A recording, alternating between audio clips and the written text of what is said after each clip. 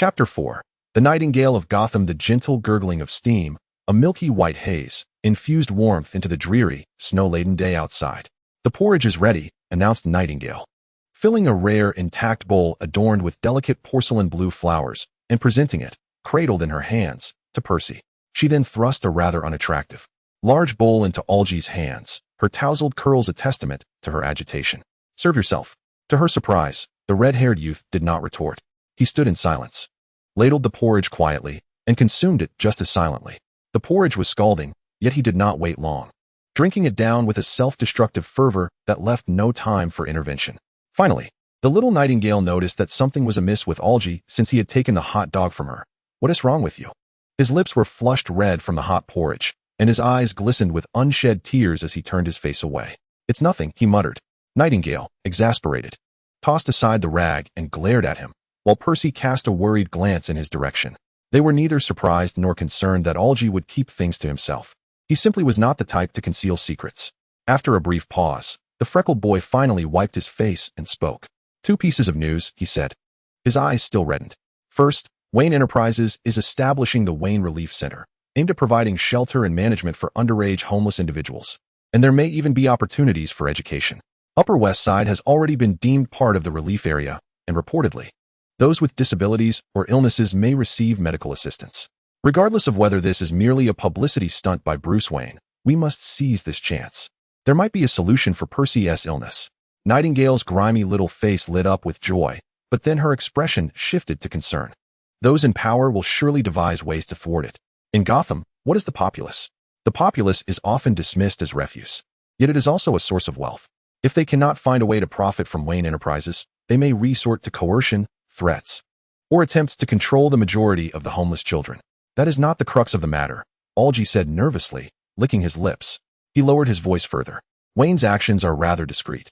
He likely intends to orchestrate a grand gesture to showcase the philanthropy of the affluent. The number of individuals on that relief center list must not appear unfavorable. This is information I overheard. Had I not intended to pickpocket a Wayne Enterprises executive today, I would not have come across it." Nightingale felt no moral qualms about Algy's thievery. At merely 6 years old, despite her mind being filled with extraordinary memories and visions, her worldview was still shaped by the harsh realities of Gotham. In a world shrouded in gloom, amidst the noxious soil of Gotham's crimes, a child's spirit, much like a plant deprived of sunlight, could only grow in a twisted, wild fashion. Had it not been for Percy's restraint, Nightingale herself would remain oblivious to the path she might have taken. Thus, the young girl merely gazed intently at Algy, urging him to be succinct. "Oh, the crux of the matter. In any case, the gang of Scrawny Jack would undoubtedly be caught off guard, and as for the other wretches, they were of no consequence." The freckles adorning the boy's face became increasingly pronounced with excitement as he proclaimed, "We have seized the initiative, granting us a formidable advantage. Therefore, our priority is to ensure that Percy's name, and yours, are on that list." No sooner had he spoken than the raven-haired youth, Percy, sensed an incongruity and furrowed his brow slightly. "This is indeed a positive development, but why were you so hesitant to begin with?" Algy's eyes flickered, evading the inquiry. Breathless with anxiety, he extended his large hand and firmly grasped the young girl's slender shoulder. "Little bird, I know you possess the means to make Andy and Mike's little rascals tremble in fear. In short, employ your fluffy little secrets to draw Wayne Enterprises' attention to your presence. Boys of this age are notoriously impulsive and reckless." Nightingale winced under the pressure of his grip, yet she paid it no mind, keenly detecting a flaw in his words. "And what about you? What do you intend to do, Algy?" She extended her delicate fingers, resembling a bird's claw, and punctuated her words by poking his forehead insistently. "No, absolutely do not act impulsively. I have no desire to clean up after you, so do not even think about it." The 6-year-old girl could be quite fierce when provoked. But this time, the young man, who usually relished their playful banter, subdued his bravado. "This brings me to my second piece of news," he said, adopting an unusually serious demeanor. His fluffy red brows knitted together, his expression betraying a complexity that belied his youth, like a weary traveler finally shedding his burdens, or Sisyphus, punished by the gods, pushing his boulder to the summit, despairing yet hopeful that it might reach the apex without rolling back. "I must depart, little bird. The shelter is not my destined path.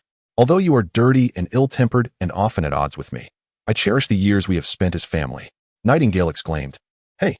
She was momentarily taken aback by this sudden revelation, instinctively glancing at Percy, hoping he might offer some words of wisdom.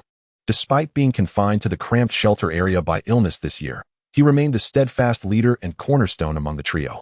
Yet, the Asian youth, upon whom the young girl had placed her hopes, merely displayed a look of bewilderment and quietly inquired, "And what is your path, Algie? You know the answer, do you not?" Algie replied, gazing out the window. "My path lies in Gotham." On the window, intricate and tender patterns intertwine, a creation from 2 years prior when Nightingale and Oswald painted together. Alger was merely responsible for sourcing the appropriate glass, expressing his disinterest in such artistic endeavors. Much like now, he intended to forsake the easier, more accessible path, one that could potentially lead to educational opportunities, and tread alone upon the treacherous soil of Gotham. Nightingale stubbornly countered, "This is Gotham." Yet Alger replied, "No, it is not." He gestured outside, beyond the rusted iron bars, across the dilapidated shantytown, towards the vibrant and hedonistic streets. There, the iceberg emblem of the Penguin, Oswald Cobblepot, illuminated in neon as night fell. "That is Gotham," he proclaimed, "the Gotham of endless possibilities." Suddenly, a hexagonal glass tumbler was hurled across the bar, shattering against the calendar affixed to the wall with a resounding crash. The elegantly attired bartender, clad in a black bow tie, deftly sidestepped the chaos, leisurely retrieving a plain handkerchief from his suit pocket to dab at his impeccably clean sleeves and collar. Upon closer inspection, one might notice a deep blue thread embroidered into the corner of the handkerchief, depicting a bluebird, mirroring the emblem at the center of the bar. However, while the bartender of Gotham could evade with agility, the calendar could not escape its fate. The splattered liquor drenched the paper, rendering the printed date, 01/2010, vividly apparent. "Score! Ha!" The boisterous, inebriated shout unmistakably emanated from the owner of the shattered glass. Another round. This burly figure, clad only in a tank top that revealed bulging muscles and sinister tattoos, waved at the bar, directing his attention towards the bartender. "Pretty boy? Yes, you. I'm calling you. Get me another drink." Yet, the bartender's smile remained unchanged. He nonchalantly discarded the soiled handkerchief into the trash beneath the bar and summoned cleaning staff to attend to the mess, showing no inclination to mix another drink. Such demeanor was clearly provocative. The stout man, sensing his pride was slighted, felt the dual influences of alcohol and drugs conspire within him, unsure which fueled the other. In that moment, he perceived the onlookers in the bar were all watching him, a spectacle for their amusement. Before arriving in Gotham, he had harbored a deep-seated disdain for those who looked down upon him. Now, in this realm where crime was tacitly accepted, his mind was consumed with the desire to assert his dominance. If he did not reclaim his honor today, it would surely portend ill fortune. Thus, as he rose with a heavy head, his only thought was to teach that insolent young man a lesson. "Don't mess with me."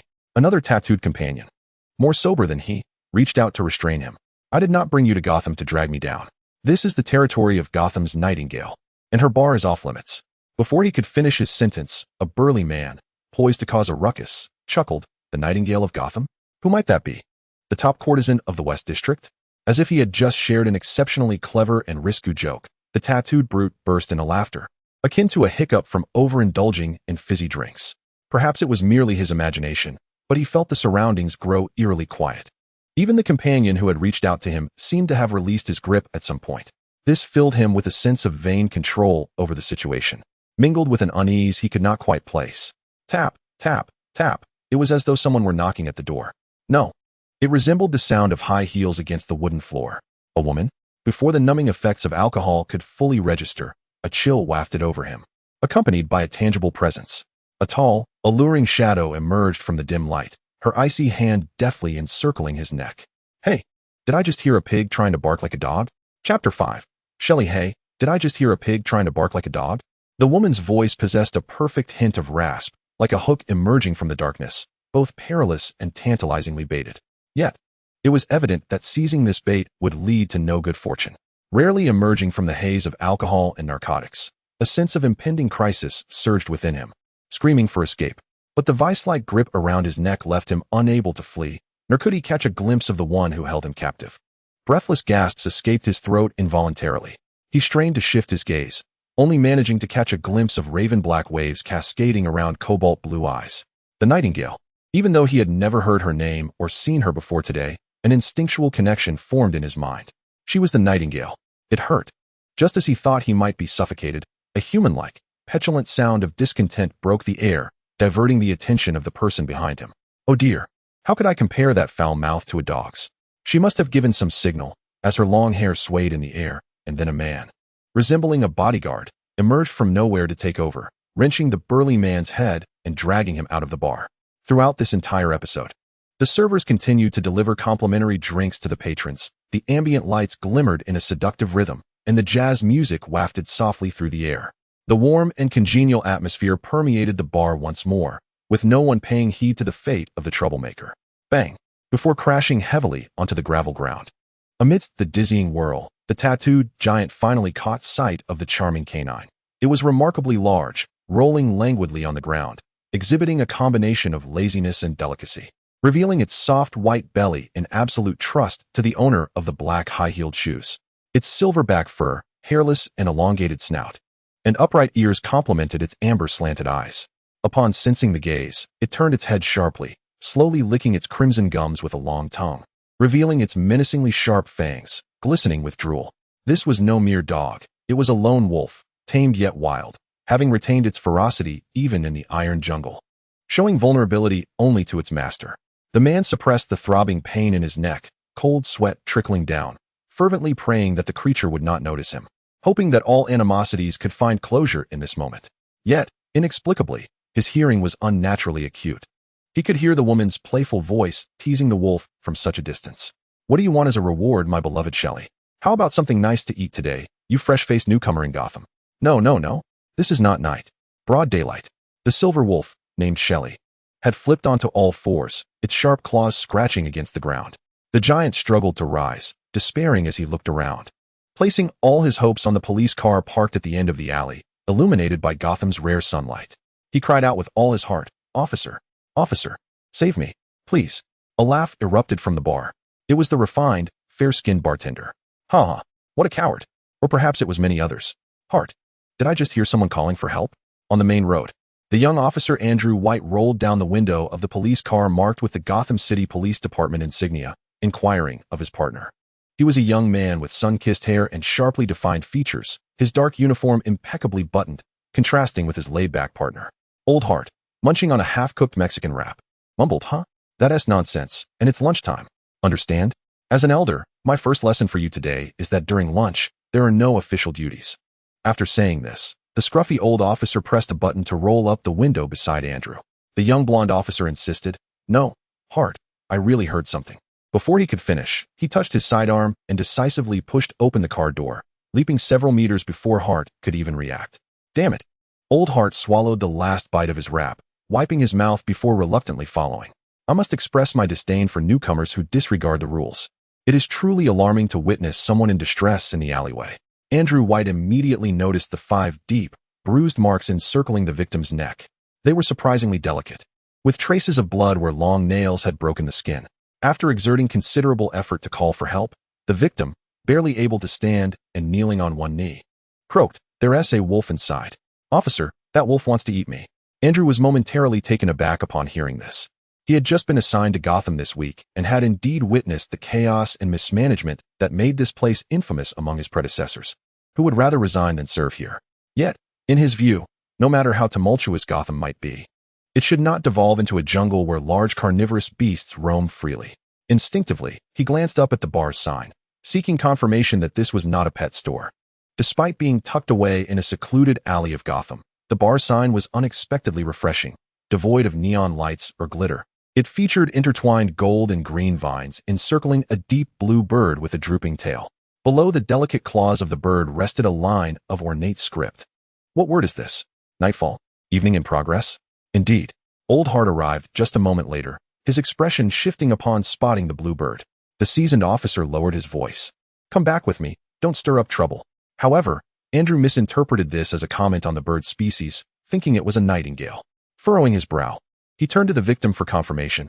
"Are you certain there is a wolf inside? This is quite unsafe for the citizens." Yet, the victim had already stealthily edged towards the mouth of the alley while the 2 officers conversed, hastily departing. The individual had vanished. Old Hart rolled his eyes. Under Andrew's reproachful gaze, asking why he hadn't stopped the victim, the older officer placed his hands on his hips, unwilling to engage, until the young blonde man turned and stepped through the bar's entrance. Old Hart exclaimed, "What the?" Upon entering the bar, Andrew did not see a wolf.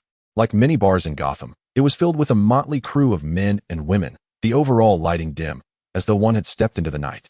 However, it was distinct in that, aside from the sense of food and drink, there was none of the pungent odor of marijuana that had become all too familiar to him this week.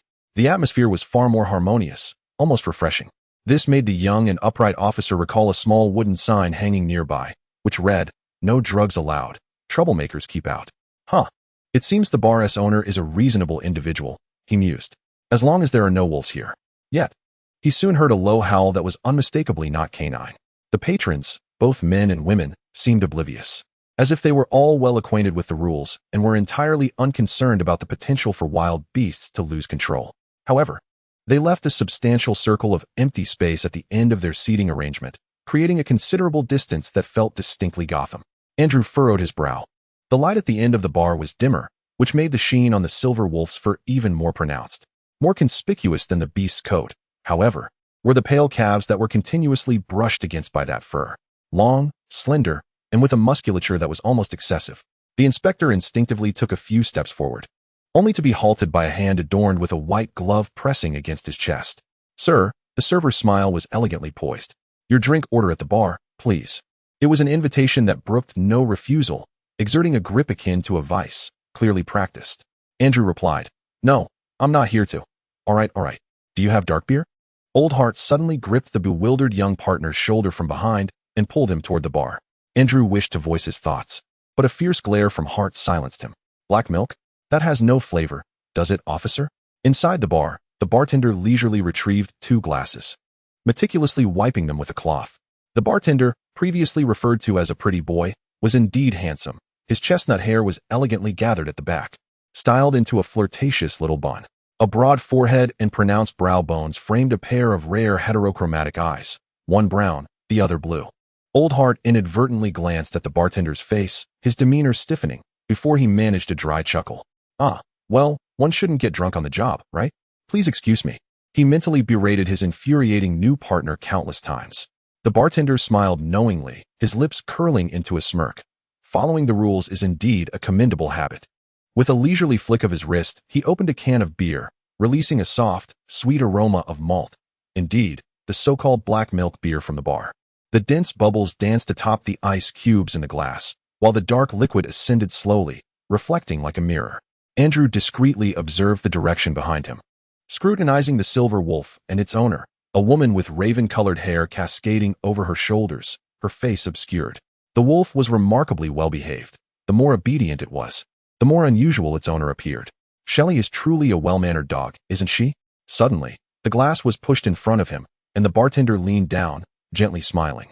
His heterochromatic gaze fixed on Andrew White. "Shelley? Is that the name of the wolf?"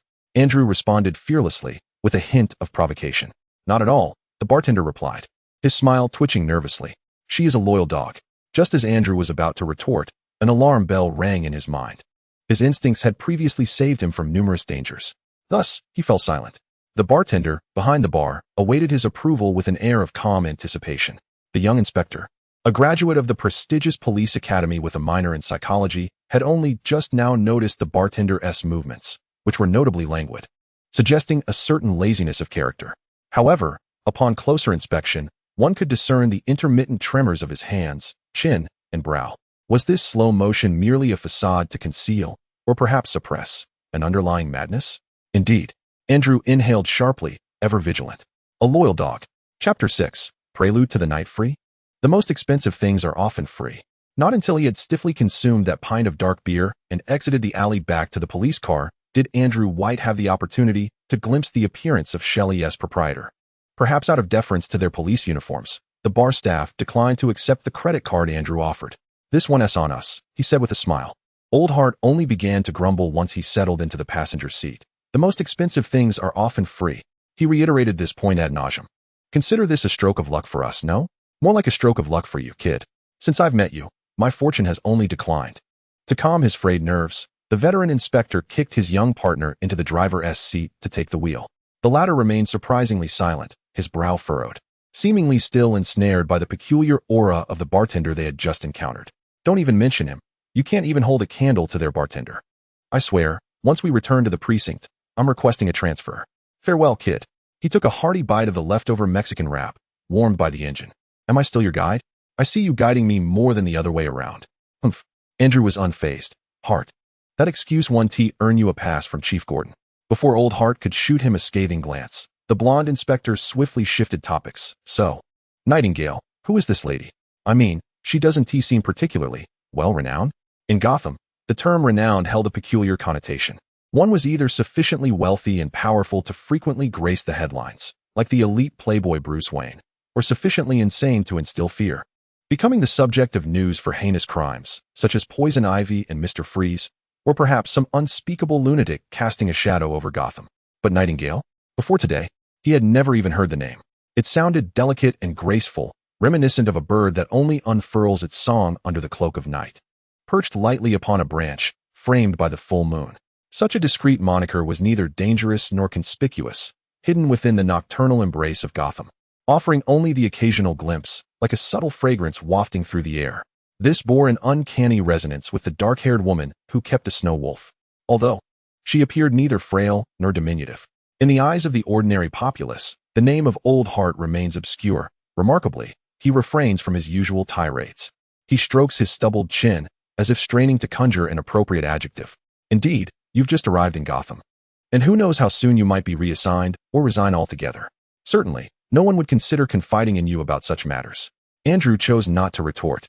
He believed that actions speak louder than words. The young inspector halted the vehicle, turned to face Hart, his expression one of deference, silently awaiting the guide's elucidation. This, evidently, greatly satisfied Old Hart's vanity, a seasoned veteran in the field. Let me put it this way, he began. Once you've garnered sufficient experience, you will come to understand.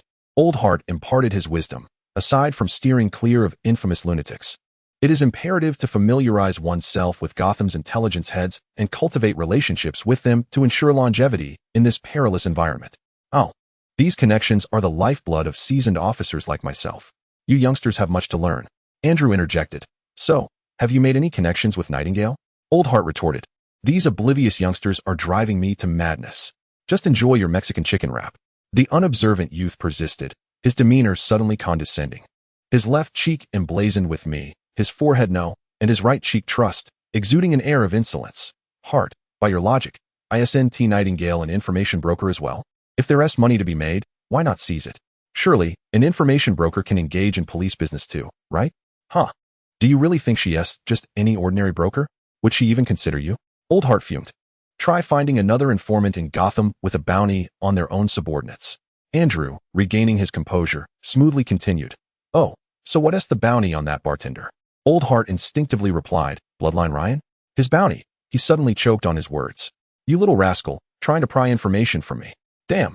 Ryan, dear Ryan, murmured Nightingale from the dimly lit bar, teasing Shelley with a cherry while melodiously uttering the name of her bartender. You seem rather excited. Are you off to hunt for the Red October tonight? The protagonist in the film Hunt for Red October is named Ryan. The bartender, known as Bloodline Ryan, gracefully leaned forward to present a meticulously crafted cocktail, his long fingers cradling a goblet. His movements were slow and elegant, yet his mismatched eyes, turned away from the throngs of patrons, betrayed a hint of madness. That reckless porcupine pales in comparison to your metaphor, he scoffed, recalling the fool who had just smashed a glass in drunken revelry. I seem to have misjudged, Nightingale said, accepting the vibrant metropolitan cocktail with a soft laugh. So, it's that golden-haired little wolf? Ryan chuckled in response. Indeed, his scent is rather enticing despite his youthful inexperience. He licked his lips subtly, revealing a glimpse of sharp, pearly canines, reminiscent of the vampires from novels and films. Nestled on her master's lap, Shelley tilted her head, yearning for a drink, her ears twitching with an instinctive sense of unease, akin to that of a canine. A feeling arose that a rival might be vying for her affection, prompting a low, threatening growl from her throat. Time and again, I have assured you that I will not compete for your food, my dear dog, Ryan remarked. Upon hearing this familiar exchange, Nightingale, curled up on the velvet sofa, chuckled lightly, her raven locks quivering. The interplay of light and shadow accentuated her exquisite features, casting a deep allure across her delicate visage. The rays danced from her thick, arched brows and long lashes, fragmenting into myriad points of light, ultimately cascading into her cobalt blue, astonishingly clear eyes. True beauty is always unique and irreplicable. What constitutes uniqueness? There are many innocent beauties, and many sultry ones as well. Yet, when these two traits collide and coalesce within a single individual, Voile, the epitome of beauty, gazing upon the smile of the person before him. Ryan shifted his tone as he took her hand. Compared to the blood that is easily found, it is the Nightingale's song that is truly worthy of the night's libation. His deep-set eyes conveyed sincerity and heartfelt emotion. Under the earnest and captivating gaze of those mismatched eyes, even the most reserved would be swayed. Nightingale, however, smirked, a playful smile gracing her lips. I am truly delighted by your sentiment, dear. But I implore you to carefully recall whether it was Eddie or Alan in your bed last night before you utter such words. Wrong. Neither of them. His name is Bayard. Ryan's expression of affection evaporated, replaced by hearty laughter. Have you ever considered finding a male companion? If you're interested, I could deliver a little golden retriever to your bed tonight. Nightingale shook her finger at him, pouting as she emitted playful sounds to tease the dog. Every year, countless golden retrievers arrive in Gotham, only to transform into indistinguishable shadows within this muddy terrain. The meaning was clear without the need for further elaboration. Just before Ryan turned to leave, Nightingale called out, Ryan, you appear somewhat exhilarated today. Has your previous wound healed? The bartender winked. Indeed. He readily extended his hand toward her. Her finely manicured nails, smooth and rounded, pierced the skin of his wrist with a sharpness akin to a blade. Calmly new. Ornate letters adorned the site where fresh pink flesh had formed, and delicate beads of blood began to seep forth. Yet, Ryan seemed entirely impervious to the pain, his face betraying an unusual ease and comfort, the deliberate sluggishness of his movements and occasional nervous tremors dissipating. He tilted his head, using his tongue to lick the blood from the wound, the crimson hue at the corner of his lips exuding a sense of splendor and decadence. It seemed this night was destined to be gentle, a fortunate evening for the little golden retriever. Andrew White stood before the Wayne Tower, shivering violently. You seem a bit under the weather, young man. Old Hart ambled over and patted him on the shoulder. Revitalize your spirit. Every time Wayne hosts a banquet, it is both a dream and a nightmare for the police department. Let us fervently hope that nothing untoward occurs tonight. Were it not for the generous remuneration they offer, I would not deign to partake in this revelry. Chapter 7. The joys of the affluent. Are the wealthy truly happy? To what extent does their happiness extend? Prior to facing Wayne's soiree, Clark Kent remained oblivious to the answer. However, it was not long before his slightly balding colleague from the Daily Planet, in a lyrical tone, provided a response. The wealthy possess an unimaginable joy. Do you think they have troubles? Their greatest burden is their wealth. Clark found himself momentarily at a loss for a retort. Yet, it was evident that his silence did not satiate his colleague's desire to vent.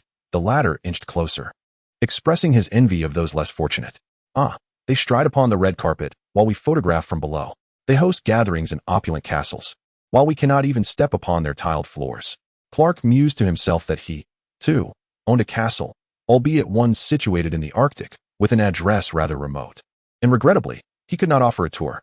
Unbeknownst to his oblivious colleague, the young reporter's thoughts remained unspoken as the latter's focus persisted on the gala. How many officers have they dispatched today? I suspect the list our editor procured is woefully incomplete. Surely, a dignitary will arrive shortly, should we capture the moment. It could be the headline of tomorrow's news. Promotions and raises await us, leading us to the pinnacle of our careers. Clark remained unaware of the standard security measures at such events, and out of politeness, he responded earnestly. This was the young reporter's inaugural experience at such a gathering. For reasons shrouded in mystery, he had previously covered various social news stories, which, despite their meager compensation, he had found quite enjoyable. Had it not been for the sudden ailments or accidents that plagued most of his colleagues upon hearing the word Gotham, this assignment would not have fallen to him. The reason Clark willingly accepted this cross-disciplinary venture was the host of the banquet, Bruce Wayne. Contemplating the incredulous possibility he had pondered for so long, Clark adjusted his glasses and inhaled deeply. Here they come. Those who arrive this early and show such respect typically have strong ties to Wayne Enterprises. His youthful, balding colleague playfully patted the young reporter's chest, excitedly shouldering his camera and clicking away incessantly. As he snapped photos, he continued to chatter. Allow me to introduce you to a notable figure. That is Betty Kane's vehicle. The Kane family. You're familiar with them, I presume? They are renowned for their golden-haired beauties, and notably, Bruce Wayne's cousin. Most importantly, she is still single. As he was being patted on the chest, Clark struggled to restrain himself from reflexively toppling his colleague over, and simply replied, Yes, I have seen her name on the list. Colleagues were astonished. Is this not your first time in Gotham? How could you possibly memorize such an extensive list?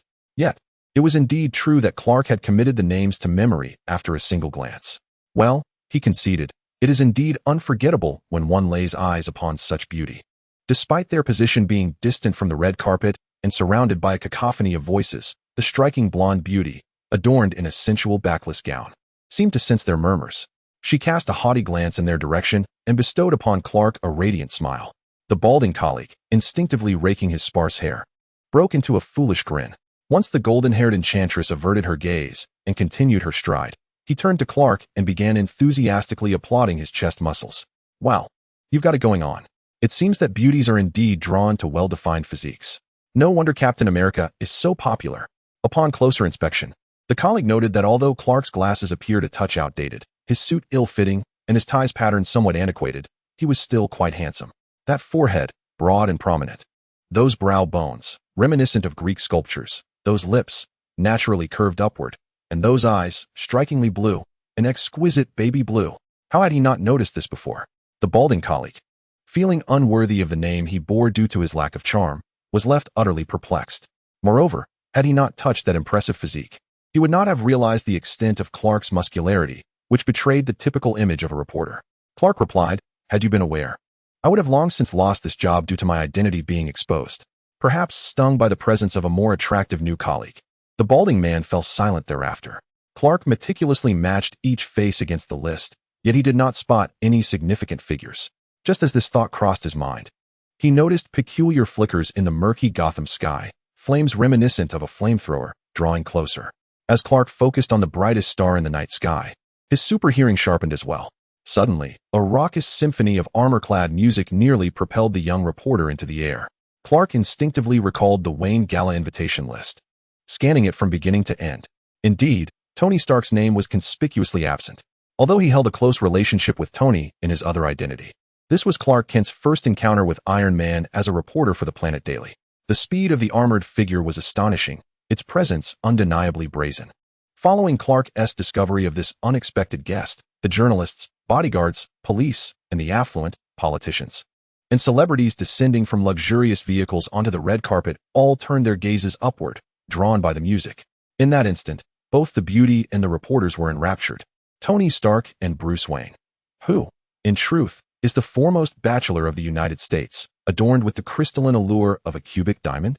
Prior to last year, the spectators of America have been engaged in a fervent comparison of the number of supermodels each has courted the expansion of their respective enterprises. The towering Stark Tower against Wayne Enterprises, and the luxurious estates acquired by Stark versus the opulent wine cellar purchased by Wayne. The outcomes of these rivalries fluctuated, rendering them nearly indistinguishable. However, this seemingly endless contest came to a halt a year ago. Tony Stark, the extravagant and pleasure-seeking genius of weaponry, returned to New York after a harrowing ordeal of captivity by terrorists in the desert, abruptly announcing the closure of his military division and transforming into Iron Man. A figure adored by many yet equally reviled by others, he emerged as a selfless hero, rescuing those in peril without expectation of reward.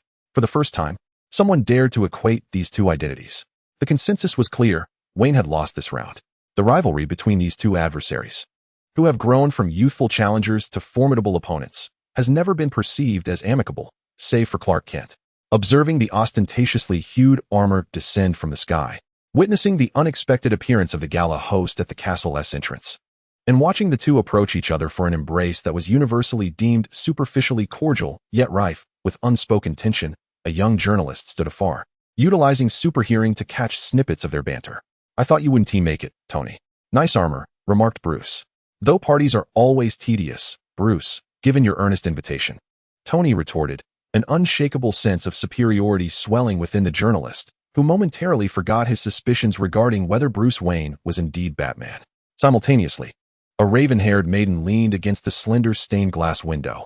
This small loft, cramped and narrow, resembled more a transient-esque refuge than a home. Yet, Nightingale appeared unfazed by this, her forehead gently resting against the window frame, while a robust snow wolf curled at her feet, nearly occupying the entire space. Outside, the moonlight was absent, rendering the painted glass dim. Inside, however, the weathered wooden walls bore an abundance of news clippings and photographs. In America, It is not uncommon for individuals to create mind maps on their walls, with various images affixed alongside corresponding notes, colorful threads weaving through thumbtacks to connect related visuals. This practice is quite prevalent. Yet, if an entire wall is adorned with clippings and notes dedicated to a singular individual, the scene takes on a rather eerie quality. A chilling night breeze swept aside the clouds, prompting Shelley to lift her pointed snout and emit a low whine towards the rarely visible silver moon. Would my darling like to take a stroll? Upon hearing words that brought joy, even Shelley, though not a dog, could not resist wagging her drooping tail, her fierce wolf-like eyes betraying a surprisingly gentle demeanor.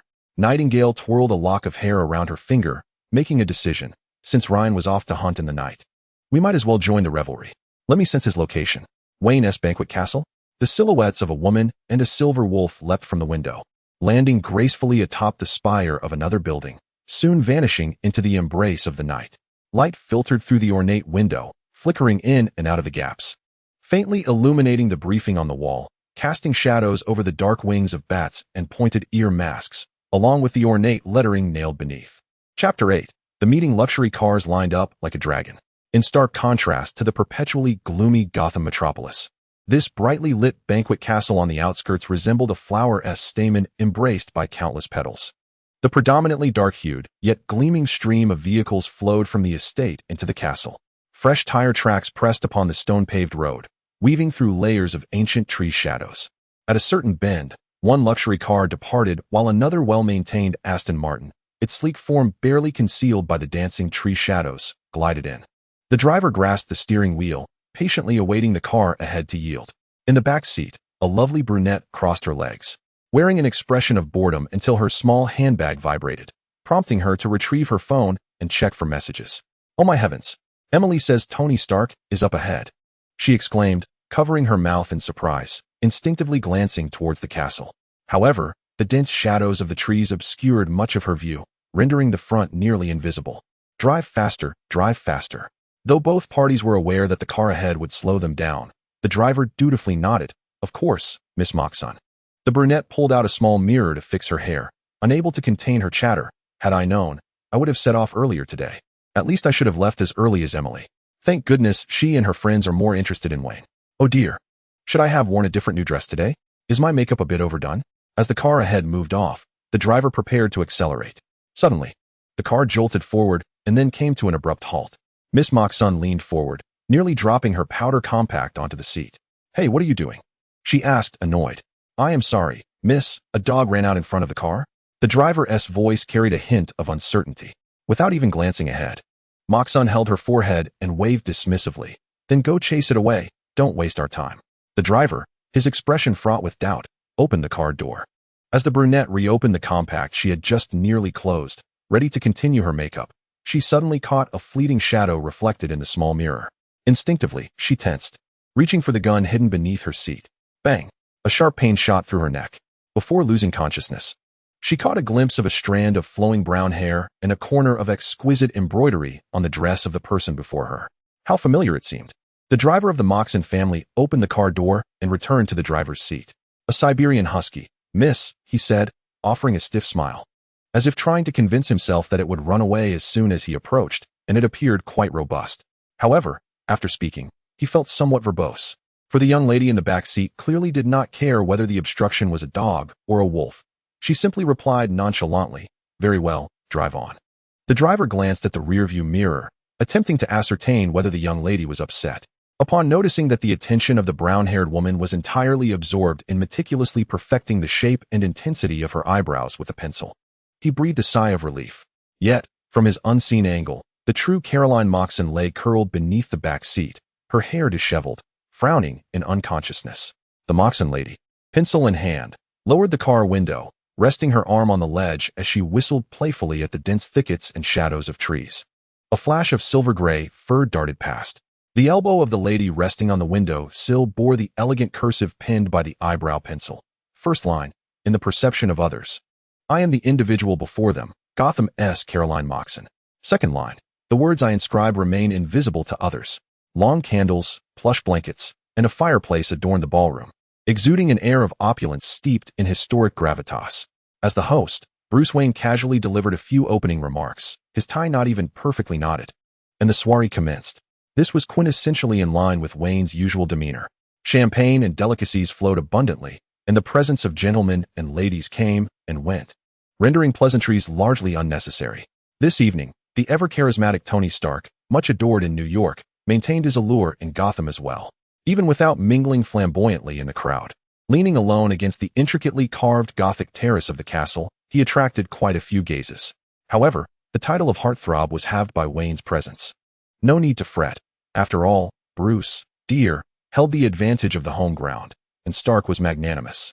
At this moment, the man with the mustache held a glass of champagne, surrounded by several rosy-cheeked ladies eager to draw near, deftly responding to their flirtations with charming remarks about armor. That is not suitable. It is meant for battle. The lady dubbed a beauty playfully retorted, but you just arrived in Gotham driving it, Mr. Stark. Oh, that is also a battle, Tony replied, blinking his caramel-colored eyes, revealing a hint of boyish pride. I, Tony Stark, and he, Bruce Wayne, are engaged in battle. The circle of lovely ladies erupted in laughter, clearly entertained. Battle? Is that how you perceive it? A familiar male voice interjected, sounding rather unfair. You should wait until I don my armor before you speak. Everyone turned to see the speaker was none other than Bruce Wayne, who had just concluded his address and was descending from the stage. The band played on either side of the ballroom, their melodies intertwining with the dazzling lights of the grand chandelier, creating an atmosphere both magnificent and resplendent. Like Moses parting the sea, the man clad in a navy suit approached the terrace with a deliberate grace. Meanwhile, Tony, amidst the fragrance of the ladies and the crisp night air, regarded his friend of several decades. Compared to the dashing youth Bruce Wayne had been 2 decades ago, the current head of Wayne Enterprises had undergone a significant transformation. Strands of gray had begun to creep into his temples, and fine lines of age adorned his cheeks and the corners of his eyes, exuding the allure of a mature man. Like fine wine, he revealed a subtle richness with the passage of time. Yet, his steel blue eyes retained the sparkle of youthful charm, imbued with an affectionate gaze for all. Surrounding Bruce Wayne were many captivated onlookers, the most fervent of whom were a circle of female companions nearby. These women were distinctly different from mere beauties brought in as arm candy. Adorned with exquisite jewels and devoid of male escorts, they bore an air of pride. Evidently Gotham's social elite. The one closest to Bruce appeared strikingly familiar to Tony. He recalled her peculiar reaction upon spotting him, as she had abruptly averted her gaze and frantically typed on her phone. Her odd demeanor prompted him to discreetly search for her identity. Was it Ella? Emma? Or perhaps Emily? In any case, she belonged to a prominent Gotham crime family. Bruce certainly had his share of admirers. Tony took a sip of champagne, rolling his eyes at Bruce Wayne's theatrically heartless expression. All right. I'm prepared to engage in a bare-knuckle brawl with this sorrowful loser. Perhaps you ladies would be so kind as to grant us some space? The latter part was directed at the women. No one would believe that 2 billionaire magnates would come to blows at a gala, yet no one thought their relationship was particularly amicable either. They assumed the two had some business to discuss, and with a sense of understanding, they gracefully withdrew. Only Emily, before turning away, cast a glance down from the terrace and gasped in surprise. Caroline? Caroline, you were joking last time, weren't you? Breaking up with me? Did the Moxon family consent to this? You must know. The brunette beauty clutched a fluffy little teddy bear, her expression one of distress. Standing in the garden beside the ancient castle, Nightingale fiddled with the collar tag inscribed with Teddy Puppy around Shelley's neck, her face a portrait of frustration, yet internally, she was calm, brimming with a desire to voice her grievances. She began to contemplate for the 3rd time whether to tear off this tag, revealing Shelley's true form, and subsequently sever the neck of the man before her. Caroline Moxon had once been in a romantic relationship with this heir of a certain crime family. Now a former boyfriend, a piece of information she had long since acquired. However, this ex-boyfriend's overtly masculine demeanor, his clinginess, and incessant entanglement were beyond the scope of her intelligence. Gotham was rife with crime families, spanning the entire city and touching various industries. Gossip regarding the romantic entanglements of such minor heirs, whether genuine love or mere business alliances, seldom fetched a price. She wondered if Ryan had commenced his nocturnal hunt yet. If it had concluded, perhaps he could assist in alleviating this predicament, such as by tossing the ex-boyfriend into a fountain to clear his head. After all, Caroline Moxon lacked the strength for such confrontation. As she calculated the vampire's timeline in her mind while gently rubbing Shelley's head to suppress its sharp, eager teeth, the Nightingale, disinclined to be at a disadvantage, resolved to execute a retaliatory kick to his groin, a strike that required minimal effort.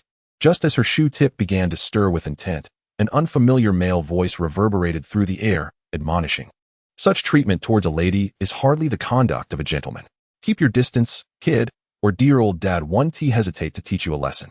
Below the terrace, Caroline Moxon, cradling a small teddy bear, lifted her gaze and immediately spotted Bruce Wayne standing in the shadows beside Stas Stark. The latter, feeling her unabashed scrutiny, raised an eyebrow and glanced at his stalwart childhood companion. Tony Stark, having decided to intervene after hearing Emily mention that Caroline had always been his fan, remarked, "Something seems amiss." Chapter 9. Memory. Ryan felt a twinge of unease brewing within him, akin to the suffocating embers of charcoal, crackling softly in his heart. And just as flames threatened to erupt, a gentle force quelled the turmoil. He reached for his wrist, tracing the painful calligraphy that still lingered, and felt a flicker of satisfaction. This effect should last quite a while, provided the prey refrained from provoking his ire. The security system of this ancient castle was indeed commendable. The patrolling guards were far more vigilant than those at a typical soiree. Yet, for a vampire, this posed little challenge. As a mutant with abilities reminiscent of a vampire, aside from his inability to transform into a bat, Ryan's stealth and hunting skills were so refined that he could easily disregard the presence of mere mortals. However, Andrew White, though displeased, had to concede that Ryan seemed to have underestimated him. No, it wasn't merely underestimation. Rather, he had misjudged him. Initially, Ryan had adopted a playful demeanor, leading the little golden retriever away from the guards and into the deep shadows of the estate, taking pleasure in the chase. Darkness is his domain. Observing a fluffy dog, blissfully unaware, circling in a futile attempt to catch its tail, is quite amusing. The only caveat being that one should refrain from employing methods intended for dealing with vampires against him. Ryan, with his mismatched eyes, stood perched upon the side branch of a birch tree, gazing down at Andrew White. Upon closer inspection, one could discern that the bloodsucker, donned in white gloves, was pinching a silver bullet between his fingers, the pressure distorting its form. A silver bullet. One might wonder if he also possessed holy water and a crucifix. The mere thought of such things evokes memories steeped in absurdity and terror, a cacophony of fearful, disdainful glances, and a childhood spent in perpetual exile. The man licked his lips, his fangs tingling slightly. Since his encounter with Nightingale, Ryan had not succumbed to anger over such speculations in quite some time. However, it seemed he had cultivated his temperament for so long that those in the black market had forgotten his stance on these matters. Now, it appeared that someone was profiting from products that promised safety under the bloodsucker's reign.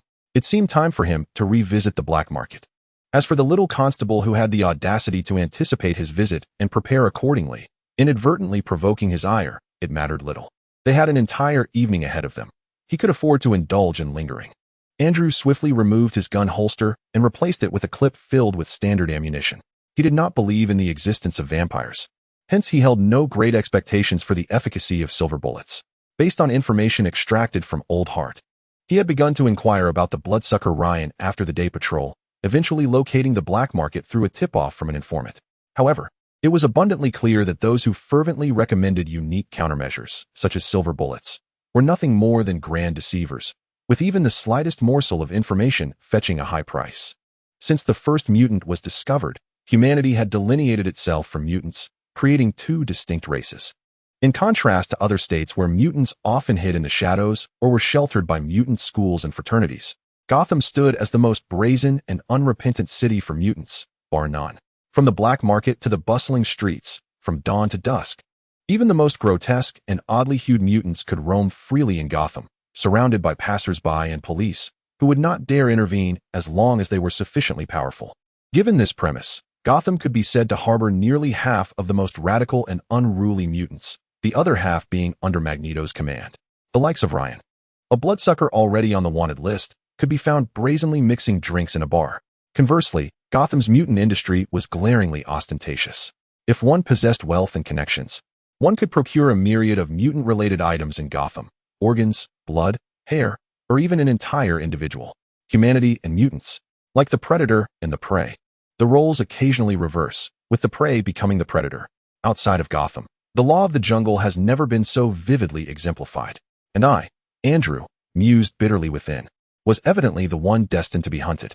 Even as the most exceptional graduate of the police academy, my combat skills paled in comparison to those of the mutants. Just moments ago, had I not fired that silver bullet, my assailant might have sunk their teeth directly into my carotid artery. The blonde police chief gasped nervously. two deep scratches marring his exposed neck, remnants of the earlier encounter with Ryan's sharp fangs. Once the predator secures control over the vital points, whether one is drained or not is no longer within the victim's purview. Even more dire was the fact that the silver bullet was evidently a taboo for my adversary. The ease with which the cat toys with the mouse faded from the man's mismatched eyes, replaced by a chilling, beastly hunger.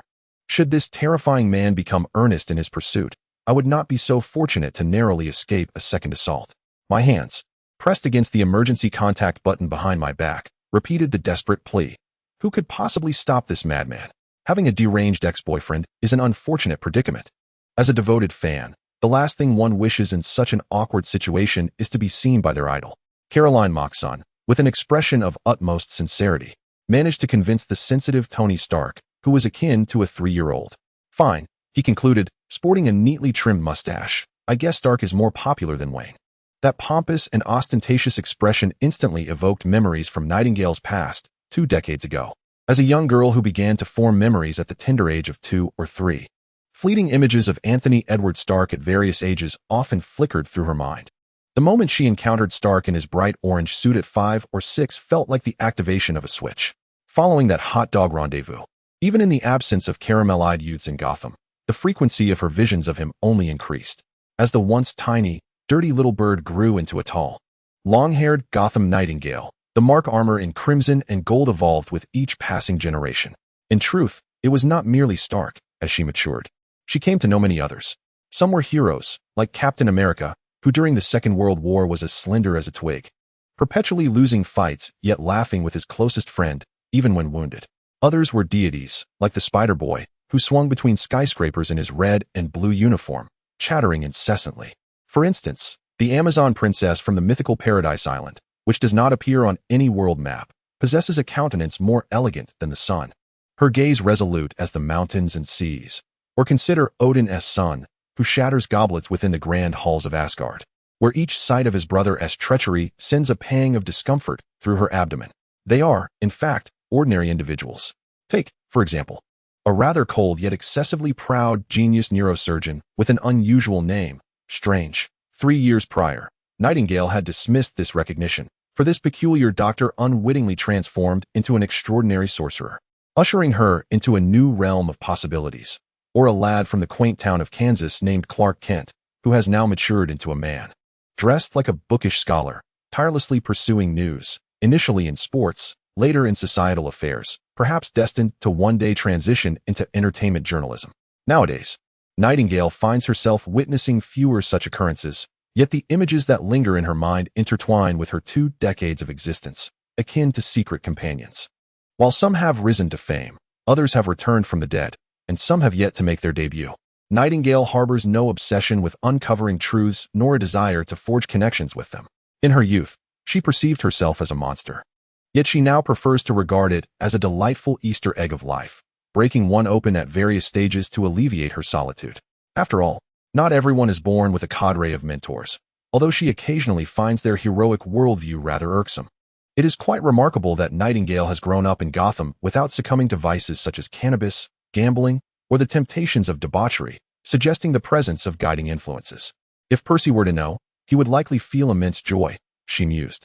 He would gently stroke her head with those warm hands capable of creating exquisite ink-wash paintings, saying, "Hey, my little Nightingale, are you still obedient even in my absence?" Shelley let out a soft sound, kicking her legs in her embrace. Stark and Wayne, who had come to her aid, were no longer on the terrace. Nightingale maneuvered around the bushes, peering through an exquisite flower-laden window into the hall. They resembled 2 brilliant fireworks, captivating all nearby moths, vibrant, spirited, and living in resplendent brightness. "Percy, my dear brother, Bruce Wayne appears to be thriving as well. If only you could know, it would surely bring you greater joy." Chapter 10. The Azure Night beneath the somber dripping beast sculpture, the nocturnal owls, unique to the night, circled the darkened sky, their excitement palpable as they gazed down upon Gotham with their golden-hued eyes, powerful wings slicing through the fragments of wind. The hoots of the owls faded into the breeze. A shadowy male figure, cloaked in dark hues, silently ascended the skyscrapers adorned with dripping beasts. He bore a thick mane of black hair, and beneath the mask that only shielded his eyes lay the chiseled features of a youthful visage. A slight stubble of azure hue emerged on his chin, accentuating his already striking profile, complemented by the sleek black bodysuit and the interwoven ebony dual sticks at his back, exuding an aura of a dashing hero. A drunken thug staggered out from the alley, feeling the gun in his pocket, surveying his surroundings with the intent to seize some easy money amidst the favorable atmosphere. As he raised his bleary eyes, the alcohol was nearly banished by the sight before him. Damn, Nightwing. From atop a high-rise, the former First Robin, Dick Grayson, now an independent hero in BL Daven for many years, rose to his feet. The azure bird emblem emblazoned on his uniform's chest proclaimed his youthful identity, prompting the armed thug to flee, cursing Nightwing for returning to Gotham after having long departed. Before he could finish his internal lament, a sharp throwing knife descended from above, effortlessly slicing through the back of his hand and, with a peculiar twist, pinning the dropped gun to the ground. The thug had anticipated such an outcome. Clutching his bleeding palm, he fled without a backward glance. The alley echoed with the muffled curses of other startled criminals. Ah, Gotham. Each return to his former hometown elicited a sigh from Nightwing, disheartened by the chaos that pervaded every corner. An orphan, Gotham now meant little to him beyond the eternally twisted Batman and Alfred, the master of the world's most delectable cookies. Yet tonight, he was not here to see Bruce or Alfred. He was the vigilante of BL Daven, a city not as dark as Gotham, but far from idyllic. Just prior, he had uncovered a base linked to a mutant manufacturing scheme, only to find its head fleeing to Gotham with his family. That was why he had come. Fluently conversing in multiple languages, including Mandarin, Nightwing mentally repeated the name of this ridiculous organization. Fine, no need to alert Bruce. He believed he could handle it. Well, handle it? Not so fast. Following the signal transmitter hidden on one of the base's lackeys, Nightwing arrived at his final destination, the path growing increasingly familiar. Wasn't this the very castle often utilized by Bruce to craft the image of a carefree, wealthy playboy? Despite pledging to fly solo, he found himself once again in the embrace of his old father figure. One could easily imagine Bruce's mocking expression as Dick, the rebellious bird, shed tears in the illuminating darkness. The individuals he tracked had infiltrated the gala for unknown purposes. As he contemplated whether to change attire to blend in, distant sounds of struggle and labored breathing reached his ears, along with the metallic scent of blood wafting through the air. Aware of the urgency of the situation, he momentarily succumbed to distracting thoughts. Weighing his options, Nightwing decisively transmitted the signal source along with all the information he possessed to the Batcave and turned to confront the imminent crisis. Regardless, the Batcave is home to Alfred, and Batman is present at the banquet. When else could one wait for such an opportune moment? Once he resolves the gentlemanly duel in the woods, he can return, carrying the two troubled souls who sought solace in their tragic demise. With a swift motion, he seized the beleaguered, injured blonde officer, Dick, wielding his dual batons to block the razor-sharp claws of the bloodthirsty Ryan. The harsh sound of metal scraping against a sharp object echoed, and to his surprise, sparks flew in the frigid air. Nightwing. Both Andrew, who had been pulled back, and Ryan, who had been thwarted in his attack, spoke almost in unison. Nightwing did not glance back. He was taken aback by the bizarre strength of his assailant. Raising his gaze, he was met with the unsettling sight of mismatched eyes, one a light brown and the other a striking blue, along with the blood trickling from the opponent's chin and the sharp fangs that clearly indicated the source of the blood was not from a self-inflicted injury. The vivacious Nightwing, a rare exuberance within the Bat family, could not suppress his desire for a cold quip. I thought vampires were immune to heterochromia.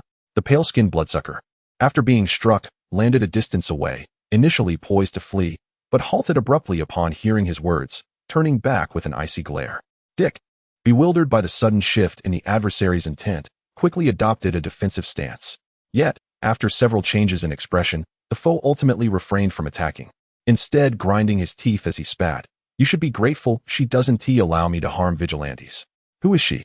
Who is this she? This question lingered in Nightwing's mind for a moment before he chose to set it aside. Gotham, though neither too large nor too small, always has a way of divulging secrets if one has the right connections, especially with the Batcave's surveillance system sprawling like a network through the city. Furthermore, the characteristics of the mutant he had encountered were not commonplace. Nightwing failed to notice the fleeting glimmer of understanding in Andrew's downcast eyes. He gestured with his arms for a moment, but found no viable target on the injured blonde officer's body. Thankfully, while the wounds appeared numerous and severe, none were truly life-threatening. Can you still walk? We must hurry to the hospital. Even minor blood loss can accumulate and become fatal, he urged. Andrew lifted his gaze to the notably younger Nightwing, nodding. I can manage. You go on and do what you must. The return of the original Robin, seldom seen in Gotham in recent years, was clearly not a mere coincidence, and certainly not solely for the purpose of rescue. Andrew surmised that Nightwing's true objective lay within the ancient castle. With this thought, Andrew cautioned, the security alarm system should have been disabled. I attempted to send several alerts, but none went through. Nightwing's expression grew distinctly serious. After expressing his gratitude to the young officer, he leapt toward the castle while simultaneously connecting to the Batcom. Bruce, what is the situation on your end? Chapter 11. The mutant something was amiss. As Bruce, feigning inebriation, discreetly departed from the main venue and navigated towards the location of the signal generator behind the castle, he was met only with the sight of a code hanging precariously from the treetop. In that moment, he realized that Dick's stratagem had been discovered by the opposing party. If they had only just recognized it upon arrival, that would have been one thing. However, if they had known all along and had deliberately lured Nightwing here, unperturbed by the potential disruption to their plans, it could only suggest that this organization was orchestrating an event that craved an audience, indifferent even to the presence of vigilantes. Bruce promptly turned to return to the banquet hall when a piercing scream echoed from within. Sharp, shrill, and unambiguously slicing through the night air of Gotham. It halted the convivial clinking of glasses. Even louder than the scream was the resounding crash of the grand chandelier, adorned with millions of crystals, as it swayed violently before plummeting to the marble floor. Something had gone terribly awry. Clark, who had been stranded outside the banquet and forced to endure the incessant chatter of his bald colleague dispensing tabloid wisdom, seized the opportunity to slip away into the shadows while all attention was diverted towards the castle. As he moved, he activated his super hearing, and a cacophony of chaotic sounds erupted in his ears. He diligently sifted through the clamor, discerning the noises beyond the shrieks. He detected the unsettling cracking of bones elongating, the swift rustling of muscles expanding, and caught the metallic scent of blood erupting from skin that could not keep pace with the grotesque growth beneath. Superman's brow furrowed deeper as he evaded surveillance, loosening his tie. Beneath his shirt lay a uniform of deep crimson and navy blue. A monster. It had been many years since he last heard that term. Nightingale had sensed Ryan's departure and initially intended to linger at the banquet before making her exit. However, a word uttered by a woman who suddenly burst from the hall halted her in her tracks. Monster? What monster? Where had it come from? Unaware of the unfolding chaos, confusion erupted among the guests, with servants voicing frantic inquiries, followed by a chorus of male and female screams. Then, inexplicably, the entire chandelier came crashing down, and several individuals surged forth from its midst. As the doors swung open, a gust of warm air from the fireplace mingled with a peculiar, pungent stench. It was overwhelmingly fishy, as if a large vat of seafood had been spilled across the castle floor. Nestled securely in Nightingale's embrace, Teddy, the snow wolf in his transformed state, perked up his ears, his entire being taut as a drawn bowstring. His little paws clawed at the tag on his collar, clearly yearning to shed it and revert to his original form. Yet, mindful of his owner's command, he refrained, emitting a low growl of warning in the face of potential danger. The principal source of illumination, the chandelier, had extinguished.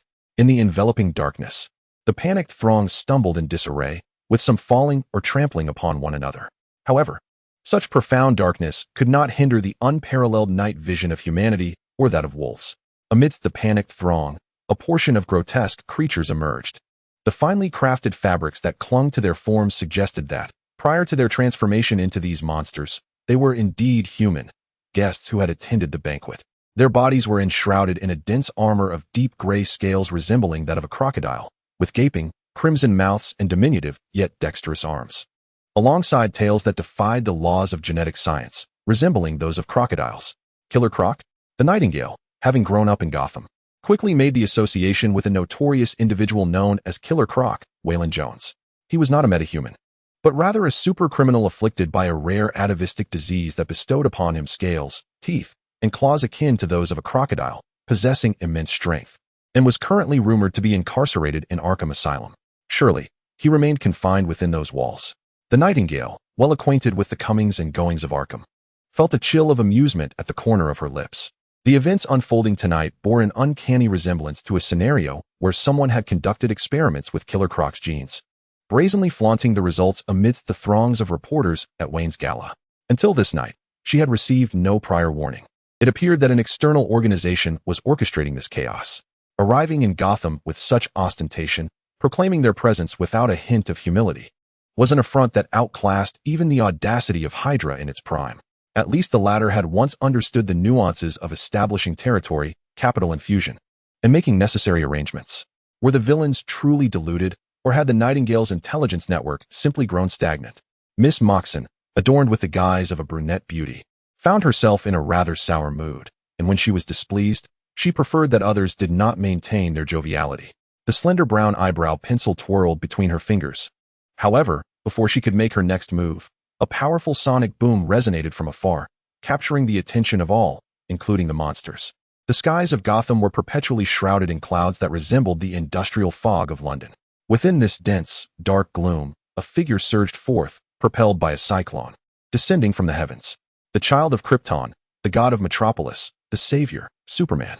This man, adorned with myriad titles, appeared as an ordinary human male. Yet his broad shoulders, fierce crimson cape, and a visage sculpted with divine precision revealed his extraordinary identity. Standing before one was akin to encountering a silent, undulating mountain range. Outside the castle, untainted ordinary citizens breathed a sigh of relief, filled with astonishment. Inside, the Dark Knight, poised to change his attire, was halted by his butler, who cautioned that his appearance at such a moment would be perilously revealing. Dear sir, as Superman, Iron Man, and Master Dick were present, Bruce selectively disregarded the term Superman, emitting a cold grunt.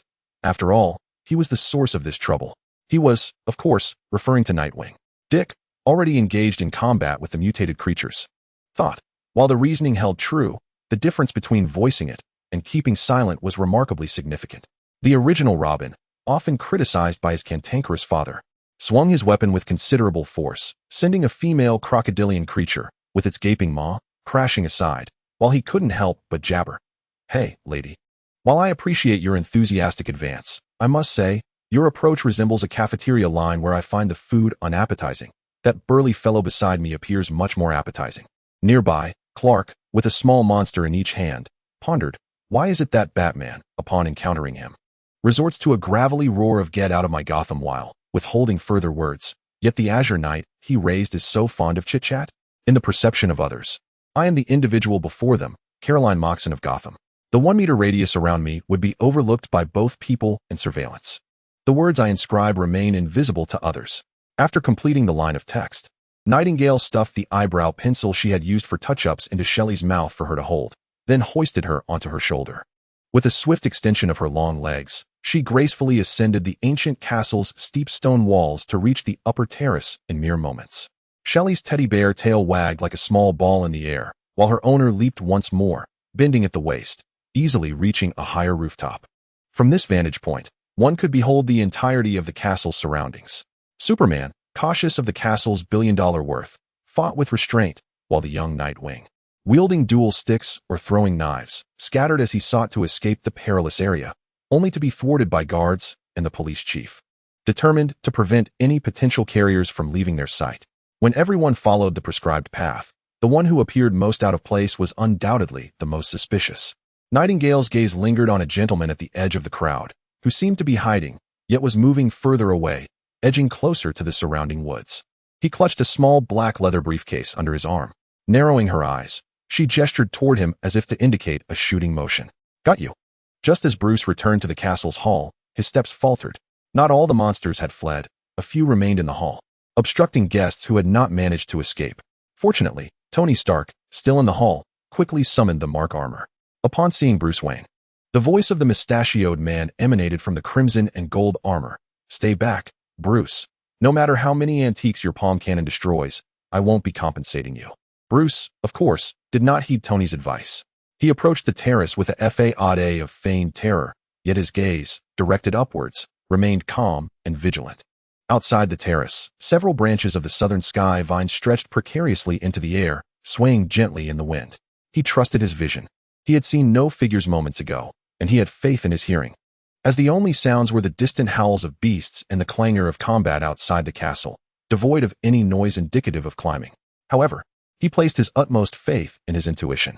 This ability, honed over 20 years of stealthy maneuvering as the Dark Knight in Gotham's shadows, could only be articulated through experience or instinctive reflexes. Master Bruce, Alfred's gentle voice interjected, accompanied by the beeping of the Batcave's electronic devices. To the southwest, around the garden's periphery, a suspicious target has been identified. And what else is intriguing? Bruce inquired. Save trivial matters for later. This indeed is not of great import. Alfred continued, seemingly undeterred. Nevertheless, I must inform you that the driver of the Moxon family, while attempting to evade those monstrous attacks, jolted the vehicle, awakening Miss Caroline Moxon, who had been unconscious beneath the back seat. She is the same individual you and Iron Man recently aided in driving off her ex. Chapter 12. Writing becomes reality. Bruce fell into a contemplative silence. Given that mutant abilities rarely overlap, the natural reaction upon hearing such news would be to assume Mystique had arrived. If Mystique were indeed present, could this massive incident involving the crocodile mutations be the Brotherhood's doing? The Dark Knight meticulously recalled his past dealings with the mutant factions over the years.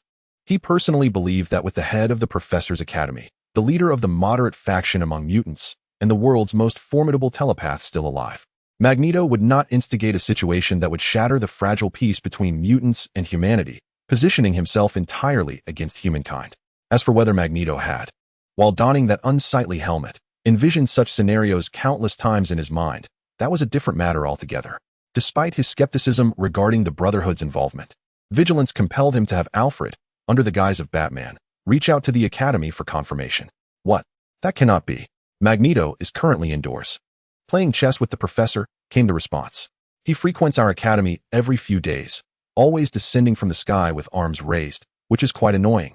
Since it was nighttime, the individual receiving the communication was neither the Professor nor Beast Hank, but rather Quicksilver, who was on duty with the X-Men. He was a youthful figure, perpetually adorned with punk aviator goggles and sporting striking silver hair, possessing the ability of super speed. Having joined the X-Men a few years prior, his prowess was comparable to that of Dick, which afforded the old butler a sense of familiarity. The amiable old butler echoed a few polite remarks, and the bored Quicksilver, feeling as if mushrooms were sprouting all over him from the tedium of his watch, immediately perked up. Isn't it so? I've always suspected that Eric is being deliberately bothersome.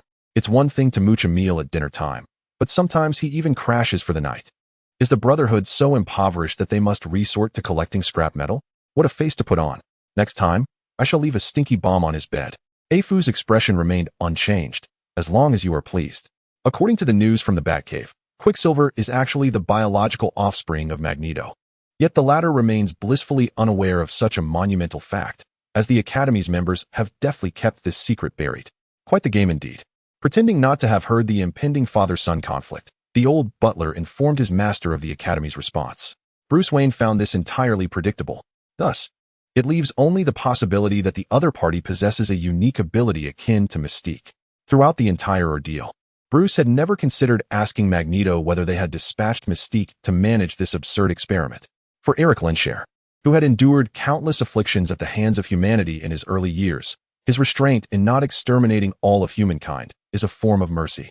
If someone intervenes to allow ordinary humans to experience the pain of the extraordinary, it is commendable that the Brotherhood does not exacerbate the situation.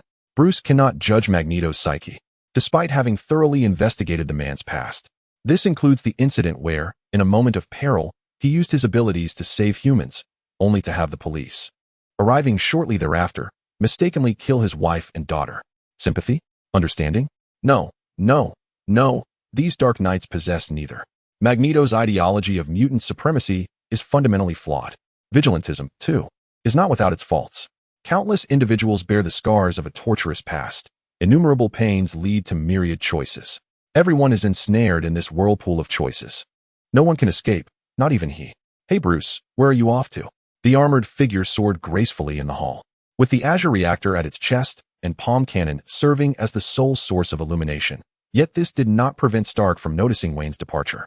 At this moment of distraction, the creature he had been battling seized the opportunity, delivering a swift lash of its tail that struck his leg, spinning the suspended armor midair, while the jets below erupted in a fiery display. What strength you possess, sir. The jets flickered, mercifully avoiding any major malfunction. Tony steadied himself, glaring at the beast, which was thrashing about ineffectively in midair. Why don't you use your adorable little claws to engage in a duel with me, the handsome one? The crocodile man retorted. Why don't you come down to the ground if you're so capable? Bruce found it impossible to comment on his childhood friend's penchant for banter, even amidst battle. As Superman nears the completion of his harvest outside the ancient castle, The mastermind suspected of orchestrating tonight's events is making a hasty retreat. The enigmatic Caroline Moxon, believed to be the shapeshifter, has vanished without a trace. It is quite clear who holds the advantage. She feigns a frantic escape toward the direction the refined gentleman has fled. With a resounding thud, her heels strike the ground, stirring a fine layer of dust. Nightingale leaps from the tower's pinnacle, plummeting at a remarkable speed. As she approaches the ground, she rolls to dissipate the impact, her muscles taut, showcasing a graceful arc. Shelley clings to her shoulder, and throughout this entire sequence, only a whisper of sound escapes. No, she is certainly not a mutant with enhanced physical strength. Rather, this remarkable agility stems from her lifelong exploration of her unique abilities. Her peculiar talent of making written words manifest has often drawn comparisons to the ancient Eastern tale of the magical brush of Malyang. However, it is evident that she cannot summon forth anything with mere strokes. Creation remains within the divine realm. To clarify, any declaration penned by her that conveys self-awareness will exert a corresponding influence on reality. This act of writing necessitates a medium capable of retaining traces, such as the human body or sand, alongside a clear expression of marks, be it in the form of text or imagery. As long as these two conditions are met, her methods of expression are boundless, whether through ink, scratching her skin with her nails, or perhaps through more enduring tattoos. As a mutant whose physical prowess is confined to that of an ordinary woman, and with the awareness of the rarity and uniqueness of her abilities, Nightingale has diligently honed her skills in navigating Gotham effectively and ensuring her powers remain concealed.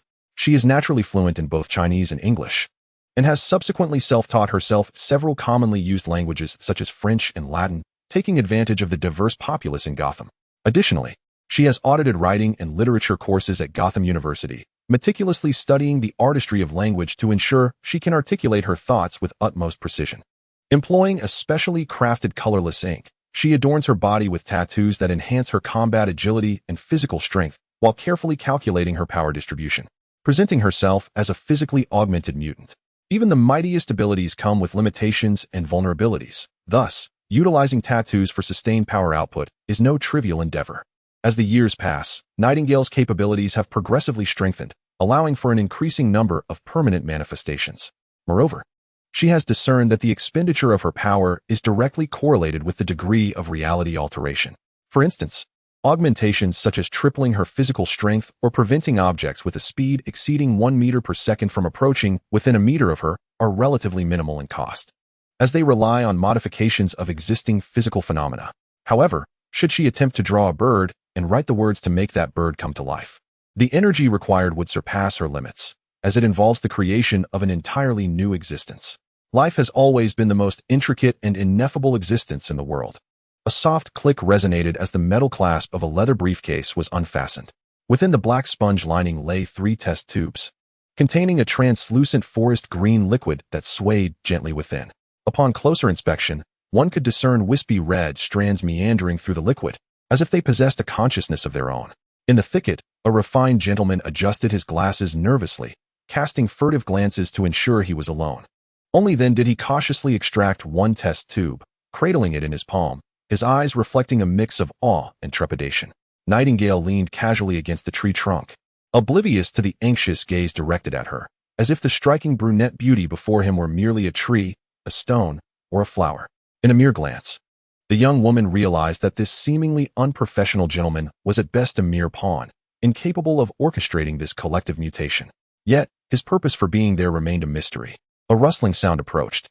The gentleman nearly dropped the test tube in surprise, but as he turned to face the newcomer, his entire demeanor relaxed, his expression shifting to one of incredulity and realization.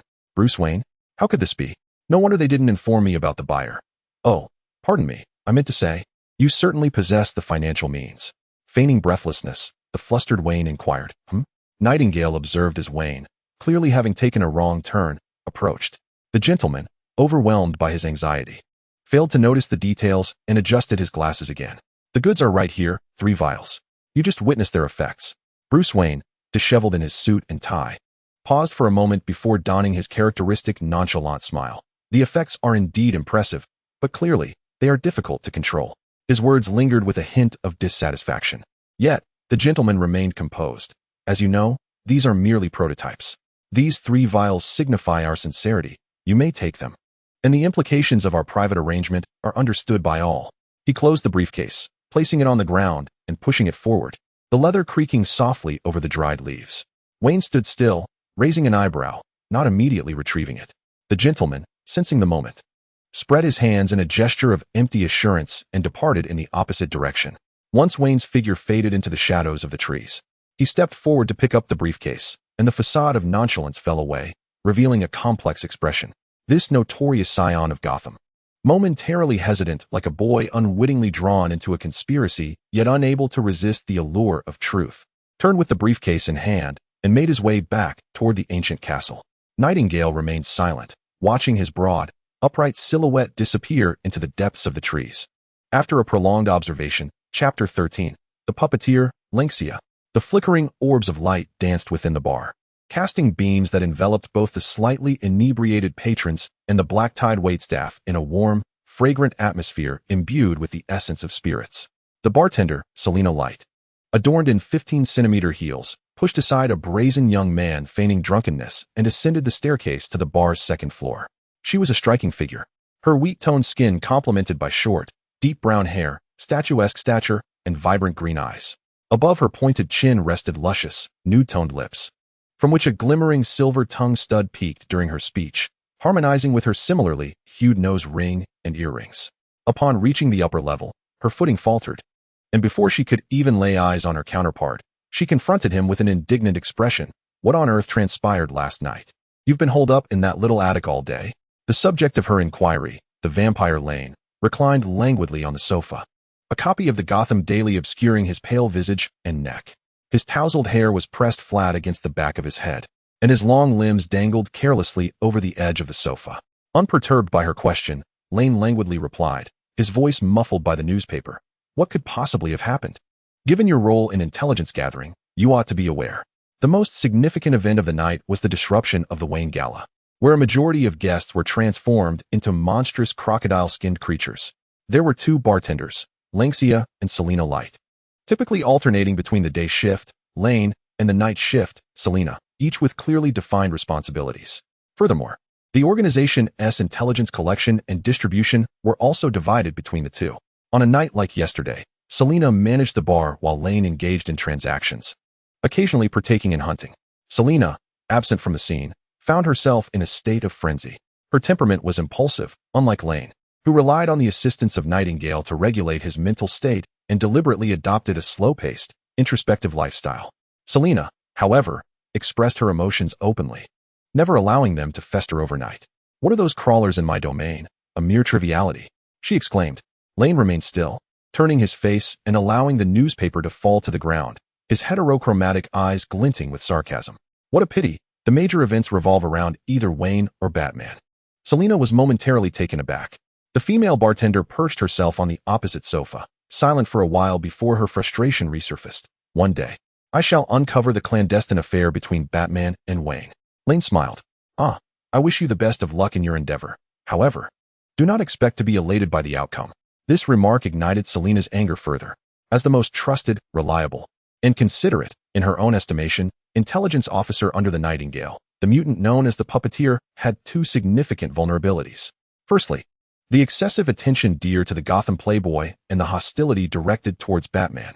Secondly, she has yet to uncover any evidence of a liaison between Batman and Wayne, despite the rampant rumors of their relationship circulating throughout Gotham, which is indeed a disgrace for one engaged in intelligence gathering. Selina has always believed that her stunningly beautiful and agile employer has been enamored with Bruce Wayne for many years.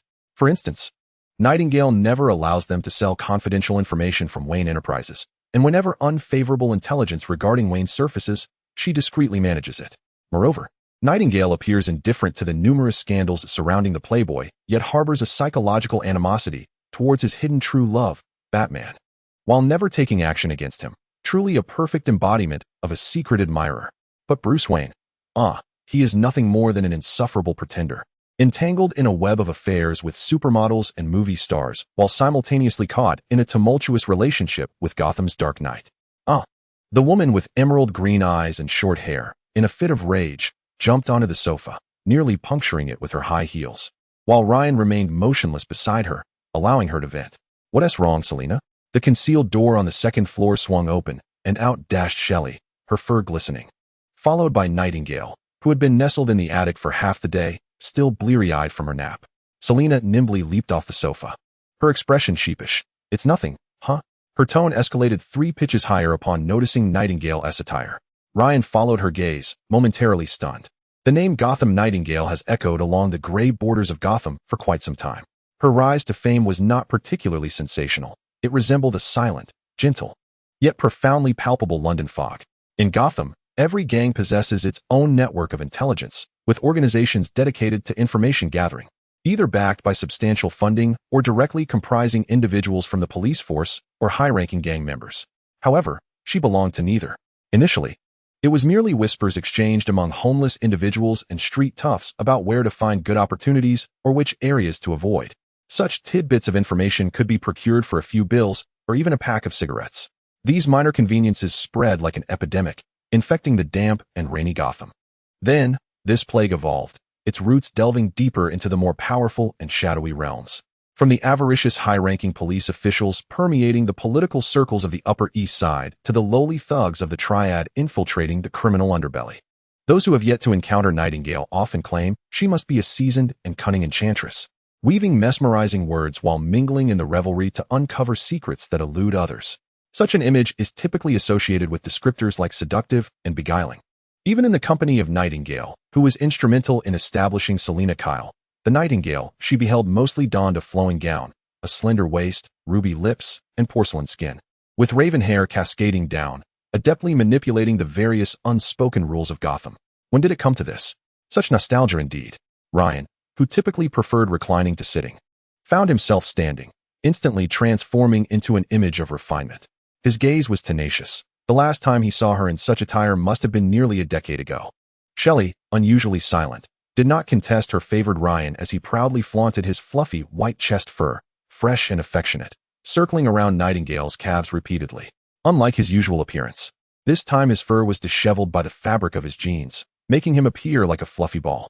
Without the billowing satin skirt, the ruby lips, or the high heels, Nightingale wore a pair of faded blue distressed jeans, tucked into gray combat boots, with the laces neatly tied. On her upper body, she sported a blush pink hoodie, her raven locks styled into a high ponytail, the ends curling playfully. A pair of round-framed glasses perched upon her nose, and her cobalt blue eyes, the most striking feature of her visage, were partially obscured by the lenses, softening their excessive clarity and lending her an aura of gentleness. She appeared as an utterly ordinary college student. Selina's envious green eyes nearly turned crimson. She felt herself puffing up like a pufferfish. Unable to suppress a wail, "Why is it Ryan? Oh, my heart aches. Why was it not me by your side all along? So soft. I want to touch." The student version of Nightingale. I want to embrace her. If only she were smaller, it would be perfect. I wish I could lift her high. She yearned for a showdown with Ryan right then. Perhaps she could manipulate him into performing a striptease at the bar downstairs. In her mind, she mercilessly vanquished her rival 1,000 times, yet on her face, she exhibited not a hint of it, approaching with feigned hesitation to ask, "What task is this?" "Take me with you. Take me with you." Nightingale, slightly taken aback, turned around, embodying the guise of a bashful student. "Isn't this outfit suitable for a task? Does it not resemble that of a recent graduate? I am preparing for an interview tomorrow." The 2 bartenders were left bewildered. Not only bewildered, but also struck by an ominous premonition that their employer might be making a hasty exit. "Ryan, what position are you applying for?" "Nightingale, bodyguard for Bruce Wayne." "Selina?" "Ryan." Chapter 14. Morningstar Project. To speak candidly, you are no longer the child who would collect beautifully patterned pebbles to take home, Master. Wayne Manor, underground, Batcave. The chilling mechanical light illuminated this dim, cavernous space, where day and night seemed to hold no distinction. A black leather briefcase rests upon a solid metal countertop, within which 2 vials of forest green elixir remain, the missing vial having been surrendered to the analytical instruments. Alfred, the butler serving the Wayne lineage for 2 generations, stands by in his customary 3-piece suit, his gaze imbued with a sense of resigned concern as he observes his master, who is collecting pebbles from the ground. "This is a clue, Alfred." The subterranean lake within the cave reflects an indecipherable cold light, the shimmering points illuminating Bruce Wayne's stern visage, casting a frosty blue hue upon him. They do not belong to Gotham. Whenever he assumes such a demeanor, Alfred understands it to signify an end to debate. The old butler exhales softly, choosing to remain silent. The holographic display in midair continues to rapidly analyze the components of the elixirs, and apart from the beeping of the instruments, the Batcave is enveloped in silence. It is not until Nightwing's arrival that a semblance of vitality graces the Batcave, though regrettably, he brings tidings that are far from favorable. Bruce, the individual you asked me to investigate, is already deceased. The young man removes his half-mask, a look of perplexity crossing his features. A local from Gotham, he had never ventured to Broodhaven, likely having had no prior connections. Intriguingly, he had recently been implicated in significant embezzlement and corporate theft, leading to his dismissal. And he is currently embroiled in legal proceedings. These charges are sufficient to ensure a lengthy incarceration. It is probable that he had been ensnared by that organization, either through compromising evidence or promises of benefit, which led him to undertake the role of courier last night, without even the privilege of knowing the identity of the purchaser, hence the fortunate oversight you encountered. When I arrived, he was found lifeless in his apartment, cleverly disguised as a suicide, due to his solitary living situation. His demise remains unnoticed by others. Speaking rapidly and in a businesslike manner, Dick concludes his report, only to shift his tone. While all this appears quite plausible, to be frank, Bruce, ever since you informed me that the signal tracker was planted in the woods, I have harbored a suspicion that this entire affair has been orchestrated. Alfred concurs. I share your sentiments, Master Wayne. If the adversary was already aware of the signal tracker, why permit Nightwing to follow them to their lair? Who is this individual? Is it that deceased gentleman, the one of scholarly demeanor? No, he seems too inept to have detected the tracker. If not, what is the purpose behind the unseen puppet master guiding Nightwing? And who precisely is the buyer that has yet to emerge? Or does this buyer even exist? As he gazes upon the electronic display, the analysis of the elixirs nearing conclusion, the Gotham Knight reflects on the true buyer, whose presence eluded him last night, and the unsettling intuition he experienced while passing the castle's terrace, alongside the enigmatic figure of Caroline Moxon. 3 individuals, 2, or perhaps just 1. Mr. Wayne, what are your thoughts on last night's mutant attack? As the host, will the Wayne Group be held accountable for the damages incurred during the banquet? Councilman James was affected during the dinner and remains in a coma to this day. Despite the presence of a significant portion of Gotham's police force for security, they failed to prevent the infiltration of outlaws. Even Superman from Metropolis came to the rescue. What, then, should Gotham's safety rely upon? After last night, Bruce Wayne finally made an appearance, weaving his way through the crowd towards his own skyscraper, Wayne Tower, where security personnel mobilized en masse, joined by several police captains, stood firm against the swarm of Gotham reporters clamoring at the glass entrance. On the top floor, in the secretary's office, Ms. Anna, the secretary supervisor, rose from her desk as the elevator doors opened, ready to greet her boss, who had been absent for more than half the month. With a hint of concern, Anna said, "Good day, Mr. Wayne. Commissioner Gordon is waiting for you in the meeting room." Bruce nodded, adjusting his tie, and replied, "Do not worry, everything will be resolved." Upon entering the meeting room, he was met by his old friend, comrade, and Gotham's moral compass, James Gordon, who lifted his gaze from the expansive conference table. Gordon, who had devoted nearly half his life and countless sacrifices to Gotham, was now graying. When they first met, the young heir to the Wayne fortune had just lost his parents, sitting in the alley where their blood had flowed, unable to shed tears despite his profound sorrow. In those days, Gordon was youthful, affectionately called Jim by his fellow officers, with a temperament as straight as his golden crew cut. He had said, "Bruce, trust me. I will find the person responsible for your parents' murder." Like a fearless warrior, he pursued the scapegoat who had hidden Mrs. Martha's pearl necklace, confronting the era's formidable crime families as if wielding a razor-sharp double-edged dagger, piercing the deepest darkness of Gotham. He was the one who instilled hope in young Bruce and remains one of the few who knows that Bruce Wayne is Batman. "Bruce, you've arrived," the aging police chief said, his face marked by the fatigue of a sleepless night, clearly due to the events of the previous evening. In front of Gordon, Bruce felt no need for pretense. He asked in a low voice, "What is the casualty report from the precinct?" With Superman and Nightwing present, there were no personnel losses. "That is perhaps the only good news," Gordon replied, shaking his head. However, a newly appointed captain was sent to the hospital that night, but his injuries were not caused by the mutant crocodilians. According to his partner, he was too inexperienced and failed to adapt during a routine patrol, which led to his warning. A young man, appointed directly to the rank of captain, he must have an impressive resume. "What is his name?" "Andrew White," Gordon replied, having graduated with exceptional marks as the top student of the police academy and maintaining that position during his internship. If not for his hometown being Gotham, he might not have achieved such accolades. Setting that aside, he continued. Last night, we thoroughly searched the castle and preliminarily deduced that the substance was likely laced in the beverages, exhibiting a certain degree of selectivity. The victims were all peripheral individuals without invitations, consciously bypassing most of the significant figures, thereby causing minimal disturbance to Gotham's political landscape. Despite this conclusion, a shadow of discontent crossed Gordon's face. On one hand, those unimportant peripheral individuals were utterly innocent. On the other, the targeting of significant figures suggested that this was not merely a retaliatory attack, but rather a display with grander ulterior motives. In Gotham, there are always deranged organizations or individuals who utilize a grand spectacle to promote themselves to hidden buyers. Bruce understood this all too well. He even harbored deeper suspicions. Yet in the absence of clarity, he chose not to inform the police department. What is the status of those mutants? Gordon inquired. The Crocodile Man, subdued by Superman and Nightwing, had been apprehended by the police. Gordon sighed. Their bodily functions and cells have undergone complete mutation. Given the capabilities of Gotham Central Hospital, a cure cannot be developed. The higher-ups have decided to contact S.H.I.E.L.D. As he spoke, the commissioner instinctively glanced at the expression of the Gotham Knight. Gotham was an insular city, akin to a nation within a nation, autonomous, isolated, and shrouded in darkness. Even its vigilantes possessed an unimaginable desire for control, rejecting all external assistance in a bid to force the salvation of this fallen city. Echoing the sentiment he often expressed to Superman, "Get out of my Gotham."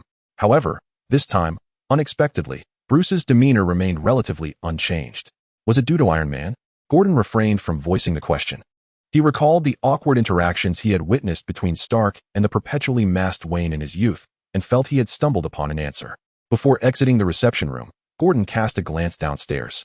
The gathered reporters, having waited for a considerable time, were still unable to enter Wayne Tower and had mostly dispersed. As a landmark with top-tier security in Gotham, Wayne Tower had the authority to deny entry, especially to the upper floors where Wayne resided. This rule also generally applied to the stream of Bruce Wayne's former girlfriends. Therefore, when he spotted a student, clearly not a member of Wayne Enterprises' staff, and strikingly beautiful, seated on the couch in the upper lobby, he was taken aback. Perhaps sensing Gordon's gaze, the young woman turned her head, offering him a radiant smile. Her cobalt blue eyes, hidden behind round glasses, revealing a hint of shyness and curiosity. She appeared to be freshly emerged from the ivory tower, entirely unlike the typical target of Bruce's romantic pursuits. Gordon nodded at her, his mind racing with questions. Who could she be?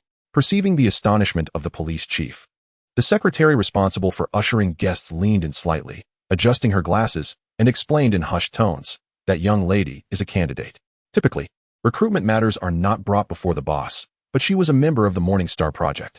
The mention of this term resonated with Gordon, who recalled that it referred to a program initiated 2 decades ago by Wayne Enterprises to assist unaccompanied minors after Bruce Wayne's return to Gotham. Could it be that this once small child had returned to express her gratitude? After a long night of toil, a semblance of relief and satisfaction finally emerged on Gordon's face. This was indeed what they sought to protect, the future of Gotham. With this sentiment in mind, Gordon casually inquired, "What position is she applying for?" The secretary's expression briefly conveyed a sense of indescribable complexity. "She is applying for the position of bodyguard." Gordon responded with a subtle, Chapter 15. A series of 3 slow, distinct knocks, perfectly timed, interrupted Bruce Wayne's thoughts in the meeting room. After Gordon's departure, the weariness that had settled on the man's face seemed to dissipate, or rather, it was cleverly masked by his steel blue eyes, which feigned a nonchalant demeanor. He replied in a tone that suggested the matter had been resolved. "Come in, Anna." The familiar, precise knocking came from Ms. Anna, the head of the secretary's office. However, accompanying her through the door was an unfamiliar young woman, dressed in light blue jeans and a creamy beige sweatshirt, with a high ponytail and round glasses. She possessed cobalt blue eyes that instinctively sought the gaze of the group's owner. Though slightly shy, she adhered to the principle of maintaining eye contact during conversation. Upon noticing Bruce's gaze, the young lady offered a gentle nod of greeting, refraining from speaking until Anna made the introduction, clearly displaying good manners. Youthful and vibrant, she appeared as if she could effortlessly step into a classroom at any moment, her appearance striking enough to capture attention. Yet, there was something about her that seemed vaguely familiar. Bruce maintained his composure, though his fingers, resting at his side, twitched ever so slightly. He had only just heard Anna's footsteps. With the acute hearing of a bat, he would have been able to detect even the softest footfalls of a lightweight young lady in flat shoes. Was his attention simply not focused enough? Or did she possess an unusually light step? Who might this be? The handsome president of Wayne Enterprises raised an eyebrow, his gaze intent and a smile playing at the corners of his lips. You did not inform me that such a delightful young lady would be visiting today, Anna. However, the formidable secretary was unwilling to shoulder the blame. I have already reported to you, Mr. Wayne, that Miss Nightingale is here for an interview. Bruce responded with a thoughtful as he swiftly recalled the matters Anna had briefed him on that morning, one being Chief Gordon's visit, and the other a private bodyguard interview arranged by his friend and acting president of Wayne Enterprises, Lucius. Private bodyguard interview. Let me confirm once more, miss. The position you are applying for is indeed that of a private bodyguard, correct? It is worth noting that North American countries place significant emphasis on personal privacy. Regardless of the company to which one applies, the templates used by recruiters never include irrelevant personal information such as photographs, age, gender, marital status, or parental status. Indeed, it is considered quite presumptuous and rude for an interviewer to inquire about one's date of birth, regardless of gender. This workplace etiquette is equally applicable within Wayne Enterprises. Prior to meeting Nightingale, Bruce was only aware that the applicant was a member of the inaugural Morning Star program, with no knowledge of their gender, age, or any other personal details. Furthermore, based on the timeline of the first Morning Star program, those who successfully passed the final assessment and expressed intent to join Wayne Enterprises had already been employed for several years, essentially. All who could pass the assessment chose Wayne Enterprises. Those applying this year are either individuals who were mere children when the program commenced and have only recently reached legal working age, or they have not met Wayne Enterprises' professional standards and are now attempting to apply after several years of experience elsewhere. Generally speaking, the latter group is more prevalent. Bruce was quite taken aback to find himself in the presence of the former. Yes, Mr. Wayne, the young woman said with a gentle smile, appearing quite accustomed to such scrutiny. Allow me to introduce myself. I am Nightingale, an orphan without a surname. You may simply call me by my first name. I am a member of the first cohort of the Morning Star program, and I once bore the surname Wayne. However, I left the rehabilitation center 10 years ago after my abilities awakened, which include enhanced strength. Her soft-spoken explanation radiated a sense of calm and grace. And when she mentioned the term mutant, it seemed as though she were merely stating her academic achievements. Even Ms. Anna, who has dealt with various unreliable ex-girlfriends of her boss without flinching at their emotional outbursts or silent tears, took a moment to comprehend the implications of Nightingale's words. The blue-eyed young woman recounted her past with remarkable brevity. Yet, it is essential to remember that despite the current societal acceptance of mutants a decade ago, during a time when neither the X-Men nor the Brotherhood had fought for the reasonable treatment of the mutant community, even in Gotham, there were very few willing to publicly reveal their identities. For a young girl awakening to her mutant abilities to choose to leave under such circumstances is not difficult to comprehend. Moreover, her previous surname, Wayne, was part of the rehabilitation center's reward system. In an effort to encourage the street children of Gotham, who had grown up in a chaotic environment devoid of rules or moral guidance, and who had rarely attended school, the center employed various teachers and professional counselors. However, even with such resources, the foundational knowledge of most children was severely lacking, to say nothing of their academic learning. Considerable effort was required merely to correct their tendencies toward fighting and theft, granting orphans, some of whom possess only a nickname and lack a proper name, the right to adopt a surname is less of a reward and more akin to a tantalizing carrot dangled before them, a mere illusion of opportunity. The prerequisites for this reward are exceedingly high, encompassing various aspects such as educational attainment, decision-making prowess, and practical skills, leaving almost no child capable of fulfilling these criteria. However, there are exceptions. Indeed, one such exception emerges when the young lady, who bears no resemblance to the Gotham of old, reveals her former surname, Wayne. At that moment, Bruce recalls why she seems familiar. As the initiator of the project, he had attended the Morning Star program's award ceremony over a decade ago, accompanied by Lucius. She has been a focal point of our long-term attention, a remarkably intelligent child with a strong aptitude for combat.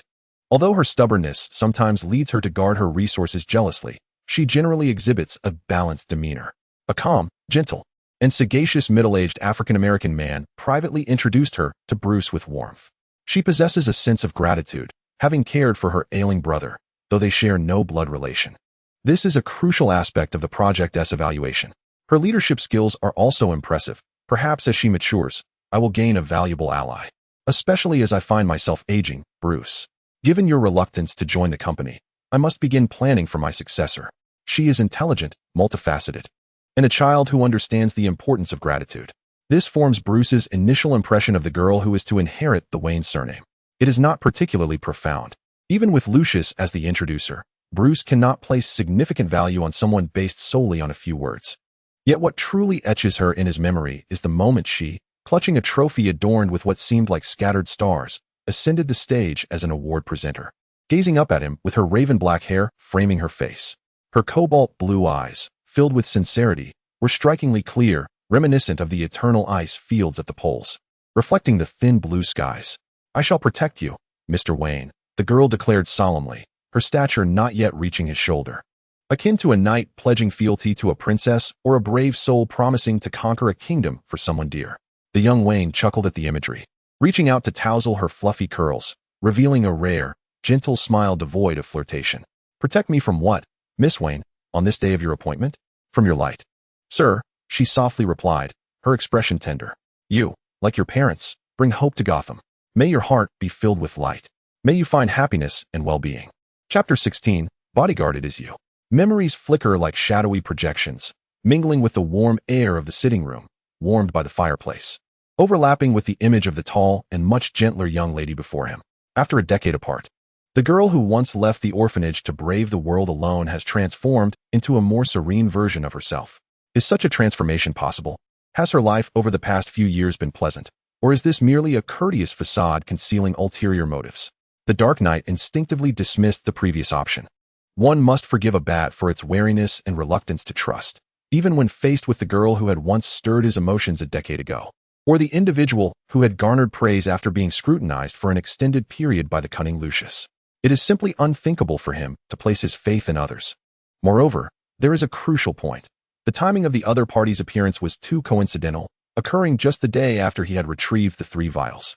When Bruce decided to take that leather suitcase, he had already braced himself for the possibility that the curious Bruce Wayne might attract the attention of those lurking in the shadows. Even though subsequent surveillance confirmed that no one else had ventured into that forest, he did not dismiss his peculiar intuition or the existence of a shapeshifter who could masquerade as Caroline Moxon. Perhaps, if one were to expand their thoughts further, those 2 shadowy figures might be in league with one another? Or perhaps this old acquaintance before him was indeed the shapeshifter in disguise. After all, the sudden reappearance of someone who had vanished for a decade was undeniably jarring and peculiar. With various conjectures swirling in his mind, he resolved to investigate Miss Nightingale's past decade, while outwardly, Bruce merely displayed a semblance of nostalgia and astonishment. Then, a hint of hesitation crossed his features. "If memory serves, your previous accomplishments were quite remarkable, allowing you to secure a position within Wayne Enterprises that offered greater prospects for advancement rather than the most convenient role for gathering intelligence, namely, as a personal bodyguard. It has been a decade. Who would retain vivid memories of a minor girl?"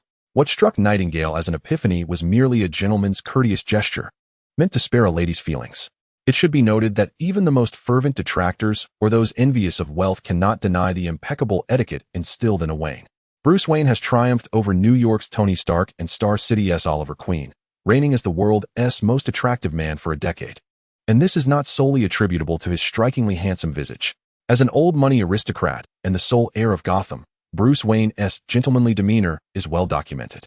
Otherwise, so many dazzling beauties would not flock to him, even knowing of his playboy reputation, willing to risk everything in hopes of becoming the miracle that redeems that wayward son. What could possibly be more fulfilling than conquering a Wayne? Nightingale silently lit a candle for the young lamb, Bruce, unbeknownst to her, as she masked herself in the guise most likely to endear her to the ordinary Bruce. The enigmatic bat had been entangled in a myriad of convoluted thoughts within those fleeting seconds. In her recollection, Bruce Wayne, despite his indulgent pursuits of beauty, pleasure, and extreme sports, had inherited the noble intentions of his parents, embodying a genuinely charitable spirit devoted to Gotham. Regardless of the tarnished reputation of Wayne, the young prince of playboys, and the envy and resentment his affluent status incites among many, he has undeniably sustained numerous gossip columns and entertainment journalists throughout his decades in Gotham. His endeavors have been tangible, embodying both the audacity to explore limits and the rare benevolence characteristic of Gotham. Upon reflection, it becomes somewhat comprehensible that he would feign the role of a buyer to remove hazardous items from the woods. However, this has, to a significant extent, ensnared him in a vortex from which he ought to have remained detached. It is essential to note that at last night's banquet, The absence of any transformation of key figures into monsters indicates that the organization behind the scenes does not intend to target the powerful elite. Yet, should Wayne's actions come to light, those capable of metamorphosing individuals into beasts would undoubtedly show no mercy. This is one of the reasons Nightingale chose to personally apply for the position. She once felt fortunate, believing that as a fellow billionaire playboy, Wayne at least excelled beyond Stark in matters of self-destruction and inciting animosity. In retrospect, it is evident that Wayne is indeed determined to rival Stark at every turn. How naive she was. 2 days later. I find your bodyguard's gaze rather peculiar, Bruce. In Gotham's most renowned upscale revolving restaurant, a man with caramel-colored eyes adjusted his sunglasses, shifting his dubious stare from Nightingale to Bruce Wayne and back again in a repetitive cycle. And what role is this supposed to play? You cannot resort to such tactics simply because I outshone you in the last issue featuring the Playboy cover girl, Tony declared, dismissing the notion and tossing aside Captain America. Let me tell you, it's futile. You have a beautiful bodyguard, and I, too, possess a stunning beauty, one with ample charms. No less. Nightingale, Bruce. This establishment is perched at the intersection of Gotham's Old Town and the Diamond District, its elevated dining area subtly rotating, allowing patrons to gradually revel in the entirety of Gotham's nocturnal splendor, from the shimmering Miller Bay to Adams Port. From the vintage Gothic architecture of the town square to the towering edifices of the financial district. With such a prime location, the restaurant's caliber is naturally elevated. Formal attire is merely a standard expectation. Yet, apart from Bruce Wayne, impeccably clad in his tailored suit, Nightingale remains in her casual hoodie, jeans, and sneakers, while Stark dons a printed shirt beneath his suit, and Captain America, oblivious to the perfection of his physique accentuated by a cotton tee, layers an old jacket over it. All thanks to them, the venue is exclusively reserved. This dinner proves to be an exceedingly peculiar affair. Miss Nightingale from Gotham, while wearing a polite yet awkward smile due to Tony's teasing, finds herself drifting off. For the three gentlemen present, this is perhaps a momentous encounter, transcending the boundaries of time. Representing the era of war, gunfire, and smoke, the legendary veteran of World War II, Steve Rogers, embodies the faith and ideals cherished by Americans. Alongside him stand two billionaires, epitomes of the pinnacle of finance and technology from this tumultuous period. Yet, for Nightingale, this gathering resembles an extraordinary reunion of old friends. The young Tony Stark, who once tugged at her clothing and clung to her thigh for comfort, and the teenage Bruce Wayne, who graciously accepted accolades and bore the family name from his hands, along with Captain America, who has long captured her admiration through the evolution of his character. From the frail, girl-like figure she once knew, marked by bruises that told tales of both past and present struggles, to the man now seated by a small lake on a rainy day, sketching a lifelike circus monkey with colored pencils. He has transitioned into a heroic figure adorned with comically small wings, traversing through the chaos of gunfire to save his beloved friends. Ultimately, he has transformed into this tangible, somewhat anachronistic young man, now in his 90s, yet facing the unfamiliarity of a high society gathering with a sense of unease that does not betray his composure. His blue eyes shimmer with a hint of green, resolute, profound, and unwavering.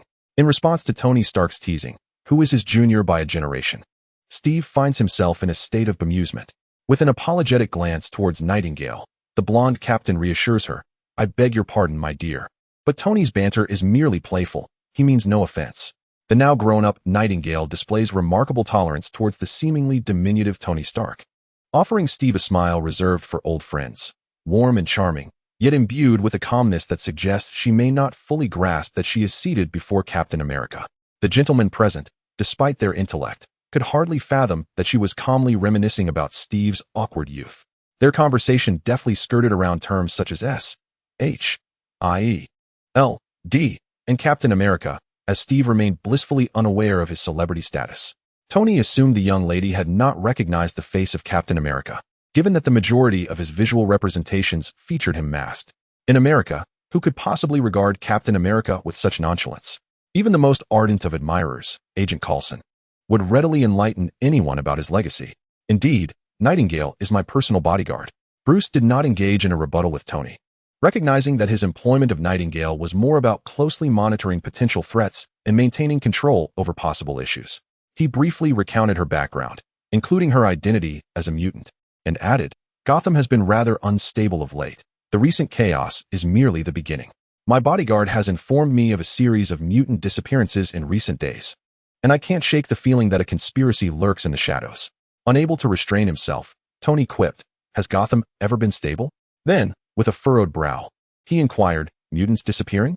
"Indeed, Mr. Stark." The girl, who had been largely silent until now, finally spoke, her overly refined features betraying a flicker of concern and vulnerability that compelled those around her to share in her unease. "For individuals like us, Gotham is a realm where tolerance coexists with peril. Although we relish the freedom to roam the streets, we must contend with numerous hidden threats lurking in the shadows. Regardless of the nature of our relationships, there remains a certain connection among us." Following that fateful banquet, many of my companions gradually fell silent, their voices dulled, and we suspected that a clandestine organization was hunting mutants for experimental purposes. As the words hung in the air, the opulent, spacious revolving restaurant fell into a hushed stillness, save for the distant symphony playing on the elevated stage. To be candid, my decision to work as a bodyguard for Mr. Wayne was also driven by personal motives. Perhaps sensing the somber atmosphere she had inadvertently fostered, the girl with raven hair attempted to alleviate it with a blink. After all, a bodyguard who could potentially make headlines alongside his employer was far safer than a quietly anonymous mutant, wouldn't you agree? Chapter 17. The strings of puppets. The night was deepening. The water beast cast heavy shadows upon the Gothic architecture. A lithe figure clad in black paused at the apex of a building, bowing their head to gaze down upon the tall and graceful silhouette of a young woman who had just parked Bruce Wayne's luxury vehicle in a dilapidated lot, leisurely turning off the engine before retreating into a narrow alleyway to return home. In the darkness, a youthful vigilante, bearing a bluebird emblem on his chest and wielding twin sticks on his back, let out a silent sigh. It had been 3 days, 3 long days, just to monitor this mutant beauty, whose name also bore the essence of a bird. Truly, it was a perverse obsession, Nightwing chided himself. Why, despite already serving as a vigilante in BL Daven, was he compelled to take on a dual workload in Gotham? The answer was simple: the third-generation Robin. Red Robin, Tim Drake, was still a boy in need of maturity. Red Robin had approached him initially, his exuberance surpassing even that of Nightwing's youthful exuberance. While he excelled in electronic manipulation and logical reasoning rather than physical prowess, his youth necessitated that, during the day, he be subjected to the rigors of duty, and at night, be compelled by Alfred to consume a glass of milk alongside the Bat family. Coupled with the tragedy of the second Robin, Jason Todd, a few years prior, Batman remained reluctant to allow young Tim to undertake solo missions. With countless crimes to combat each night, and no time for prolonged surveillance, Nightwing, though no longer Robin, found himself once again shouldering the burdens of that mantle, adhering to the principle of utilizing resources to their fullest potential. Reflecting on the tattered uniform stained with Jason's desiccated blood, adorned with the Joker's manic laughter, Dick could not suppress a deep sigh. After all, as the elder brother, he bore the weight of responsibility and execution. He must soothe their father and rein in the youthful exuberance of his younger kin. Confident in his ability to remain incognito, Dick had begun his routine of tracking the bodyguard since her first night on the job, and now, 3 days had passed. Nightingale maintained a remarkably regular schedule. By day, she trailed quietly beside Bruce Wayne, refraining from mischief and conversation, her presence almost imperceptible. Her evening duties concluded after escorting the payroll recipients back to Wayne Manor. Subsequently, she would drive alone in the bodyguard vehicle generously provided by Bruce, making her way from the northern end of Gotham to her modest yet vibrant little loft in the southwest, which undoubtedly came at a reasonable rent. As for her nightlife, it typically involved either retiring early in her small abode or venturing to the clandestine gathering places of mutants to inquire about the whereabouts of the missing individuals. Occasionally, she would stop by a convenience store for a late-night snack, embodying the epitome of a model Gotham citizen. Aside from witnessing her once dispatching an imposing robber during a mugging with remarkable agility, it seemed there were no apparent issues. Given her identity as a power-based mutant, even her extraordinary feat was not particularly concerning. Furthermore, neither the Batcomputer nor Tim's hacking skills revealed anything amiss in her past, aside from some typical evasive behavior, which was quite standard for someone of her kind. Nightwing's instincts suggested that the notion of gratitude shared by Nightingale was not unfounded. Unlike Bruce, who was perpetually on edge and mistrustful, Dick's intuition regarding people remained fair and accurate. He sensed no malice from the young woman. However, the Dark Knight held a different perspective. He respected the wisdom and insights of his elders. Yet, one must wonder if he harbored doubts about the suddenly appearing bodyguard. Why did Bruce bring her to the dinner table with Iron Man and Captain America? The recent arrangement by S.H.I.E.L.D. To have Avengers members come to Gotham was hardly a covert operation. In fact, to reassure the panicking populace and guarantee that no further monstrous entities would roam free, or if they did, that they could be effectively contained. A press release concerning Avengers support was already prepared for the Gotham Daily. Batman was known for his absence during daylight hours. With the Avengers present, citizens were advised not to worry and to remain composed. In such circumstances, if the Bodyguard truly belonged to that organization, Bruce would essentially be placing himself directly in the line of fire. In reality, he had become a target the moment he took possession of that box of serums. Though it remained a mystery why no sellers had approached him since, it was indeed a quintessential act of the Dark Knight. As Dick, forced into premature maturity, struggled to comprehend Bruce's thought processes and control issues, similar to when he ultimately chose to fly solo due to differing ideologies with Batman, it did not hinder his commitment to executing his duties. Even as he operated independently, he continued to take pride in his legacy as the original Robin. Let him monitor for a couple more hours before returning to the Batcave for Alfred's delightful midnight pastries. The clock struck midnight, ushering in a new day. The inky black crows emitted a hoarse caw, merging with the somber chimes of the city's clock striking 12, both piercing through the thick fog. Their feathers carried the chill of the January night, and their bean-sized, obsidian eyes gazed into the darkness, set against the backdrop of Gotham, inevitably conjuring images of impending misfortune. Dick lingered in the frigid, eerie night for quite some time, reflecting on the pitiable and perverse nature of his late-night vigil over the young woman through the window. Once he confirmed she was truly asleep, he shook off the frost and dew from his uniform and turned back the way he had come. Unbeknownst to him, at the very moment he pivoted, countless dark crows, whether soaring high, perched, hunting, or slumbering, turned their collective gaze upon him from all directions, watching him depart. With a soft thud, in a small attic beside the window, the brilliantly green eyes of Selina Kyle sparkled in the darkness like a cat's. She snapped her fingers sharply in the air. Invisible threads of ethereal essence flowed back from the myriad crows outside to the puppeteer's side. What have you done to attract the attention of that little bird from the house of the Black Bat? The short-haired, wheat-skinned seductress licked her luscious lower lip, her eyes glinting with hostility. He has been tugging at my strings for 3 consecutive nights, buzzing like a pesky fly. You see, a spider can never resist the urge to consume the prey that collides with its web, especially when it is so bothersome. Within the attic, Nightingale was not sleeping as soundly as Nightwing had observed from outside. In fact, she was not lying in bed at all, but leaning against the wooden wall, her curled raven hair cascading around her, as she lowered her crimson lips to touch the tip of a slender cigarette. Selina moved effortlessly and swiftly to ignite it for her. The mingling scents of mint and the sharpness of tobacco wafted from Nightingale's lips. She did not answer the initial question, but instead countered her information specialist. Are you annoyed by Nightwing, or by the Batman who lurks behind him? Faced with the lady's retort, the puppeteer fell silent for a moment. She leaned against the window, her gaze fixed on the wall of the attic, taking in the tacks, yarn, and collage of newspaper clippings that adorned it. Each time she visited her beloved's abode, she had to suppress the urge to tear those photos down. Even now, that desire was only intensified by Nightwing's persistent appearances. In the presence of Nightingale, Selina never concealed her attitude or possessiveness. She softly inquired, your demeanor towards Batman seems considerably milder than before. Is it because of Bruce Wayne? Is he truly so influential over you that you can overlook your hatred for that Bat, knowing full well that Bruce Wayne is the benefactor of that dark vigilante?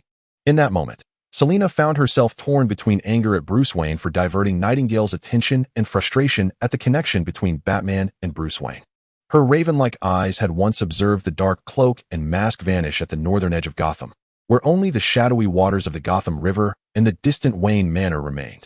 Despite Nightingale's insistence that she refrain from probing into the affairs of Wayne and Batman, she remained convinced of the profound connection between the two men. Nightingale was silent.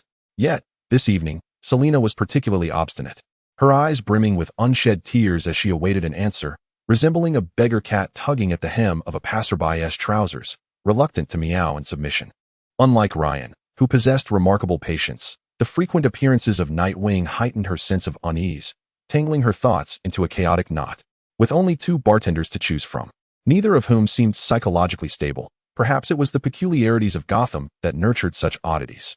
The ever-soft-hearted Nightingale could only respond, you are overthinking it, Selina. With her head bowed, Selina felt a mix of grievance and hope. What am I overthinking? Nightingale's cobalt blue eyes, obscured by the moonlight, lowered as the tip of her cigarette burned down, releasing a flurry of ash mixed with sparks. Perhaps I have never truly hated Batman, she confessed.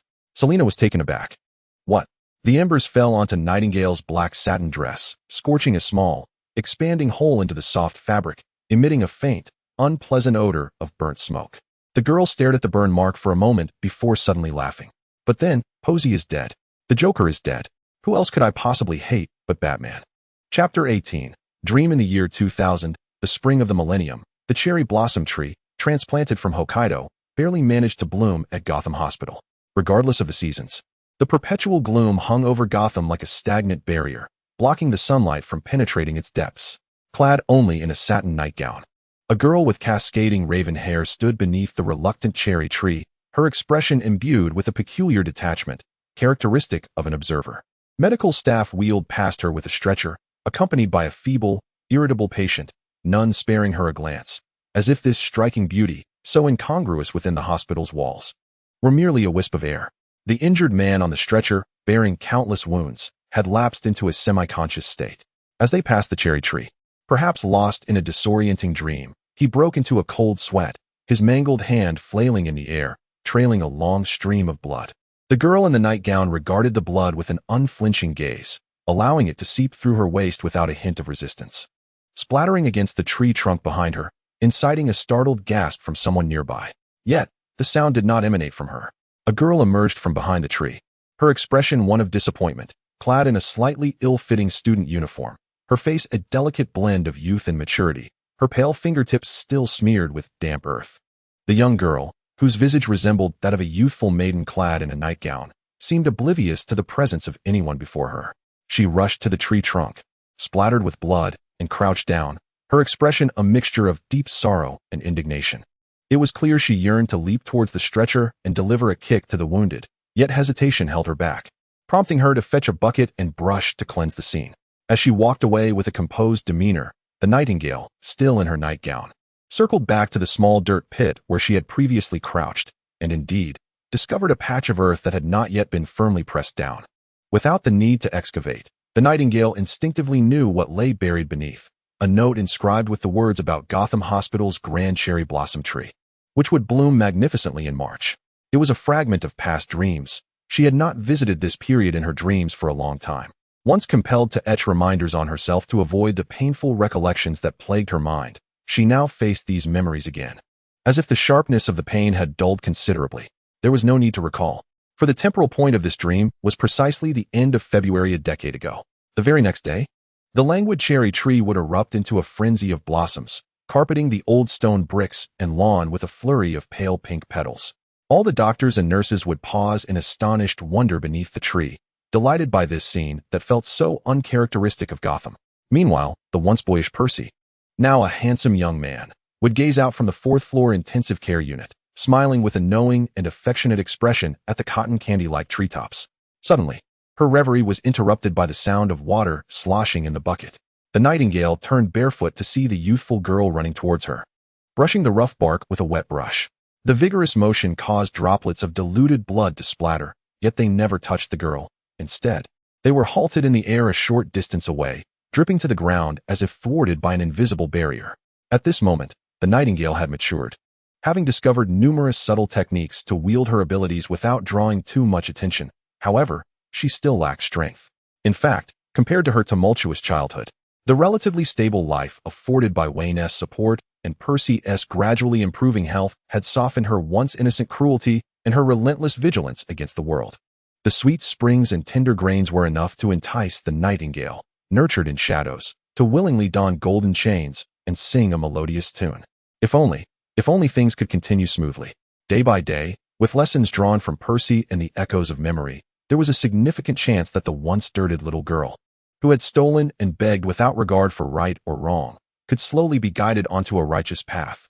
Clad in a thin satin nightgown, the Nightingale felt the chill seep from the blood-soaked ground beneath her feet, knowing well that dreams bore no seasons. It was her heart that shivered in anticipation of the events yet to unfold. The raven-haired girl tidied up the inconsequential matters and hurriedly dashed towards the fourth-floor intensive care unit. Nightingale did not take a step forward, yet the blossoms, stone steps, glass doors, and 4 drips around her blurred into a silent film as if retreating at high speed. The girl's silhouette, in sync with the rapid transition from dusk to dawn outside, appeared before a half-open, beige door, reaching out to push it ajar. Nightingale instinctively held her breath behind her. A young man, drawn by the commotion, glanced over. He was as frail as a breeze, worn by years of lingering illness. And even the most handsome figure could not resemble his former robust self. Bashi, the elder brother from a distant eastern land, had always loomed large in young Nightingale's heart. In her childhood, when she could barely reach his thigh, he was the one who painted exquisite ink landscapes, played sweet melodies on leaves, and could also fight with grace. He resembled a mountain, not steep but steady and strong. His warm, calloused hands could envelop most of her head and face, wiping away the grime. His hands could lift her from the icy ground, rub warmth into her frozen cheeks, fend off wild dogs waiting to feast on the corpses of the perished, and carry her to a dilapidated shack where she was fed a bowl of egg-drop rice porridge. His hands could swiftly cover the fiery red-haired Alb's head, pushing the spiky little lion away from bullying the newcomer, the Nightingale fledgling. They could also shield against the enraged slap from the lean Jack, who was disgruntled that even a child's bread for the monkeys surpassed the stolen goods. Yet, he would never be taller than her again. The rare organ failure was consuming the young man's body, and in these 10 years, the passage of time had slowed for him. The prolonged use of a paintbrush had become a laborious task. "The cherry blossoms are blooming beautifully, my little Nightingale," he remarked, retracting his gaze from the window where the flourishing tree stood, and smiled brightly. "It reminds me of a story I once told you. Oh, Henry's the last leaf, the old painter. Behrman painted a leaf for Johnsy. In the last leaf, the young painter Johnsy fell gravely ill with pneumonia, losing hope for life. She pinned her hopes on the leaves of a vine outside her window, believing that when the last leaf fell, her life would end. Yet, the aged Behrman, over 60, quietly painted a leaf on the wall on a stormy night after the last real leaf had fallen. Nightingale stood beside the young Nightingale, her head tilted to see the girl's expectant expression, as if seeking praise. "That leaf was painted, but this tree has truly blossomed. You will be well, Bashi." The final sentence was imbued with an unmistakable anticipation and joy. The Asian youth smiled gently. "Yes, today I feel much stronger. I long to capture this cherry tree on canvas." However, the paints in the sick room had long since dried up from disuse. Nightingale, standing behind the girl, closed her eyes briefly. Her cobalt blue irises contracted, and unable to restrain herself, she whispered. No one heard. The painful rejection mingled with the girl's joyful declaration of her intent to purchase paint, swiftly intertwining the realms of illusion and reality. While another version of herself remained utterly oblivious. The delicate, vibrant hues contained within each small square ultimately blended with the vivid ink on the terrorist's masks. The television in the stationery store, once filled with the evening drama and advertisements, was abruptly dominated by a face that filled the entire screen.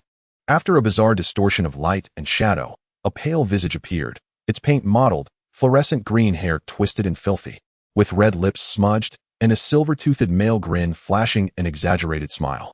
"Ah, Batman," echoed in a strange tone from the monitor. Meanwhile, in the bustling streets, within citizens' homes, shop windows, and the squares display screens across Gotham, the same unsettling voice resonated. "Let the daylight version of me present you, the night version of you, with a gift." The green-haired man cackled, his laughter, akin to the rasp of sandpaper, transformed into the shriek of a night owl, reverberating above Gotham. The face of the girl, once vigilant, morphed into a mask of sheer terror as the camera transitioned to Gotham Hospital. The watercolor was hurled to the ground, splattering into a ridiculous, grotesque puddle, accompanied by the Joker's cackling cry, "You killed me. Come kill me." It resembled an absurd farce, a chaotic scene of humanity. As if trapped in Gotham's midnight rather than daylight, the distressed girl, her eyes bloodshot, frantically ran against the tide of people fleeing, desperately trying to push her way into the hospital. Dozens of subordinates donned in clown masks brandished guns, intercepting hostages, and upon witnessing the girl, who appeared deranged for rushing inward rather than escaping, they emitted a few sinister cackles. The executioner had already suspended the guillotine above his head. Another fool to meet their demise merely added to the spectacle of this bloody feast. The girl, utterly drained, sprinted toward the 4th floor.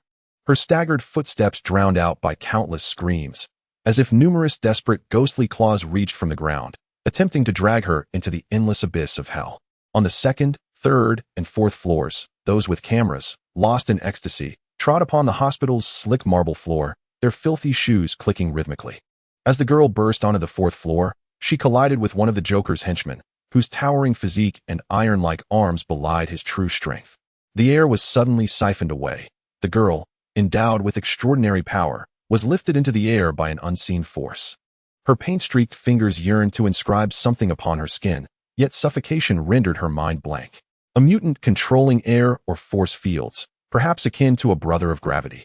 In the vacuum, the nightingale emitted a silent, anguished moan. This bird, during daylight, could sing no song. Oh, what do we have here? A solitary yet brave little kitten. Is your beloved within? The maniac, brandishing the remote control, emitted an ecstatic laughter, his fingers dancing lightly, as if playing a piano. Yet the force with which he pressed the red button was anything but gentle. If blame must be assigned, let it fall upon our beloved Gotham Knight, Sweetling. It seemed as if time itself had slowed. The endless flames conjured a whirlwind infused with the scent of gunpowder, followed by the belated sound of an explosion that disrupted the verdant strands of hair, resembling wild grass. Yet, he appeared utterly delighted. After all, why did he not end my life? Chapter 19. The arriving suitcase. Welcome home, Master Dick. Eager to immerse himself in the aroma of warm milk and world-class pastries wafting through Wayne Manor, Nightwing nearly shed tears of gratitude. As anticipated, at the lengthy dining table sat a diminutive figure, busily munching away, resembling a charming and handsome little hamster. Dick greeted the elderly butler and hurried to the table, snatching a pastry to pop into his mouth, while simultaneously ruffling the hair of the third-generation Robin with his other hand. Hey, Tim, with his mouth full of pastries, exploded in protest. Typically, only one Robin accompanied Batman, and Nightwing had flown solo for several years before the arrival of the third generation. However, there was a certain familiarity between the first and third generations. It had been previously noted that Tim was the only Robin who sought out Batman on his own accord. In his quest for Batman's attention, young Tim utilized his exceptional hacking skills to redirect the Penguin's funds to those unfortunate souls affected by his actions, a move that did not go unnoticed by the Penguin. Batman saved Tim's family from an assault by the Penguin's assassins, and the Witness Protection Program ensured their safety, while the young boy himself became Red Robin, a quintessential example of using flamboyant charm to capture the attention of a domineering CEO. In essence, our eyes met, and we recognized our shared affection. This paternal bond is one of the many threads that weave the relationships between the Robins. Alfred, clearly pleased with the amicable interactions among the Bat family, waited until Dick had swallowed the pastry before saying, "Master Dick, please wash your hands before dinner." Dick replied, "Oh." Tim, shaking his head vigorously, flung away the dirty paws that had touched his hair. "Thank you for the pastries." Alfred, is Bruce still in the Batcave? "Yes, Master Tim." The refined butler, clad in a three-piece suit, inclined his body slightly. "Perhaps you would like to bring this plate of pastries to your father, who never sets a good example for the children and refuses to even partake in dinner." Nightwing, who also had not dined, commented, "Look at this long list of modifiers. Alfred's grievances run deep." The shimmering Batcave, with its watery and subterranean elements, bestowed a chill far more subdued than what emanated from Batman's frozen visage. Nightwing first shuddered from the stark contrast between the warmth of the fireplace and the coolness of the Batcave, only to be met with a second shiver elicited by the somber expression of his father. Bruce Wayne stood without his bat cowl, the luminescence of the screen casting deep shadows upon his silhouette. His steel blue eyes were suffused with a profound sorrow, and the arc of his pressed lips was as sharp as a blade. This seemingly unapproachable, yet pain-laden expression struck a chord of familiarity within Dick. During the days when he had yet to soar solo, trailing in Batman's wake, he had witnessed the vigilantes of Gotham, teetering on the precipice of morality, unleash increasingly brutal tactics against criminals. This expression he had seen countless times before. Dick, holding a delicate porcelain plate adorned with gold, furrowed his brow as he placed the exquisite dish beside the Bat computer, turning to observe the silent surveillance footage on the screen. The absence of sound rendered the flickering flames, the grotesque interplay of sickly green and crimson laughter, and the heart-wrenching despair etched on the familiar young woman's face all the more jarring and surreal, sending a chill deep within him. Nightwing stood there, stunned, confronted by the visage of a victim from a decade past, now a bodyguard in the present. Merely half an hour prior, he had crouched beside the water fountain in the Southwest District, watching the cobalt-eyed girl let her hair cascade down, akin to any young woman grappling with the weight of life's dilemmas, contemplating whether to indulge in a slice of cheesecake under the night sky. And now, the young girl in the footage appeared astonishingly youthful, her neck and face flushed a disturbing shade of purple and red from asphyxiation, her raven hair disheveled from frantic flight, plastered against her sweat-drenched face. The explosive firelight and shockwaves could not penetrate the wall of air, yet they rendered this silent drama all the more absurd. Her eyes, devoid of tears, and her cries, stifled, resembled a vengeful spirit suppressed by overwhelming hatred. As he attempted to speak, he realized his throat was hoarse. On the table lay several thin files, one of which was slightly thicker, concerning the original Nightingale Wayne, now updated with a photograph of her in her current, mature, and radiant form. Another file contained scant information about an Asian youth, older in years, yet forever preserved in youthful visage. The meager details painted a portrait of a frail body housing a resilient spirit and a sharp intellect, excelling academically even from a hospital bed. Yet, this vibrant life extinguished a decade ago could only leave behind a pale epitaph. On March 1, 2000, she perished in Gotham Hospital due to an explosion instigated by terrorists. Nightwing, who had yet to depart Gotham at that time, recalled the absurdity and madness of the reprisal that ensued, a terrorist attack that obliterated much of the hospital in an instant, claiming the lives of over 100, including patients, doctors, nurses, and family members, all ensnared in a grim game of life and death. So why had he never seen this surveillance footage a decade ago? The question whirled through Dick's mind before he suddenly recalled that the sheriff directly responsible for the case back then was James Gordon, and the footage they had later received was transmitted from him. If blame were to be assigned, let it fall upon our dear Gotham Knight. After all, sweetheart, why did he not eliminate me? The Nightwing, capable of reading lips, deciphered the words captured in the surveillance footage. With the knowledge of the Commissioner's awareness of Batman's true identity, he instantly grasped the intent behind the interception of that recording. The Joker once proclaimed that Batman is unassailable and unyielding, while he, the Joker, is the only one capable of corrupting and destabilizing him. Year after year, decade after decade. Has the Joker truly succeeded in his endeavors? Nightwing dared not ponder nor wish to reflect on it. He had never felt more relieved than at this moment. Recalling that the Joker had met his demise 7 years prior, a bullet striking his heart, his life force extinguished, his body sinking into the frigid waters of Gotham River. Perhaps we should reassign her away from you, Bruce, mused the former Robin, who had once trusted in Nightingale's benign intentions based solely on intuition. Even if Dick did not believe that the Bodyguard could uncover Batman's identity, he did not wish for such a potential ticking time bomb to remain in Bruce Wayne's vicinity. Human reason and emotion often diverge. The grievances before him, regardless of one's moral compass, could not foster goodwill towards the Joker's object of obsession. However, the Dark Knight's response mirrored his previous refusal to transfer any suspicious individuals from under his vigilant gaze. When he closed his eyes and reopened them, the earlier anguish seemed to dissipate as if it had never existed, and his reply was succinct and resolute. No. The answer was identical, yet the implications diverged entirely. Nightwing contemplated. Grasping the hilt of a dagger is hardly akin to holding the edge of a double-edged sword. Was Wayne's equipment truly adequate? In the well-equipped Wayne Enterprises biological laboratory, the uninvited guest, Tony Stark, candidly critiqued his surroundings. It's merely a shade inferior to Stark Industries, he remarked.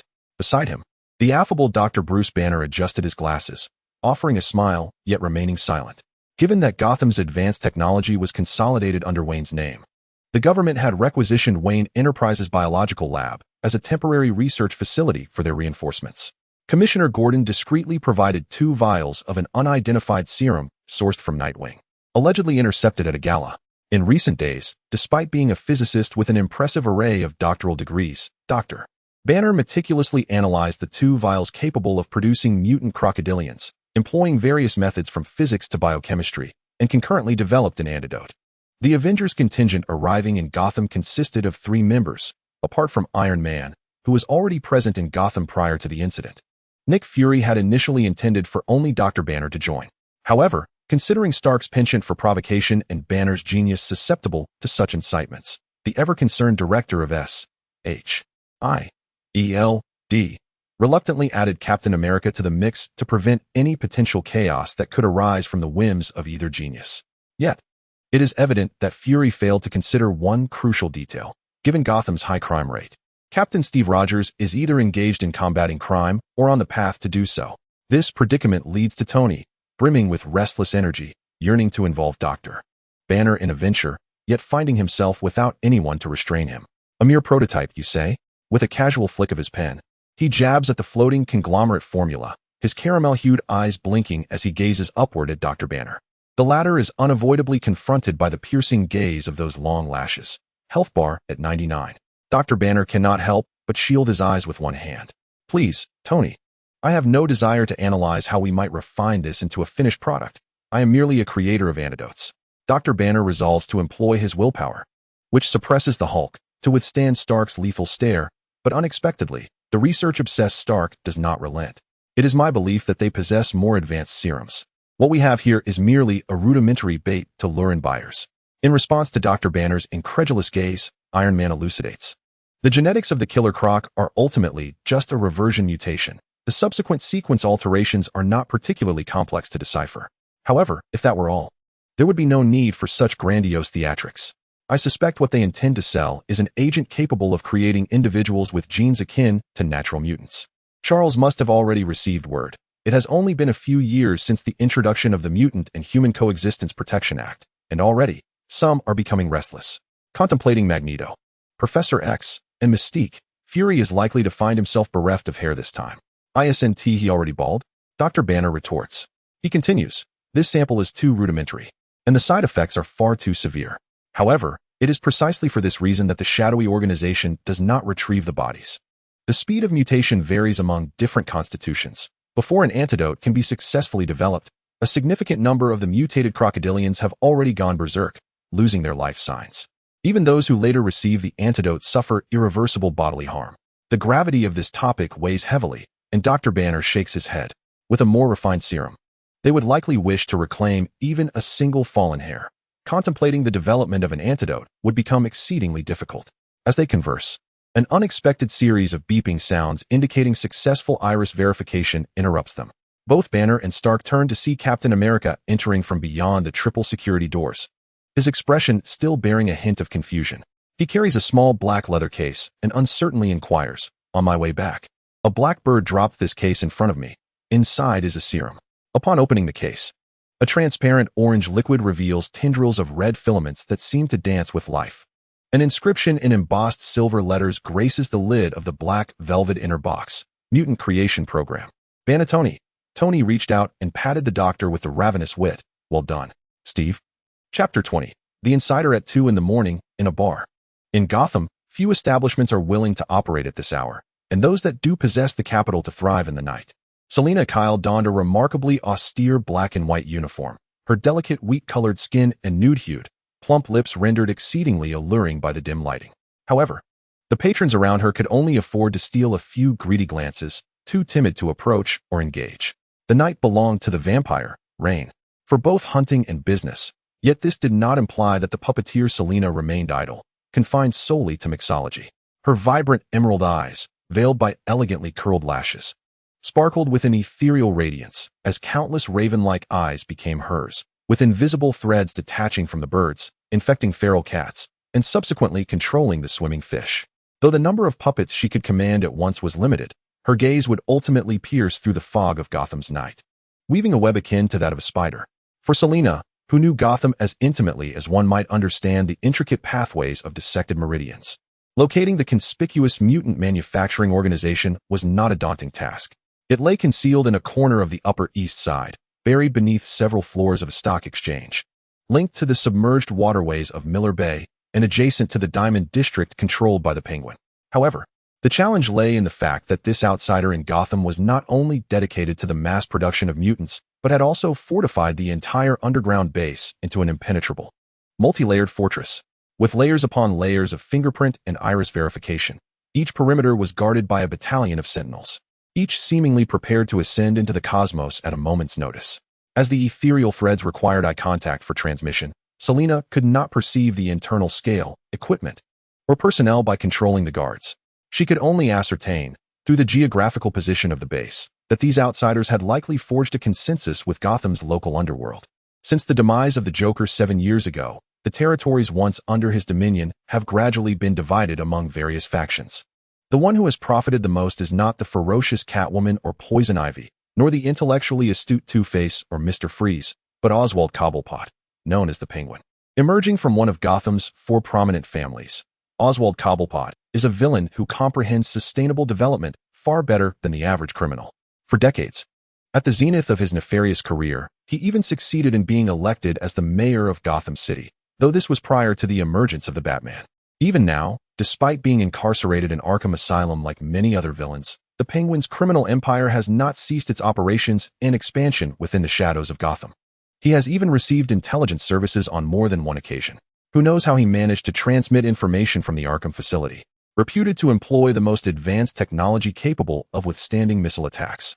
To Selina, compared to the impoverished solo villains who squander their meager resources solely on upgrading their equipment, the Penguin, who simultaneously controls both the financial and Diamond District underworld, is undoubtedly the most affluent benefactor.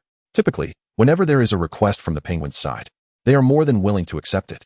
In Gotham, the Nightingale's bar and the Penguin's Iceberg Lounge do not compete. You operate your gang, and I sell my intelligence. Occasionally collaborating on shipments, trading a few drinks in the process. Delightful.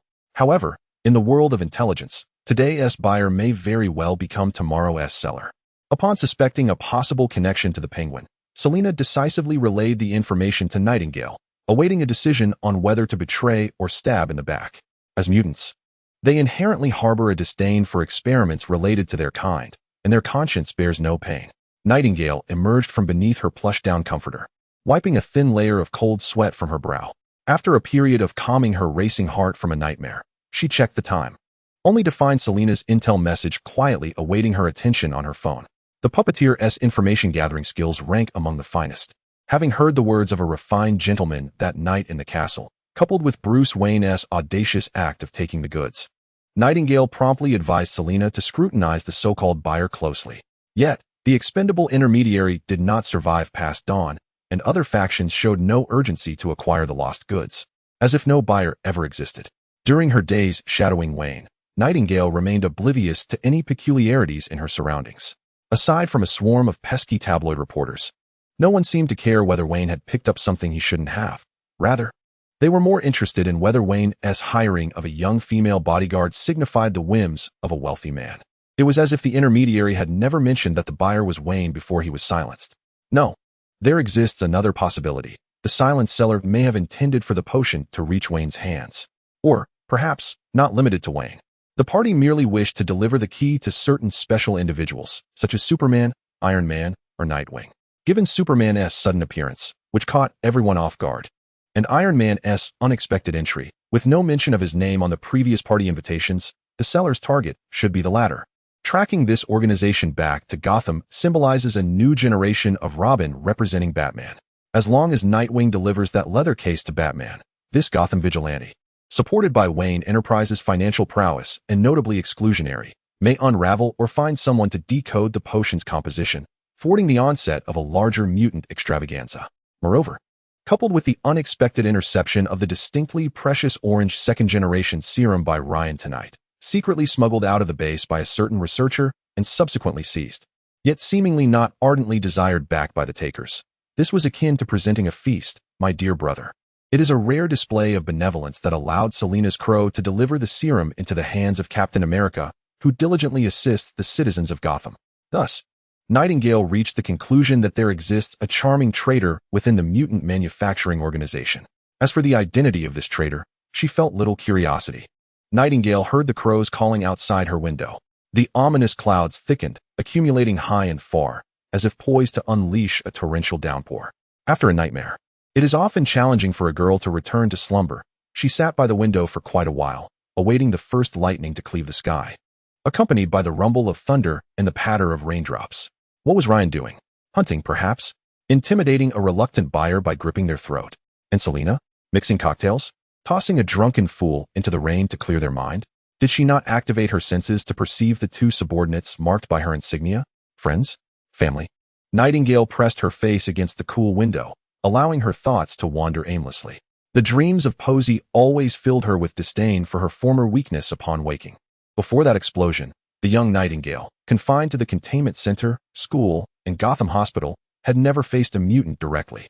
Percy had always wished for her to conceal her extraordinary abilities in public and to avoid contact with other mutants.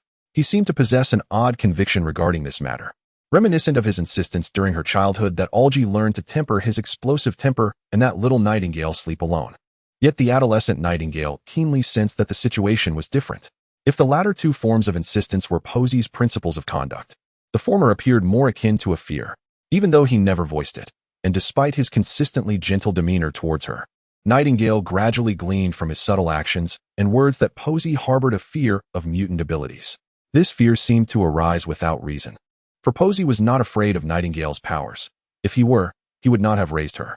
Rather, he seemed to dread the abilities themselves, fearing that such gifts would yield adverse consequences for his little Nightingale. If Magneto embodies the doctrine of mutant supremacy, then Percy stands as a believer in the harmful nature of mutant abilities. A decade has passed, and the answers that once eluded clarity will not spontaneously emerge now. The grown Nightingale, through the torrential curtain of rain, softly inquired of herself, "What do you fear, brother?" Chapter 21. Nightingale, Gotham, Wayne Tower. Ms. Anna, in the executive office on the top floor, felt that her boss had been visiting the tower with increased frequency lately. Ms. Anna from the executive office felt a peculiar concern regarding her boss's heightened interest in the newly appointed bodyguard. It was one thing for him to glance in her direction frequently, but the depth of his gaze revealed a distinct melancholy, suggestive of a romantic pursuit. Given Gotham's playboy's efficiency in dating a new girlfriend each week, alongside her experiences of receiving incessant phone calls from his exes, Amy, Aaron, Ariel, Scarlett, Elizabeth, and others, questioning why they had not been invited out, Ms. Anna sensed trouble. Even though her boss had, on rare occasions, maintained the commendable quality of not dating within his immediate circle, she remained vigilant. On a certain pleasant afternoon, she casually engaged in small talk as she passed by the bodyguard's desk. Lately, the calls to the executive office have increased, most of them from individuals hoping for Mr. Wayne to return their calls. The bespectacled Nightingale lifted her gaze from the screen, tucking a few curls behind her ear in a gesture of attentive listening. Through her lenses, her eyes seemed to convey, "Speak freely, Ms. Anna. Whatever you say is right." She appeared exceedingly agreeable. Ms. Anna felt her resolve to safeguard her company's interests strengthen, especially as her gaze fell upon the bodyguard's screen, where a shopping cart brimmed with items. 38, 226, 357, and the second generation 30. To the knowledgeable, it was merely cold numbers. To the uninitiated, they might mistake them for lipstick shades. Indeed, Anna mused, rather than preventing the rabbit from nibbling on the grass, a Herculean task, it may be more effective to let the grass evolve into thorns, thus ensuring a permanent solution. With a sigh, she continued, "Ordinarily, this matter would be managed by our office, but recently, a lady named Vivian has been calling rather persistently. Mr. Wayne has many ex-girlfriends." Nightingale responded with a bewildered ah. Anna sighed again. Perhaps her month-long relationship with Mr. Wayne led her to harbor some delusion. Miss Vivian believes she is his true love, especially since no other ladies have lasted beyond a week. Mr. Wayne's affections have a shelf life. Nightingale, somewhat exasperated, echoed ah. Once more? Anna gave her a knowing look and sighed yet again. However, Mr. Wayne does not answer her calls, and as his secretaries, we cannot compel him to return them. Can we? Thus, this young lady has become quite agitated, asserting that she will intercept Bruce and make him profess his love for her. But Mr. Wayne is notoriously cold-hearted. Nightingale, still puzzled, echoed ah. Yet again, Anna refrained from sighing this time. Finally addressing the crux of the matter, it was certain that she could not gain access to Wayne Enterprises, yet she implored Nightingale to be vigilant during other times. The Secretariat would prefer to endure incessant nuisance calls rather than hear of a certain socialite, consumed by jealousy, having collided with Mr. Wayne's vehicle. How could Mr. Wayne possibly profess love for an ex, let alone a former flame? Nightingale's expression turned grave as she uttered an incredulous gasp. Anna mused that the charming young woman must now grasp the seriousness of the situation, having realized Mr. Wayne's unreliability in matters of the heart. Even if Mr. Wayne were to pursue her, surely she would have developed immunity by now. Then, the bodyguard solemnly assured her, "My driving skills are exemplary, Miss Anna. Rest assured, I shall safeguard Mr. Wayne's vehicle." Anna responded, "Huh?" In a daze, the head of the Secretariat, teetering in her high heels towards her office, pondered whether her point had been somewhat misaligned. Yet had she not succeeded in her objective? Right? Maintaining her stern facade as the Secretariat's Iron Lady, Anna failed to notice the raven-haired young woman, who, after her departure, appeared to have comprehended nothing, resting her chin on one hand and tilting her head slightly, offering a faint smile. Due to prolonged inactivity, the screen on the desk dimmed completely, reflecting the frame of her smiling, bright eyes. Bruce, observing the bodyguard's cheerful demeanor that day, sat in his spacious office, meticulously reviewing the consolidated documents pertaining to the various departments of Wayne Enterprises. His sharp, steel blue eyes scanned the dense economic terminology and lengthy strings of numbers, akin to a scanner, imprinting them in his mind for systematic storage. It was well known that Lucius Fox, the president and chief technologist of Wayne Enterprises, often lamented that the true owner of the company was reluctant to engage in corporate affairs. Upon hearing this, 50 of bystanders envied Bruce Wayne as a figure of jealousy and admiration. 30 believed that Bruce Wayne's fortune was a blessing from a past life for having found a diligent worker in Lucius Fox, who, while not coveting the company, was committed to his role. The remaining 10 speculated that Lucius Fox was merely feigning his demeanor, simultaneously crafting an image while ingratiating himself with both sides. A veritable trifecta of strategy.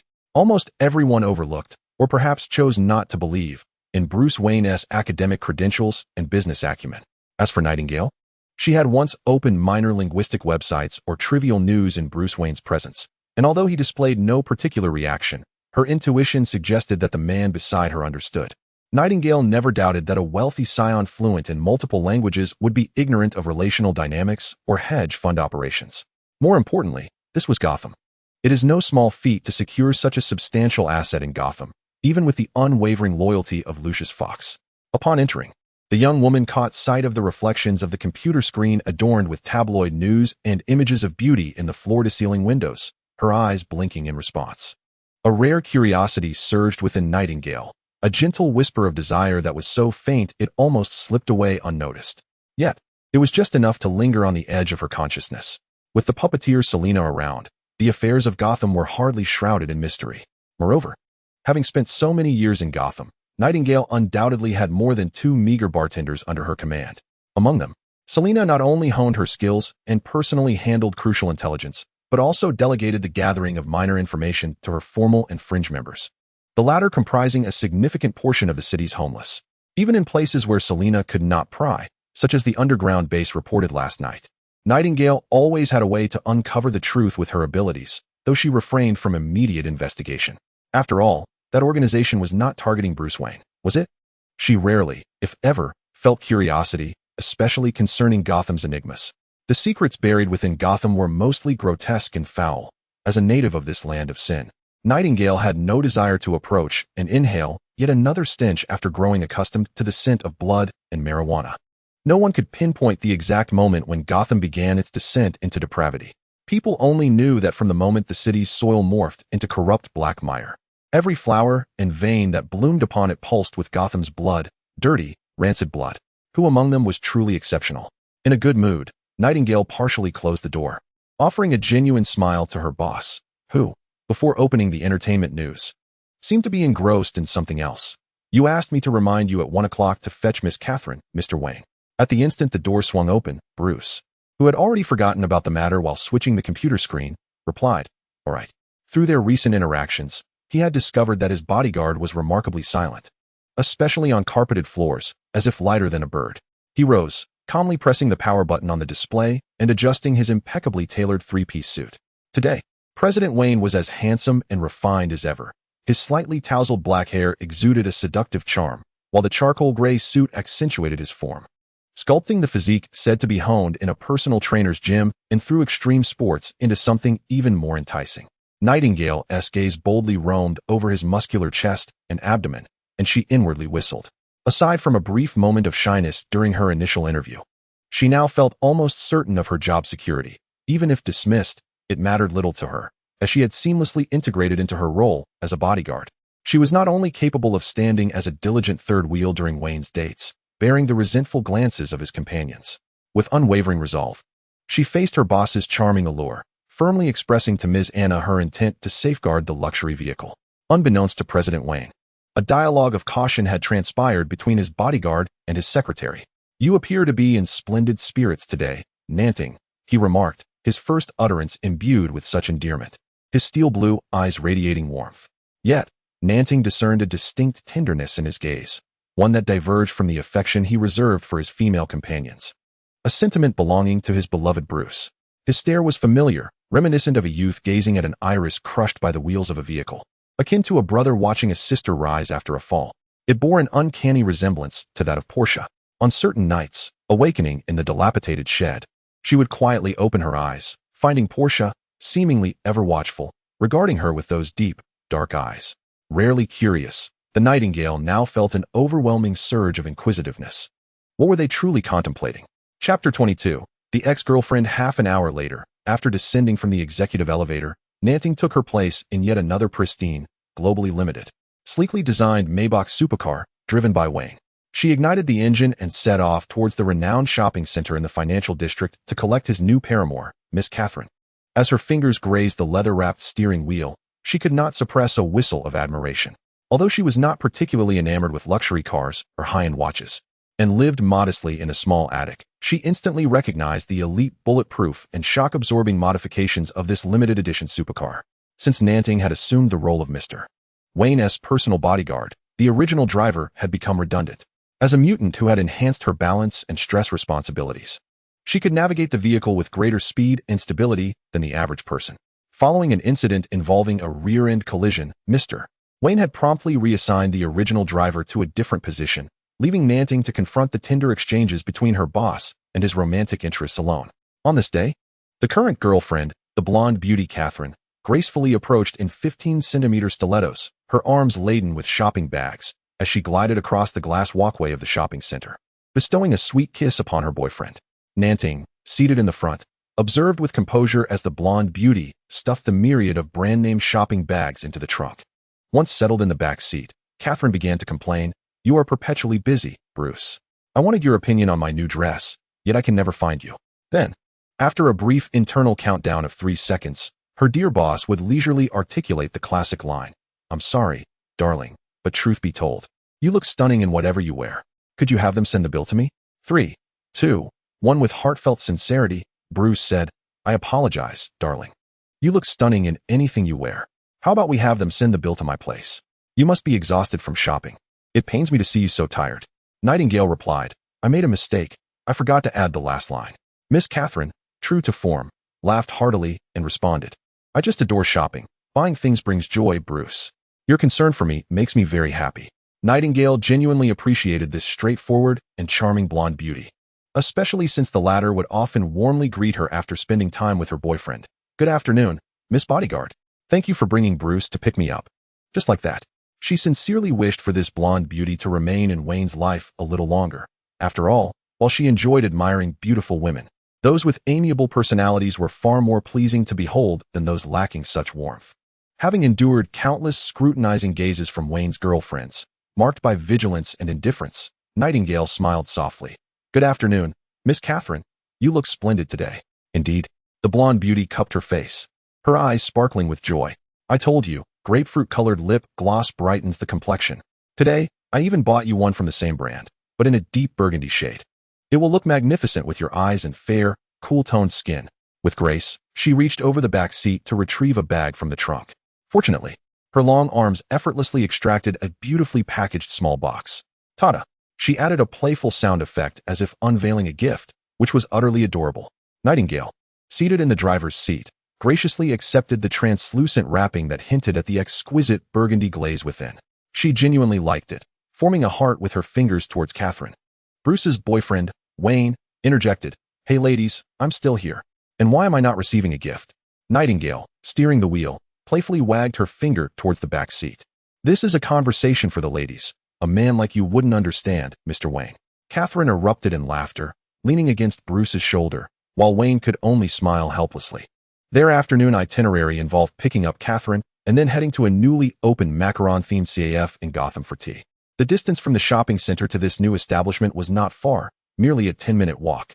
However, both Bruce Wayne's face and Catherine's as a rising star on magazine covers were unmistakable. As Nightingale expertly navigated the roads, she pondered whether, since their focus was not on Wayne and they had no intention of pursuing him, she might consider resigning in a couple of days. Though she harbored a slight curiosity about this Gotham prince's little secrets, in Gotham, who didn't have secrets?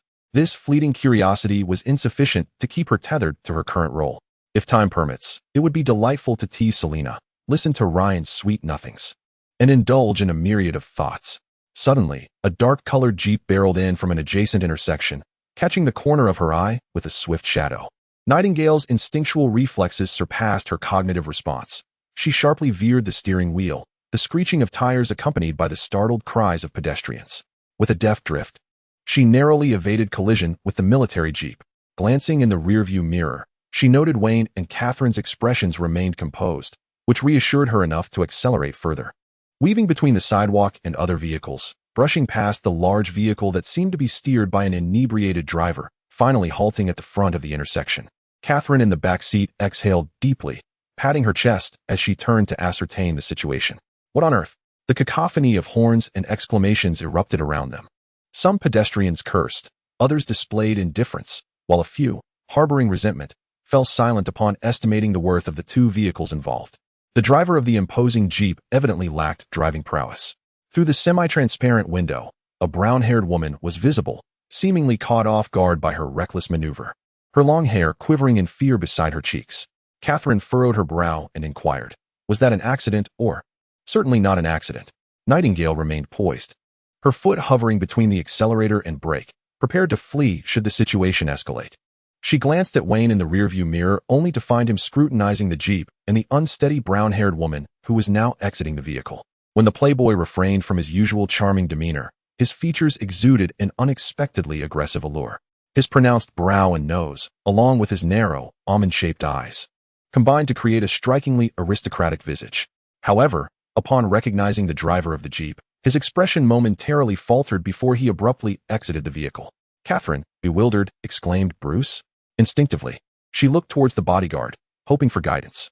Yet, upon turning, she realized that Nightingale had, unbeknownst to her, already alighted from the car, swiftly crossing the gap between them to stand before Bruce. The latter shook his head, uttering something to the former, who did not acquiesce. The two then remained in a tense standoff before gradually approaching the swaying brown-haired woman. Catherine, whose combat prowess was virtually non-existent, felt a wave of anxiety wash over her. After a moment of hesitation, she grit her teeth and pushed open the opposite door to follow them. However, as she approached, she caught a glimpse of the woman's face and nearly gasped, "Vivian?" Vivian. The name echoed in Nightingale's mind, stirring her thoughts. Vivian, Bruce Wayne's ex-girlfriend from an era long past. Unlike other famous models, Miss Vivian is a socialite from Gotham, her family's wealth substantial. She has long considered herself the official girlfriend of Bruce Wayne, and her visibility in the public eye is considerable, which is why Catherine recognized her immediately. It is worth noting that they had a romantic involvement lasting over a month, frequently making headlines in newspapers. Additionally, just 2 hours prior, Lady Anna had cautioned her, stating that the young lady was somewhat agitated, expressing her determination to confront Bruce and elicit a declaration of love from him. Moreover, the head of the secretarial department inadvertently made a statement. "We would rather endure persistent harassment calls than hear of a socialite crashing Wayne's car out of love's despair." 2 hours later, however, this proclamation proved to be futile. Nightingale did not fail to heed Lady Anna's request to protect the vehicle. Yet, she could not have anticipated that this lady, consumed by passion's anguish, would present such a woeful visage, clad in a cream-colored ruffled ensemble and adorned with a necklace of irregular pearls. Her attire was both classic and whimsical. However, her disheveled state was far more striking than her polished appearance. Her brown hair resembled dried grass, her complexion faintly greenish, and the once beautiful features of her face bore the marks of self-inflicted burns, reminiscent of a tortured soul. The scars marred her skin, leaving behind a mosaic of cracked porcelain-like fissures, revealing an orange-red hue akin to molten lava. These crevices extended from her cheeks to her delicately textured neck, disappearing into her neckline. To put it bluntly, Vivian resembled a soft drink that had been punctured and then shattered on the ground. Bruce, taken aback, urged Catherine, who was clutching his arm in shock, to step aside, maintaining a safe distance. Catherine inhaled deeply, nodding without feigning bravado, her legs trembling as she maneuvered around the Maybach, inching closer to the crowd at the end of the street. Along the way, she couldn't help but glance back at Nightingale, who stood resolutely between Wayne and Vivian. In this increasingly desolate avenue, only the three of them remained in confrontation. Nightingale was but a step away from pressing against Bruce's broad chest. She twisted her wrist, adopting a defensive stance, and couldn't resist softly inquiring of the man above her, "Is your charm truly this potent, Mr. Wayne? This lady seems to be inflicting self-harm out of unreciprocated affection." Despite the jest, no one took it seriously. It was evident that normal self-destructive behavior could not lead to such a ghastly appearance. Vivian, with her haunting countenance, had been fixated on Bruce Wayne since he alighted from the vehicle, her tearful expression rendered even more grotesque by the scars that adorned her visage. Even her voice seemed to emerge as if forcibly extracted after being subjected to a scorching iron clamp. Vivian looked as though she were on the verge of tears, yet her dry eyes betrayed her, yielding not a single drop. The fire within her irises, literally, transformed from a deep brown to a molten orange hue. You still love me, don't you, Bruce? Chapter 23. I miss you so much. You still love me, don't you? A typical individual would be utterly bewildered by a former lover in such a state. However, Bruce Wayne, having navigated through a myriad of experiences, was not an ordinary man. He reached out to adjust his tie, revealing a gentle smile that came effortlessly. You seem a bit worn out, Vivian. Have you been losing sleep again? Have you not been resting well lately? The fiery glimmer in the brown-haired woman's eyes momentarily froze. They were filled to the brim with this impeccably handsome man in his iron-gray suit. Yet, that gaze, rather than embodying affection, resembled an obsession pinned down by some overwhelming force. So close, Nightingale could feel the heat radiating from the air around them, potent enough to drive a normal person to the brink of dehydration. The atmosphere surrounding Vivian seemed distorted by the intense warmth she exuded, dulling her thoughts as if they were scorched by the heat, making it take her a while to comprehend the words spoken by the man she longed for. I can't sleep, Bruce. I can't sleep, she uttered, her expression once again on the verge of tears. She must be crying, yet her eyes remained dry. I miss you every night when you're not here. Even when we were together, you told me you loved me. The heat rendered her voice increasingly hoarse, and Nightingale had to strain to decipher her meaning. Once she grasped what was being said, she felt an impulse to turn to Bruce and ask, so, if you're not sleeping, why do you pretend to be so successful by changing girlfriends every week? Is there something wrong? Crossed out, behind her, Bruce carefully deliberated for a moment. Nightingale surmised that he was not contemplating his feelings for Vivian, but rather weighing whether to utter the words I love you. Once spoken, would it lead to a peaceful resolution or unleash a tempest of fury? In the face of someone whose reasoning had transcended the bounds of normalcy, any answer could spiral the situation out of control. Yet, that brief hesitation, lasting only a second or two, was for Vivian the final straw that broke the camel's back. The flicker of clarity and sorrow in her eyes was completely consumed by flames, and the searing, lava-like blood surged forth from her cracked skin, hissing as it hit the ground. You've deceived me. You've been lying all along.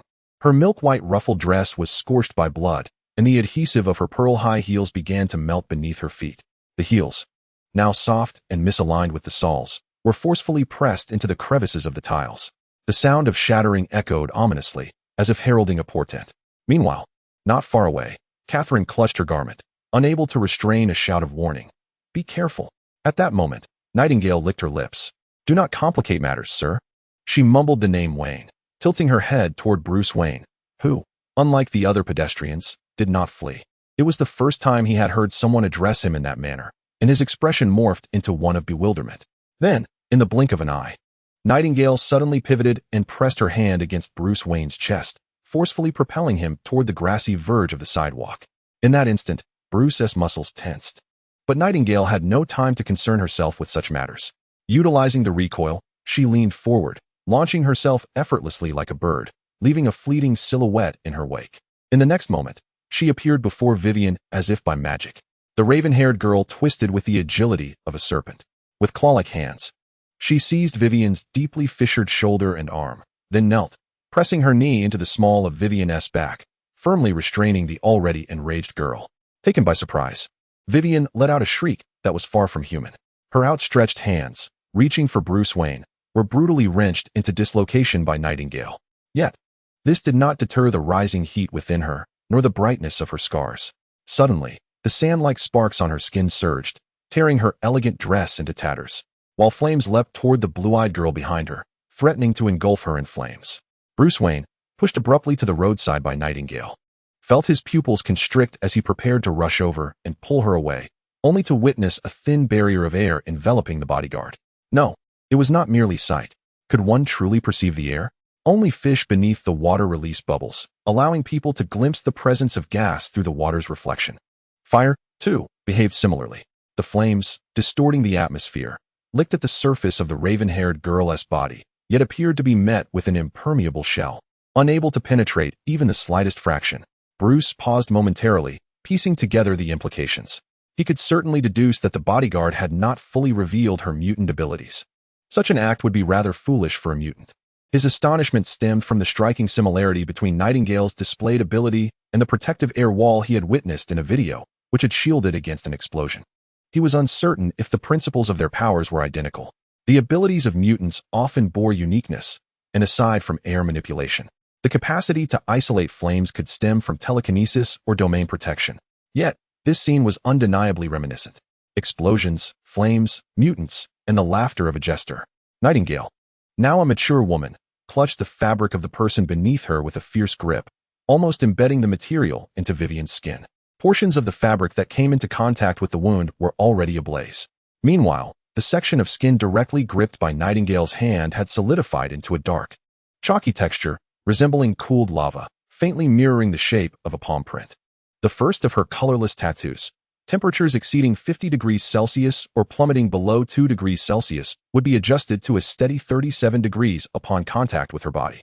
The second, the oxygen concentration within her breathing range would be maintained at 209. Due to her youthful inadequacies, Nightingale could scarcely recall the emotions that accompanied her decision to inscribe these 2 lines upon her abdomen. At that time, she had yet to encounter significant peril. Bullets and blows had never posed a threat to her. The gravest challenge in her world seemed to be the illness afflicting Percy. In her adolescent years, she was unable to heal him, and now, the opportunity to attempt it had slipped away forever. Contemplating this, the cobalt blue of Nightingale's eyes deepened with melancholy. Sensing the petrification of her arm's skin, Vivian grew increasingly agitated. The enigmatic power coursing through her veins not only rendered her as heated as molten rock, but also endowed her with explosive strength and weight far surpassing that of an ordinary human. Vivian felt as heavy as solidified magma, as she instinctively sensed the impending danger and began to scream and struggle in desperation. Nightingale nearly lost her grip. A custom pen, long kept tucked in her sleeve, slipped into her palm. The young woman grasped it and pressed the tip against the exposed skin on Vivian's back. Unlike the eyebrow pencil she had used while masquerading as Caroline Moxon, this short pen could write fluidly both underwater and on glass without the need for ink. It was her preferred instrument. Sleep, she wrote hastily. As the ornate letters began to take shape, Vivian's cries grew fainter, her eyelids heavy, as if the very essence of her spirit was being siphoned away by the words inscribed upon her back. Finally, with a thud, she collapsed face down onto the ground. It was a gloomy day, heavy clouds loomed overhead. A military jeep had collided with the front of a car.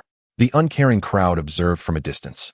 A brown-haired woman whose body bore the marks of a life lived in hardship, and a raven-haired girl attempting to shield her upper body with a coat, her knees pressing against the woman's waist. Meanwhile, Bruce, the Gotham darling, had removed his coat, extending one arm while still holding onto it with the other. Hovering in his iron armor, Tony Stark watched the aftermath of this hero's rescue with raised eyebrows hidden behind his visor, increasingly incredulous. The distant wail of police sirens only now pierced the air.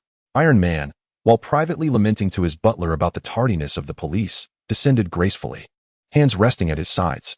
This posture was undeniably endearing. Nightingale could not help but lift her gaze, focusing intently for a moment on Stark, whose spirits were evidently lifted by the presence of Bruce Wayne's private bodyguard, who, it seemed, preferred Iron Man even more. Clearing his throat, Stark lifted the visor of his helmet, revealing his caramel-hued eyes, and playfully patted Bruce Wayne on the shoulder, remarking on the commendable qualities of his bodyguard. Bruce, however, did not engage in banter, instead rubbing his temples and pondering aloud. This situation appears similar to the last one. Could it be that more individuals have been affected? Tony replied, to be precise, this is an advanced iteration. We were pressed for time and did not have the opportunity to research the antidote thoroughly. However, we have devised a means of suppression, relying on the potion delivered by a bird to Captain America. He chuckled, acknowledging the fairy tale-like nature of the scenario with Captain America and a bird making deliveries. Please take care of this young lady. He gestured toward Vivian on the ground, indicating Nightingale. Allow me to administer the antidote. Nightingale's palm rested gently against Vivian's back, inadvertently concealing the words she had written. She turned her head slightly to smile at Stark, suggesting, "It would be best for you to administer it directly, Mr. Stark. If I release my hold, she will awaken, and she is likely to erase the letters before that happens. Moreover, she is quite hot. My armor is impervious to heat." Tony shrugged, the suit emitting a subtle metallic whir as he adapted to his movement. "Nevertheless, I understand the capabilities of mutants." Having already instructed the butler to retrieve footage from the street cameras on his way over, he acknowledged that both the former girlfriend and the bodyguard possessed remarkable strength. He relented. "Very well, please turn her arm over. Fortunately, the needle is made of heat-resistant material." As he crouched down, a wave of warmth struck him squarely in the face. Until then, he had not found the heat particularly oppressive, despite witnessing the bodyguard effortlessly perched atop Vivian. Now, however, it felt as though he had drawn near to the molten core of the earth. The cobblestones beneath him appeared partially crystallized. The cerulean suppressive potion was injected into Vivian's bloodstream. Moments later, her cracked skin appeared to retract as if responding to thermal expansion and contraction. As the heat dissipated, the danger diminished. Once assured of the antidote's efficacy, Nightingale discreetly wiped away the ornate letters and rose, while the slumbering Vivian emitted a pained groan. Dazed, she lowered her head and gasped upon seeing her tattered skirt and the jacket draped over her shoulders. Yet, what struck her with greater terror was the realization that one of her arms had stiffened, resembling stone formed from solidified lava. "What has happened to my arm?" Nightingale had approached Wayne's side, wearing an expression of a dutiful bodyguard, feigning ignorance, and even finding time to comfort Catherine, who had returned. Stark, positioned closest to Vivian, stepped forward, becoming the first to explain to the erstwhile perpetrator turned victim. "I just arrived," Stark said gently. "Miss, please do not be afraid. Can you recognize who I am?" He blinked, hoping to elicit a response. Vivian confirmed her recognition. "Very well, remain calm. With me here, you are now safe. If it is not too much trouble, could you share where you were prior to arriving here? Did you perhaps consume anything unwise?" The brunette beauty, with her stiff arms, struggled to recollect, her expression somewhat dazed, yet she managed to provide a fragmented response. "I was at a party in the Upper East Side, chatting with Caroline and the others. I mentioned I wanted to find Bruce." To Bruce, Tony interrupted, saying, "All right, Bruce. Bruce is not the focal point. What happened next?" Then, Vivian, still in a daze, continued, "We ordered drinks, and there was a very handsome bartender, tall, with red hair and striking blue eyes." Nightingale, initially turned away, engaged in conversation with Catherine, instinctively shifted her body upon hearing this description, her brow furrowed in curiosity. Very well, very well. Do you remember his name?" Tony gestured, inquiring about the bartender's name tag or similar. "His name." Vivian appeared lost in thought. "Alger. His name is Alger." Chapter 24, The Convergence of Midnight Alger. This name, alongside that of Percy, conjured memories of a childhood and adolescence intertwined with the dilapidated yet colorful stained-glass cottage of Nightingale.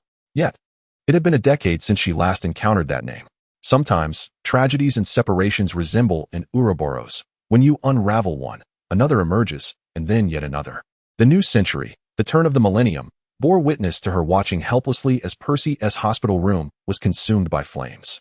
That same year, without a whisper, before she could recover from the soul-shattering despair, Alger, who had begun to make a name for himself within the underworld, vanished without a trace. It truly was as sudden as the wind carrying away dust from leaves. The young Nightingale, bewildered, exhausted every avenue, her abilities, her wealth, even the clumsy method of asking one by one.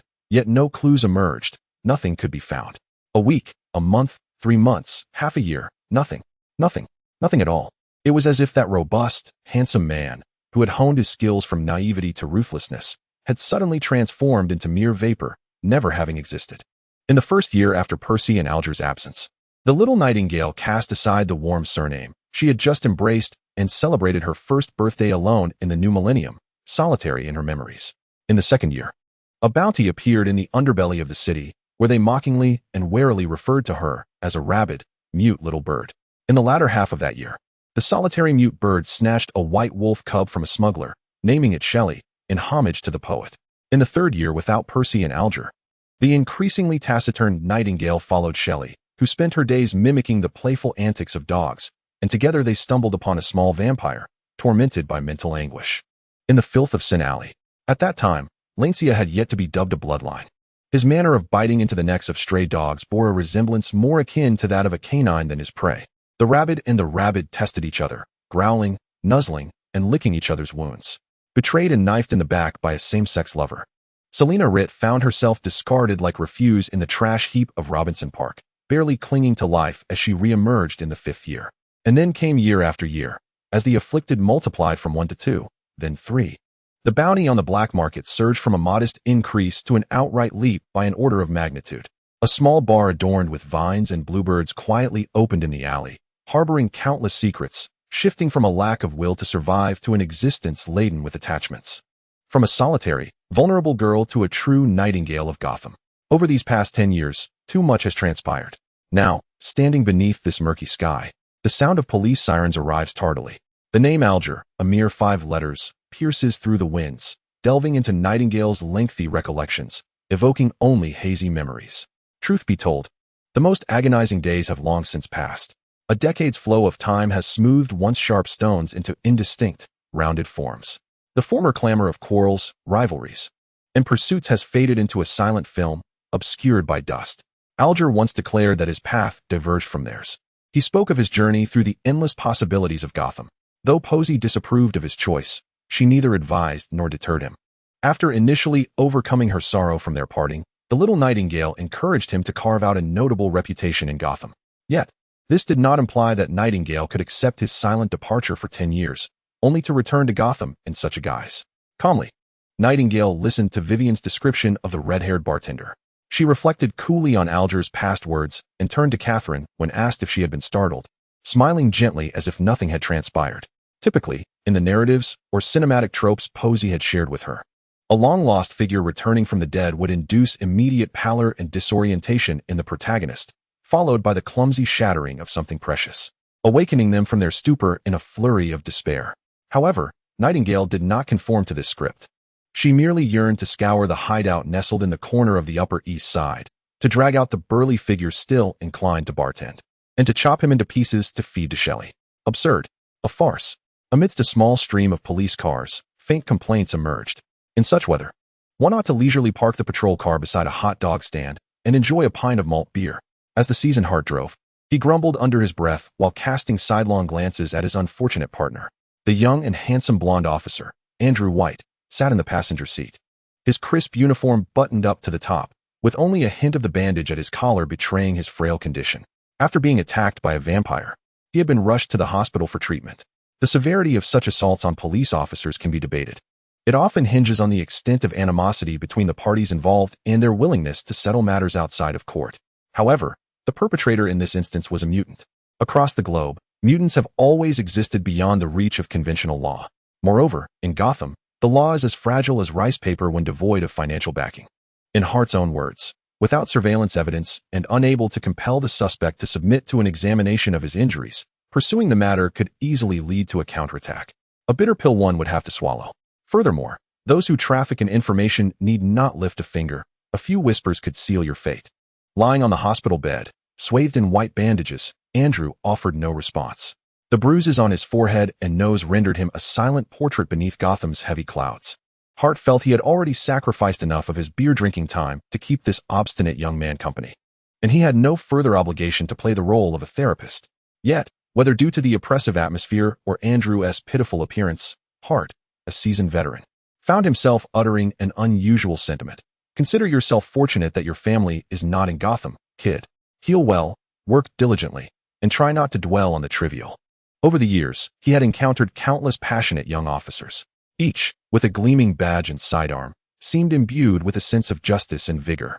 Youth, ambition, and aspirations were abundant among them.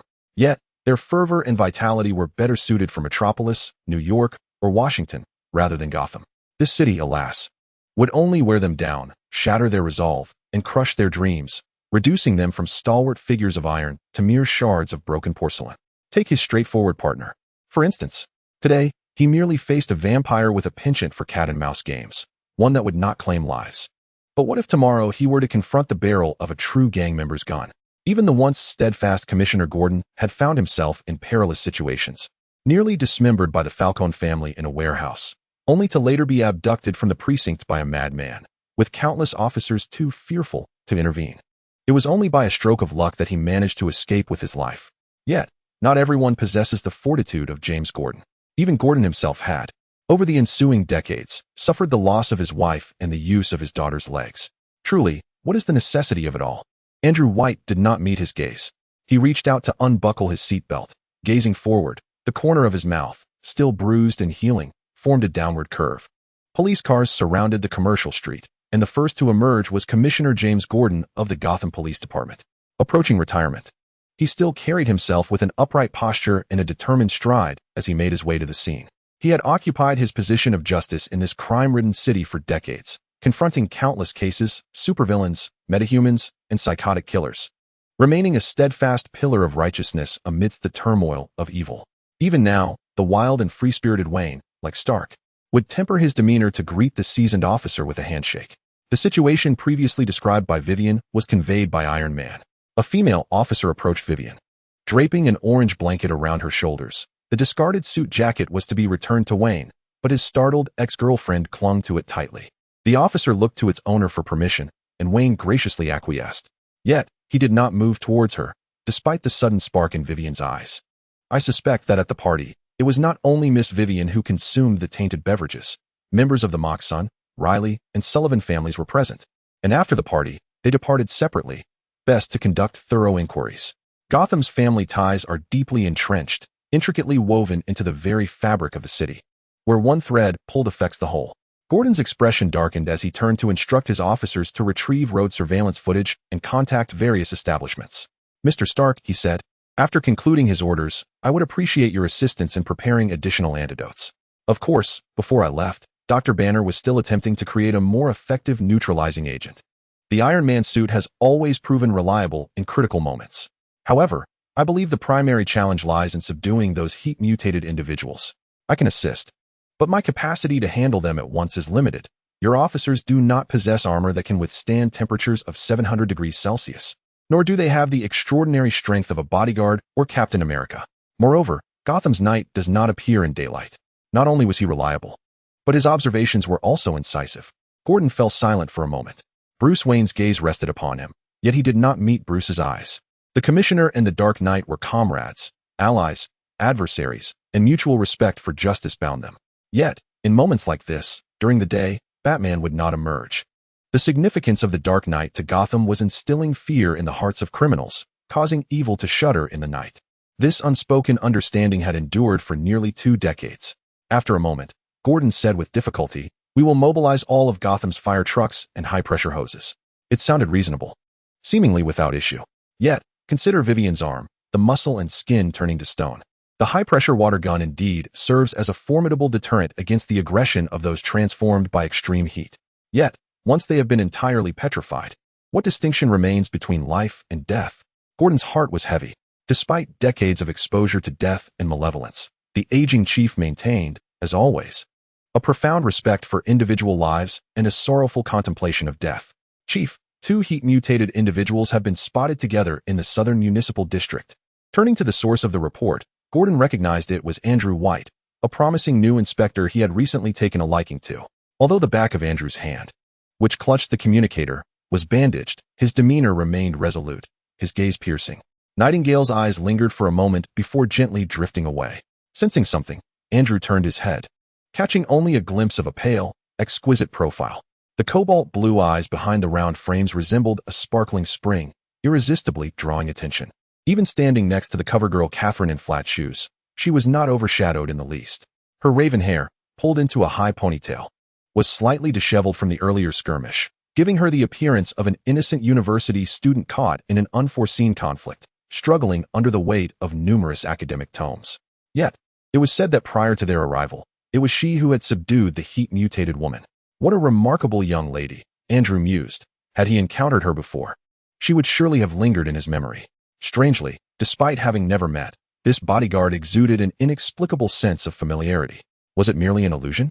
The young blonde inspector quickly averted his gaze to avert any awkwardness between them. He had no intention of seeking assistance from Bruce Wayne's personal bodyguard. Ordinary citizens ought to remain uninvolved in such incidents, even though they were acutely aware that the presence of this lady and Iron Man would considerably ease the situation. Moreover, for reasons he could not quite articulate, Andrew sensed that should they inquire, they would only receive the curt reply, "I am merely Mr. Wayne's personal bodyguard." Despite her seemingly amiable demeanor, Andrew felt that there lay a deeper layer beneath the surface, akin to an iceberg, and he was struck by a peculiar sixth sense, reminiscent of his earlier inexplicable familiarity. "We must make our way there at once," Gordon declared. He was about to ask whether Iron Man would accompany the police cars, when suddenly the emergency communicator at his waist emitted a series of urgent beeps. "Apologies, please hold." He gestured to the others, activating the communication. "Yes, we're aware of the situation in the southern section of the commercial district, and we'll dispatch fire trucks immediately." "Huh? Spider-Man?" Spider-Man, New York City's beloved neighbor, reigning #1 on the annual most popular superhero list. Some have described him as a burly man adorned with a chest of thick hair, while others portray him as a hapless young lad, lacking in maturity. Yet, there are whispers of a delightful soul beneath his masculine exterior, one that revels in the comfort of pajama pants. Regardless of the truth, it remains an undeniable fact that Spider-Man is cherished by the people of New York. However, this is Gotham. In Nightingale's mind, an image emerged of a small spider clad in red and blue, leaping and spinning through the eerie, dripping shadows of Gotham, all while playfully shooting webs to combat the mutated fire beings. The absurdity of it all was palpable. After the turn of the millennium, many events unfolded. Mutant organizations established new orders, Captain America broke the ice, and Superman's crimson cape swept across the sky. As the heroes of her youth began to emerge one by one, it seemed to signify a clear demarcation between the old and new centuries. Nightingale found herself quite eager to encounter that big boy in reality. The children at the shelter rarely exhibited such vivacious spirits, and as for Ryan in his youth, well, that was better left unsaid. Yet, she noticed that unlike her subtle anticipation, the expression on Tony Stark's face shifted noticeably upon hearing the mention of Spider-Man, morphing into an almost indescribable discomfort. It was as if a weary father, diligently toiling to provide for his family, returned home to find his unruly child had turned the house into chaos, with tiny fingers attempting to probe the electrical outlets, every little whisker radiating an air of mischief. "Locate the battlesuit's position, Helen," he uttered through clenched teeth. "At your service," came the ever-graceful and steady voice of the AI. The battlesuit was currently located elsewhere, and upon inspection, it was found that 32% of its surface was damaged. With no time to relay further instructions to Gordon, Iron Man fastened his golden red helmet, stirring up clouds of dust as he ascended into the skies. Although the color scheme clashed with Gotham's overcast ambience, the sleek lines of his armor and the smooth, swift trajectory of his flight epitomized the pinnacle of contemporary earthly technology. Beside him, the blonde lady, Catherine, had somehow released her grip on Wayne's arm and was now enthusiastically applauding the still visible armored figure in the sky, her eyes sparkling with wonder. She was quick to snap a photo, complete with filters and stickers for social media, before Commissioner Gordon could fully process the good news of Spider-Man's support in Gotham. His communicator and those of his subordinates began to chime in rapid succession. A series of astonished reports flooded in. Report: high-temperature mutants have been detected at the perimeter of Robinson Park, and they are currently engaged in battle with a dark-haired woman clad in tricolored armor of gold, red, and blue. No. She is not a female Iron Man. I mean armor akin to ancient Roman designs, short in length. Goodness. She can catch the punches of the high-temperature mutants with her bare hands. It seems that Spider-Man is struggling to hold his ground. Wait, Iron Man has arrived. A fire truck from the municipal district should suffice for reinforcements. Quickly move one to Robinson Park. Miller Bay? There's one near Miller Bay as well. The heat-mutated individual appears to be a minor character from a television drama, having burned through the car's roof and seat. Do not panic, Jack. I just received word from eyewitnesses that Captain America has been spotted there. Yes, I understand that the captain cannot withstand high temperatures, but his shield can. Fortunately, the mutation has not bestowed upon them extraordinary speed. Dispatch 2 additional fire trucks to that location. Subsequently, all operations began to unfold increasingly smoothly. Once Iron Man and Spider-Man resolved the troubles on their end, they soared through the skies above Gotham, successfully administering the suppressant into the mutants' bloodstream. The high-pressure jets from the fire trucks indeed inflicted harm upon the temporarily restored mutants, but as the firefighters primarily targeted their legs, the most severe injuries left them immobile below the thighs. Due to the destructive capability of the heat-mutated individuals, the number of ordinary bystanders affected surpassed 300. However, thanks to the prompt actions of various personnel, the death toll remained below 10. In Gotham, this is considered a commendable outcome. Naturally, Bruce Wayne's date with Catherine could not continue following today's events. As the commotion subsided and twilight approached, Nightingale drove the unscathed Maybach, transporting the two away from the commercial district. First, he dropped off Catherine along with the spoils in her trunk at her apartment. Before their departure, Nightingale received a warm kiss on the cheek from the golden-haired beauty. He then returned with Bruce, who was now clad only in a vest and shirt, devoid of his suit jacket. The Maybach, like every other evening in the past couple of weeks, traversed the indistinct sunset of Gotham, passing through Sheldon Park, crossing the Robert Memorial Bridge, and heading towards Wayne Manor, which occupies much of the northern suburbs of Gotham. This ancient estate stands as a boundary marker of Gotham City, delineating the crime-ridden metropolis from the other cities beyond. The heavy clouds seemed to dissipate here, with a faint red sun hanging in the distant sky, casting shimmering reflections upon the lake's surface 100 meters from the manor. Both the bodyguard and the employer remained rather silent throughout the journey. Nightingale waited patiently. Yet Mr. Wayne did not break the silence. Finally, as they halted at the entrance of the estate, awaiting the opening of the tall, intricately wrought black iron gate, she grasped the steering wheel, glanced at the rearview mirror, and with a light laugh remarked, "Your silence compels me to reasonably suspect that I need not come to work tomorrow, Mr. Wayne." Having endured an unexpected calamity for most of the day, Bruce, with one hand resting on the back of the seat, seemed to be lost in thought. He emitted a low, resonant nasal sound, and, after a moment's reflection, replied, "Isn't tomorrow Thursday? The habit of skipping work is detrimental, Nanting." The nonchalant demeanor of the Gotham prince exudes a unique charm, radiating an air of youthful innocence. It seems that regardless of the passage of time, he remains the same wayward scion who once lavishly scattered wealth across the globe. Can a person's persona truly be so flat and singular? Nightingale suppressed her rising doubts and feigned a sigh of relief, shaking her head while teasing him. "This sounds rather unconvincing. Doesn't he your conscience ache, coming from a boss who skips work all day?" Wayne calmly replied that it indeed did not. His habit of skipping work was unwavering. Thus, amidst their playful banter, they continued until Nightingale once more drove the Maybach into Wayne Manor's garage, resembling an exhibition of luxury cars, before departing in her work vehicle from the morning. Neither of them uttered a word regarding Nightingale's peculiar abilities. Alfred retrieved the surveillance footage from the Batcave to analyze Nightingale's true capabilities. "Selina, instruct your dolls to establish an anchor point on the personnel entering and exiting the base. We shall not operate tonight. Let us orchestrate a grand affair." The intricately wrought iron gates gradually closed, isolating Wayne Manor from the outside world. The twilight deepened, sinking into an ever thicker layer of dim light, enveloping the retreating vehicle as it merged into Gotham's nocturnal embrace. The night's revelry had commenced. That night, the bar had closed. The neon lights on the sign remained dark, and in the shadowy alley, passing vagrants could only catch a glimpse of the bar's emblem, intertwining golden-green vines encircling a deep blue bird with delicate, drooping claws. However, from the outside, the seemingly pitch-black bar was, in fact, illuminated by scattered lights, with strikingly handsome bartenders and their proprietor either leaning against or seated at the bar.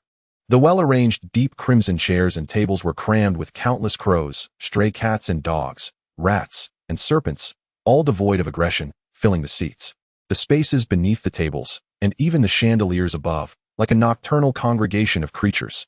Within the bar, Lancia still bore traces of vitality. Today, he had not tied his long brown hair, which fell across his face, casting shifting shadows that accentuated the brilliance of his mismatched eyes. Brighter than the multitude of stray cats around him, his sharp fingers flew across the electronic devices. His informant, employed at the police precinct, had transmitted the surveillance from the Upper East Side entertainment venue where Algie had appeared that day. However, no matter how he meticulously magnified each frame, he found no trace of the handsome bartender with red hair and blue eyes that Vivian had described. It was as if the tray, laden with orange-red liquid, had materialized out of thin air before that group of patrons. The surveillance had shown no signs of tampering. Lane narrowed his eyes, questioning, "Are you truly certain he is an ordinary human?" Nightingale, gazing at the surveillance footage, remained silent, merely shaking her head wearily.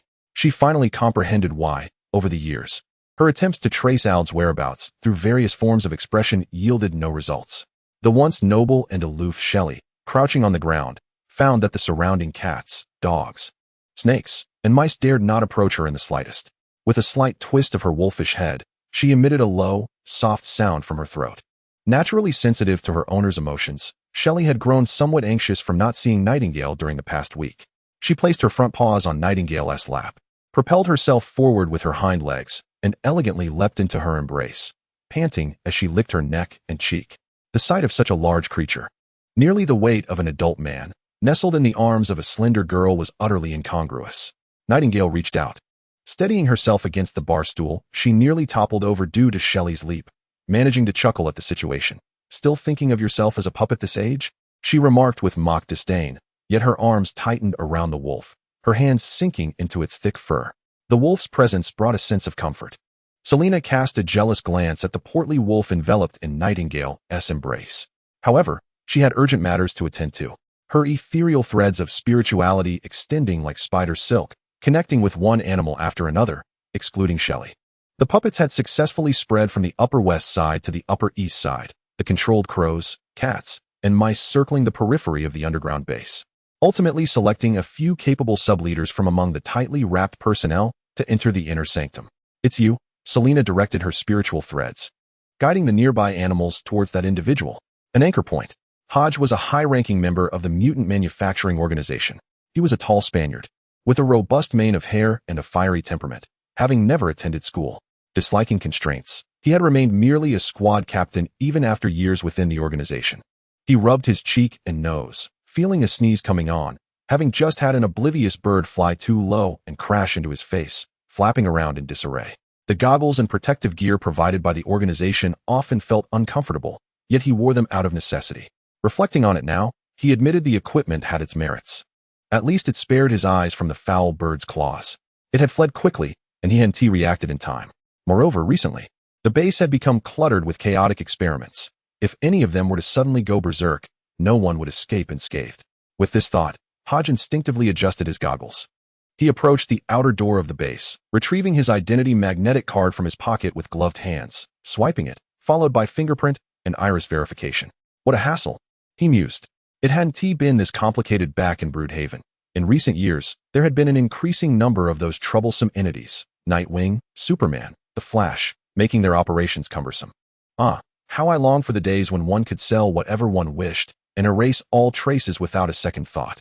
Having completed all identity verifications, Hodge was on his way to the conference room when his mind abruptly went blank. What was I supposed to do?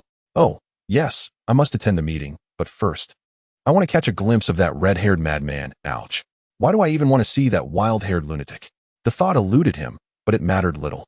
He seemed to be heading to the same meeting as well. In the surveillance footage of the base, the footsteps of the Spanish giant paused for merely a second, showing no signs of peculiarity, before he continued deeper into the facility. Unbeknownst to him, a note resembling a child's doodle had been slipped into the pocket of his jacket. He was entirely unaware.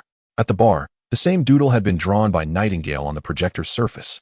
The young woman held her pen poised, inscribing a flowing script beneath the doodle. The first line read, "Doodle." The second line stated, "Those bearing this symbol shall see only what is projected by this machine." The third line declared, "He wishes to catch a glimpse of the red-haired man known as Alge." The projector cast a flurry of white snowflakes upon the bar's white wall, the pixels gradually sharpening until, at the moment of completion, it seemed as if the scene visible to the naked eye was perfectly projected before the three individuals: the silvery base, the expansive corridors, the winding passageways, and the numerous tightly sealed rooms of heavy metal doors. Hodge, serving as the anchor point, walked along the path without any unusual behavior, occasionally nodding to colleagues. Though the protective suits and goggles made it difficult to recognize one another, identity was discerned solely through the style and color of uniforms. During his journey, he encountered another squad leader of equal rank, both appearing familiar with each other and proceeding together. The other squad leader was somewhat shorter and leaner. "I hope today's meeting concludes swiftly. There have been too many matters to address in recent days, and I am utterly exhausted." Hodge replied in a low tone, "I feel that is unlikely. The inhibitors created by the Avengers have disabled most of the test subjects, and the mood up top is surely not pleasant." The other inquired, "But how is it they are moving so swiftly? We have only just distributed the agents. Could it be that the first batch overlaps with the second?" After pondering this without arriving at an answer, the squad leader abandoned the thought and leaned into gossip, lowering his voice. "With this situation, the awakening of the Source may be delayed once more." The Source? Is that the ultimate goal of this organization? Upon hearing this term, Nightingale appeared contemplative. Hodge remarked, "Worrying about such matters is futile. I have no idea what the Source looks like, whether it is round or flat." Upon hearing this, the other man leaned in conspiratorially. "Shoo, let me tell you something quietly. I have vaguely heard rumors that the Source may not be an object, but rather a person." Hodge was taken aback, losing all sense of nonchalance. "Male or female? What do they look like?" The squad leader replied, "How should I know?" Both of them maintained a high level of confidentiality. Hodgkin pondered the question, albeit unwittingly, and found himself asking once more, "Have you encountered that red-haired individual?" The squad leader contemplated for a moment, responding, "Probably not. Although he possesses a high rank. As you know, he joined us midway, and it's uncertain whether he truly has their trust." As the two descended another elevator, they approached the conference room, causing the conversation to cease. The projector in the bar illuminated the edges of the conference room like a gradually zooming long shot, revealing the interior and its occupants.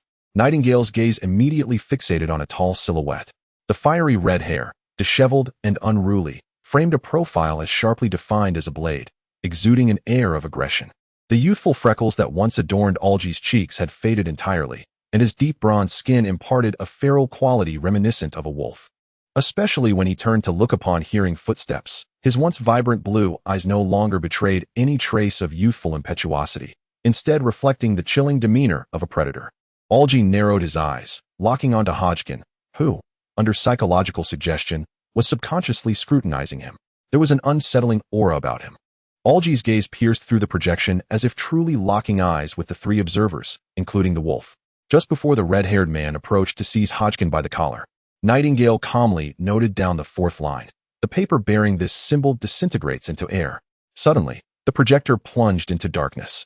Within the base, the menacing red-haired figure abruptly halted, his expression emotionless as he stood rooted to the spot. Only Hodgkin, nearly frightened out of his wits, felt his mind unravel in bewilderment. What madness was this lunatic enacting? Chapter 25. The little spider. The clock chimed twice, echoing through the eerily silent and chaotic Gotham after midnight, accompanied by the cawing of ravens.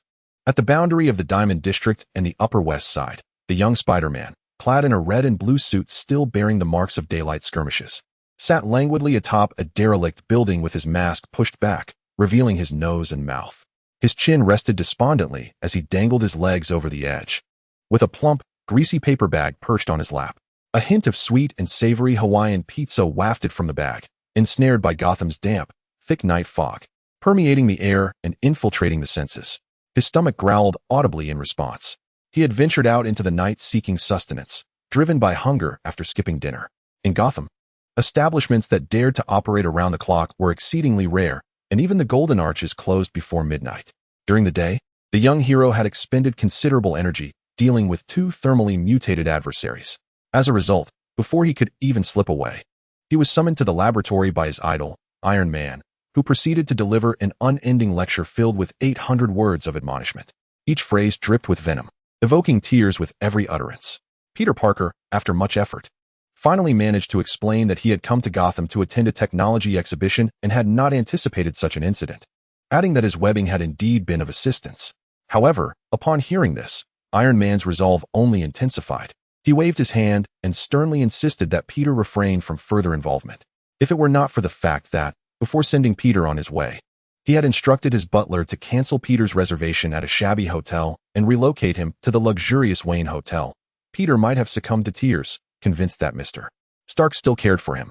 Furthermore, Peter recalled with tear-streaked cheeks that after repairing his suit, Stark had also imposed an upgraded version of child protection protocols on Aunt May. An upgraded version. So, his suit had a protection clause all along, of which he had been utterly unaware. While Tony spoke, even the usually indifferent Dr. Banner chimed in with a few words of agreement, adjusting his glasses. The captain, returning from Robinson Park, added with a serious demeanor that Gotham was not like New York. Indeed, it was decidedly different. Despite Peter Parker's upbringing in the chaotic Queens of New York and his prior knowledge of Gotham's rampant crime, he had not anticipated such a reality. During his days in Gotham, his spider sense had been incessantly alert, oscillating from a mere buzz to a piercing headache. It seemed as though countless cases permeated every corner of the city, akin to tumors festering beneath the skin, festering and oozing. This was not the New York where Spider-Man could assist an elderly lady across the street or chase after a stolen bicycle or a runaway pet cat, receiving grateful handshakes in return. In Gotham, maimed stray cats and dogs never appeared by day. In Gotham, robbers wielding knives or guns looted convenience stores, while passers-by displayed expressions of indifference as if they had seen nothing. In Gotham, individuals in apartments weighed large bags of white powder, and neighbors merely glanced before shutting their doors, lacking any desire to report the crimes. It seemed that no matter how grave the situation, as long as misfortune did not befall them, the resilient hearts of Gotham's citizens continued to beat with a steady rhythm. This city, though fallen, was not purely so. It had sunk to a level where it had constructed its own comprehensive dark system. The young superhero gazed down at this city, filled with confusion. The night breeze carried a faint scent of woody florals. Sitting on the edge of a skyscraper, contemplating a leap, Peter sniffed back tears, and a flicker of doubt crossed his downcast eyes. However, before he could comprehend the situation, a pale hand, seemingly illuminated by the soft glow of the moonlight, suddenly reached out and deftly snatched the pizza he had yet to take a bite of from his lap. He exclaimed in astonishment, his mind flooded with exclamation marks, as the tension in his brain tightened to the brink of snapping. Without pausing to ponder why the spider sense had not triggered, Peter instinctively braced himself against the ground. Propelling forward with a swift motion, his body rolling down the building's 90-degree vertical wall for several meters. Other than the sounds of his own commotion and the rush of wind, Peter heard no noise from above. It was as if he had not heard the footsteps prior. Startled, Spider-Man found himself clinging to the gray wall, defying the laws of physics in an almost surreal position high on the building. Instinctively, he switched his suit to intimidation mode, attempting to confront the unexpected guest with a voice imbued with authoritative resonance. However, after a moment's suspicious silence on the rooftop, a soft chuckle broke through the night. Only then did the young spider realize he had inadvertently spoken aloud, undoubtedly overheard by the intruder. Despite the inner turmoil of regret, he forced himself to maintain composure. The young Spider-Man defiantly lifted his chin, only to find the mysterious figure standing at the edge of the rooftop, a gentle breeze lifting the hem of her Klein blue silk dress. Startled, he instinctively lowered his head again. The unexpected guest chuckled once more, her slightly husky voice cutting through the cool night air. "Aren't you coming up, little one? If not, your midnight snack will belong to me." Peter's stomach betrayed him with a rumble. Resolute, he remained silent until he found himself sitting side by side with Nightingale at the edge of the building, each sharing a warm slice of Hawaiian pizza. Even then, Peter Parker found himself somewhat bewildered as to how events had unfolded to this point. Just moments earlier, he had cautiously climbed back to the rooftop. The girl, adorned in her Klein blue silk dress, smiled down at him, her striking beauty akin to an arrow adorned with soft feathers, piercing straight into the boy's vision. During the age of youthful infatuations, one often harbors vague, dreamlike images of goddesses. Although Peter had someone he admired in his heart, he was momentarily captivated by the enchanting colors of her hair, cascading like dark clouds under the Gotham night sky. The night, the shadows, her luminous skin, and the deep hues of blue intertwined in a mesmerizing display. It was difficult to determine whether Gotham's night enhanced her beauty or if her beauty brought life to the nocturnal landscape. More importantly, this exquisite woman regarded him with an air of familiarity and warmth, as if she could see through the mask to the soul concealed beneath. Peter admitted he was enchanted by the intimacy reflected in her cobalt blue eyes. In addition, the spider sense remained utterly silent throughout the encounter, causing him to abandon the trepidation he had previously felt. "So, you reside in this vicinity?" he inquired, noticing the dilapidated building beneath their feet. With a casual bite of her half-cold pizza, Nightingale gestured toward a distant loft. "I live there." Peter assessed the distance and angle, discovering that indeed, he could see her directly from the loft. "So you came over because you saw me here?" The young Spider-Man scratched his head after posing the question. Nightingale, however, responded with remarkable candor. "Yes, I've recognized you for quite some time. 2 decades, in fact. You've only recently begun to emerge in Queens. I've always felt you were overshadowed by many of your superhero predecessors. Wait, are you a fan of mine?" The words slipped from his lips before he could restrain them, leaving him slightly embarrassed. I apologize if that sounds a tad narcissistic." The youthful figure he had once admired from afar had come to life before him, and Nightingale felt her complex emotions from finding Algie dissipate in an instant. When she was in good spirits, she was quite easy to talk to. "Indeed," she replied, while Peter took a moment, 5 or 6 seconds, to realize that this stunning young lady was addressing his initial question. His ears flushed beneath the mask, warmth creeping from his neck as he struggled to contain his excitement. "Oh my goodness, I always thought only the people of New York knew me. Especially since I haven't accomplished anything significant yet, like defeating a supervillain or the like. Most people just ask me to help find a cat or ask for directions." With his heart aflutter, the young hero rambled on, his spirits buoyed by encountering a fan in a strange land, inadvertently revealing his true nature. Even through the mask, Nightingale discerned his exuberant expression, resembling a walking emoticon. She listened to his animated chatter, occasionally offering a response, until he finished speaking and found that she had devoured her Hawaiian pizza entirely. The little spider, having only taken a couple of bites of his pizza, felt his stomach rumble audibly. His ears turned red once more. "Am I talking too much? Oh no, I've ruined my image in front of a fan." If he had a tail, Nightingale mused, it would likely be drooping by now, truly reminiscent of canines. "Is that so?" she replied, seemingly oblivious to his turmoil. Her expression soft, a rarity in Gotham. This seemed, perhaps, to be a compliment. The youth held up the now-cold pizza adorned with bacon and pineapple, lost in thought. This young lady appeared to be remarkably familiar with his loquacious nature. Very familiar. Peter momentarily drifted into a reverie. Perhaps he was overthinking things? Most likely. Chapter 26. The Lady in Gold. At the same time, several blocks away in the Alley of Sin. Bang! A sharp sound echoed as a head collided with the wall. Ugh, you ah! The man's anguished cries lingered in the alley, accompanied by the sound of cracking bones. Although named a lane, the sinister alley was, in fact, a sprawling expanse with numerous pathways. At this moment, all manner of dealings, trades, robberies, and fencing fell silent as the wary and indifferent inhabitants avoided the source of the screams. Among the surveillance cameras, 8 out of 10 streets were rendered ineffective, making it exceedingly convenient for those engaged in murder and theft. Those who heard the cries, emboldened yet foolish, crept closer, peering to see if there was anything to be gained, while the more experienced and astute remained patiently in the shadows, allowing the reckless to scout for information. However, on this occasion, the bold ones, creeping closer yet appearing dazed, exhibited eyes filled with both trepidation and insatiable greed. What was happening? The final sound, reminiscent of something being crushed, was followed by heart-wrenching wails, marking the conclusion of this grim episode. The cries in the alley gradually subsided, the victim convulsing and groaning as if on the brink of death. The sound of high heels striking the ground resonated as someone emerged from the depths of the alley. The gazes of the onlookers crossed uncertainly, eyebrows raised in shared disbelief. A woman? The dim streetlights cast conical shadows, illuminating first a pair of golden, red-soled stilettos. The entwined diamond straps caressed the honey-colored skin of her calves, outlining a physique that seemed divinely sculpted, with powerful muscle definition. The light gradually caressed the dark golden hem of her dress and the metallic-hued, slender belt at her waist. Such colors could easily appear aging, yet on certain individuals, they served as exquisite embellishments. As her poised and gentle visage emerged into the light, none could refrain from marveling at a beauty that would earn the admiration of the gods, a visage bestowed by Aphrodite herself. She appeared to be a fusion of Demeter, Artemis, Hestia, and Athena. Of course, the majority of the ruffians in Sinister Alley were oblivious to the identities of these mythological goddesses.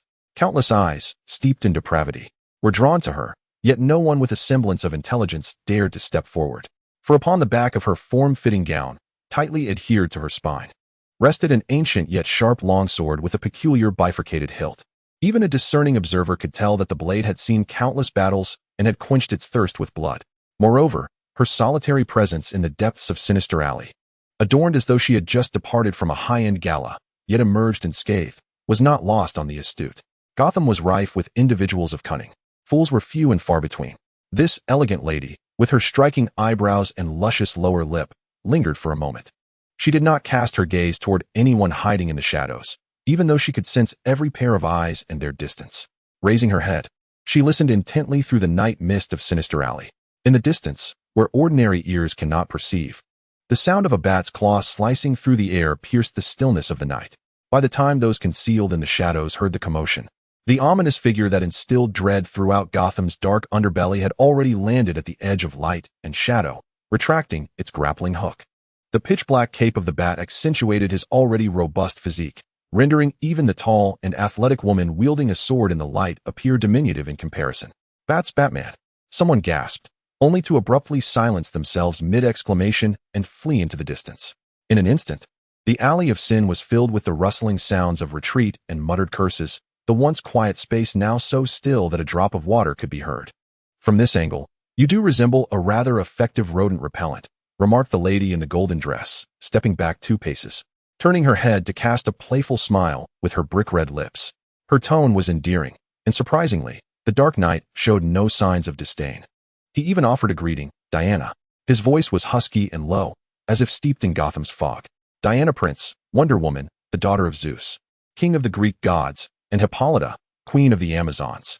Unlike Thor, who fell from the sky wielding a hammer and created a crater, Diana was a rare half-god nurtured upon the earth. They swiftly departed from their initial location, ascending to the rooftop of a towering edifice. Batman, equipped with sharp claws, propelled himself upward, while Diana relied solely on her sheer strength to leap. Once they reached an open space devoid of surveillance and prying eyes, Diana teased, "You always employ that voice of yours, wrapped up like some enigma. No wonder the pastry chef is still guessing your identity." The thought of the mortal god's forlorn expression brought a smile to her lips. Every time she observed the interaction between Superman and Batman, it evoked the impression of a tussle between canines and felines. She pondered whether this dynamic was beneficial for the Justice League's cohesion. The answer eluded her. While she was aware that Batman was Bruce Wayne, She chose not to disclose this information to their companions. In recent years, the watchtower had been completed, and the League's members gradually assembled, refining their monitoring and incident response systems, yet they remained in a phase of adjustment. Unlike organizations such as the Avengers, Brotherhood, or X-Men, the Justice League did not operate under a hierarchical structure. Most members bore the weight of their own territories or nations, taking turns manning the watchtower. For instance, Batman's shadow loomed over Gotham, Superman safeguarded an entire metropolis, Green Arrow hailed from and operated in Star City, the Flash was the beloved of Central City, and Aquaman ruled as King of Atlantis.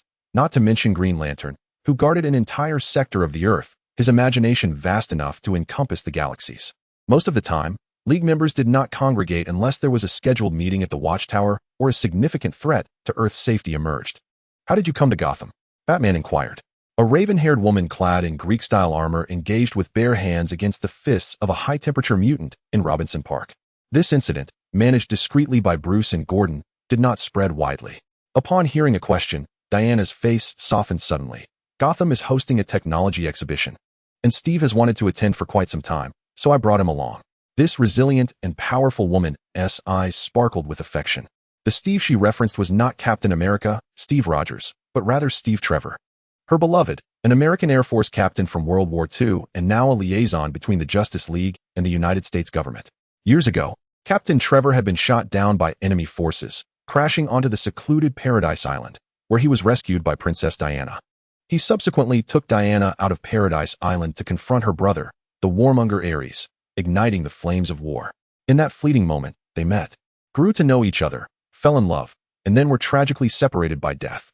Even after a century, when Diana reminisced about Steve's words, "I can save today, and you save the world, Diana, I love you," she still felt a pang of fear. Grateful to the gods, she rejoiced that he ultimately returned to her side, blessed with a long life to share together. Bruce was well aware of Wonder Woman and her lover's past. He merely responded with a low acknowledgement, choosing not to elaborate. Yet, Diana swiftly returned to the topic at hand. "The recent mutation incident feels somewhat familiar." The Dark Knight turned his gaze towards her. "During World War II, Steve and I stumbled upon an abandoned human experimentation laboratory, where experiments and modifications concerning mutants were already underway. We even suspected that a portion of mutants had been secretly deployed to the battlefield, influencing the course of the global conflict. The battlefields bore many marks that ordinary humans could not have inflicted, and though history fails to record these events, they are undeniable truths." Reflecting on countless comrades long gone from this world, and recalling the brutality and bloodshed of war, the eternally powerful and youthful Wonder Woman sighed. Though Ares, the god of war, had been vanquished by her hand, countless tragedies and wars continued to unfold in this world. Humans slaughtered mutants, mutants retaliated against humans, and humanity turned against itself. Eventually, the war came to an end. Steve and I spent over a decade traveling the globe, uncovering some unsettling information. I suspect that the Mutant Experimentation Organization was never truly dismantled. They lurk in the shadows, much like Hydra, with a common goal known as the Source.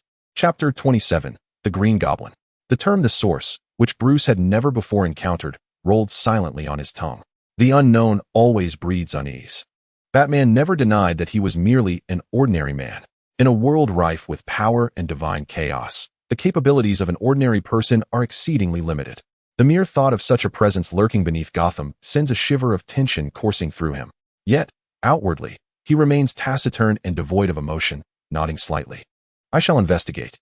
Diana scrutinizes him for a prolonged moment before suddenly furrowing her brow and bluntly stating, "You are overthinking this. You always do." The dark armor turns to face her, the pale visor of the helmet concealing all traces of its wearer's sentiments. In the presence of such a brooding knight, Diana occasionally feels a sense of helplessness. She has traversed countless years alongside Steve, witnessing most of the world's cities, heroes, and evils. Even her lover, who serves in the military, confesses that Batman is the one who bears the heaviest burdens. The Spectre? The Machine? Just as ordinary individuals deem it impossible to unleash the full potential of their physicality, the wondrous Wonder Woman, who naturally yearns for light and warmth, cannot fathom what it must feel like for a person to submerge themselves into the depths of unrelenting darkness. The abyss will consume you. Diana reaches out, gently resting her hand upon Bruce's shoulder. "I once believed that the League would teach you to share some of your burdens with those you can trust. Yet, the more time we spend together, the more I realize that, as an absolute skeptic and a control freak, Batman's trust and control are almost inseparable.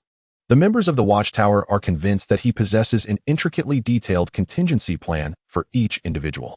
However, they remain silent. For Batman's own contingency plans are not limited to just one. The Eternal Gentleman. The faint light of dawn begins to glow on the fringes of Gotham. Just as Diana imagines Bruce will remain silent, allowing the evening's conversation to conclude, he begins to speak. I once dreamt I was in a dark cave, surrounded by countless bats swirling around me. I dreamt they enveloped me, and sunlight streamed in from a crevice at the cave's apex, lifting me slowly until I emerged into the light. A rather peculiar dream, Diana muses. But bats are never drawn to the light, Diana. The Dark Knight's voice is steady, husky and heavy. From the very beginning, this dream was inverted. One day, Gotham's darkness will consume me, one day. I can only hope to instill enough fear in this city before that happens. Even if the notion of Gotham's people placing their hopes in fear itself is a laughable irony. In recent years, there have been moments when he has felt relieved that the Joker is dead, for even he is uncertain whether he would be able to refrain from delivering a bullet to his heart if given the chance. Diana understands the unsaid weight of his past, the loss of Jason, the demise of the second Robin. If that day ever comes, Diana, if the malice, hatred, and remorse burning in his heart were ever to obliterate his sanity, if he were to take the life of another with his own hands, if someone were to exert that push upon his precarious sanity, teetering like a jester on the edge of a knife, then by all means, let me perish. Diana gazed sorrowfully at Bruce. This man, seemingly eternally powerful, bore the weight of bloodlust. She was unaware of the tumultuous journey he had traversed to arrive here. Yet it was likely but the same cyclical tragedies of Gotham. The mist gradually receded, unveiling layers of ominous clouds in the higher skies, heralding the dawn of a new day. A new day, still shrouded in gloom, promising rain in the daylight hours. The two remained silent beneath the soft glow of dawn for quite some time, until Batman retrieved his grappling gun, preparing to retreat to his lair before the light of Gotham's day descended, just as he had done on countless nights before. He would endure the intoxicating excess of the day, waiting for the next night to patrol alone. Yet, before he departed, Diana, facing the morning breeze, spoke. Her sudden inquiry carried to him by the wind. She asked, "Is this the reason you keep her close?" A young girl, similarly consumed by Gotham, shrouded in secrets, harboring gratitude towards Bruce Wayne, yet potentially nursing resentment towards Batman. Should Bruce Wayne's identity as Batman be revealed, the once sweet Nightingale might swiftly transform into an unpredictable bomb.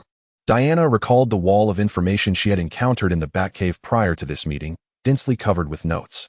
From lineage to ability analysis, the seemingly impeccable identity of the individual was marked with red ink, each point raising suspicion. The greatest challenge lay in the absence of evidence. The armor and cape cast long shadows across the rooftop. He vanished. At 6 a.m, Nightingale received a text from Bruce Wayne, granting her a paid day off, as he had spent the previous night staying up with his adopted son, watching flying hero Greta. This unprecedented experience raised her eyebrows. She had never been employed before, let alone enjoyed a day off, especially one that was paid. Paid, indeed. What a fine employer. The Nightingale, now donned in a forest green velvet gown, with long silk ribbons wrapped twice around her neck, each end adorned with 2 swaying peridot stones, meandered through the hidden passage beneath the loft and into the connected building, eventually strolling into her own bar. During the day, patrons were typically sparse. Ryan leisurely polished glasses with a cream-colored cloth. Noticing her arrival, he lifted his head from beneath his half-curled locks, revealing a smile in his mismatched eyes. "You appear somewhat weary today. It seems last night's guests suited your tastes." After indulging in the whimsical tales of Spider-Man for several hours, Ryan found himself unable to sleep upon returning home, opting instead to stay up all night. Nightingale, playfully wagging her finger at him, remarked, "Oh, young boy, adorable as you may be, do not harbor such thoughts. The strength of another may surpass yours in a fit of rage." Despite the warning, Ryan merely chuckled, responding softly, "What do you plan to do this afternoon? It's a rare holiday. Perhaps we should venture out. I've heard of a new technology exhibition featuring products from Stark Industries and LexCorp, conveniently located in the Upper East Side, close to our base." In the daylight, their conversation was naturally discreet. Ryan understood her implication, lamenting, "I've never attended a technology exhibition, and while you enjoy your day off, I must return to work." Nightingale chuckled softly, proposing, "Why not tidy up and accompany me? As long as you refrain from flirting with other men along the way, I wouldn't mind a few male companions." As she spoke, she gracefully sat at the bar, crossing her legs atop the low stool, then seized Ryan's wrist to roll up his sleeve for a glance. Our dear Ryan seems to be in good spirits lately, doesn't he? It's been over a week since the wound you inflicted simply closed without scabbing or peeling. Ryan's abilities, though reminiscent of a legendary vampire, were more aligned with a berserk werewolf in rampage mode. When he utilized his powers, his mental state spiraled into chaotic fury, amplifying his strength without any known limit. Simultaneously, his healing capabilities far surpassed human thresholds. Thus, Nightingale had never attempted to tattoo him, as the permanence of tattoos was too lasting. For mutants, their abilities were akin to their very essence, gifts they might loathe, yet could never relinquish.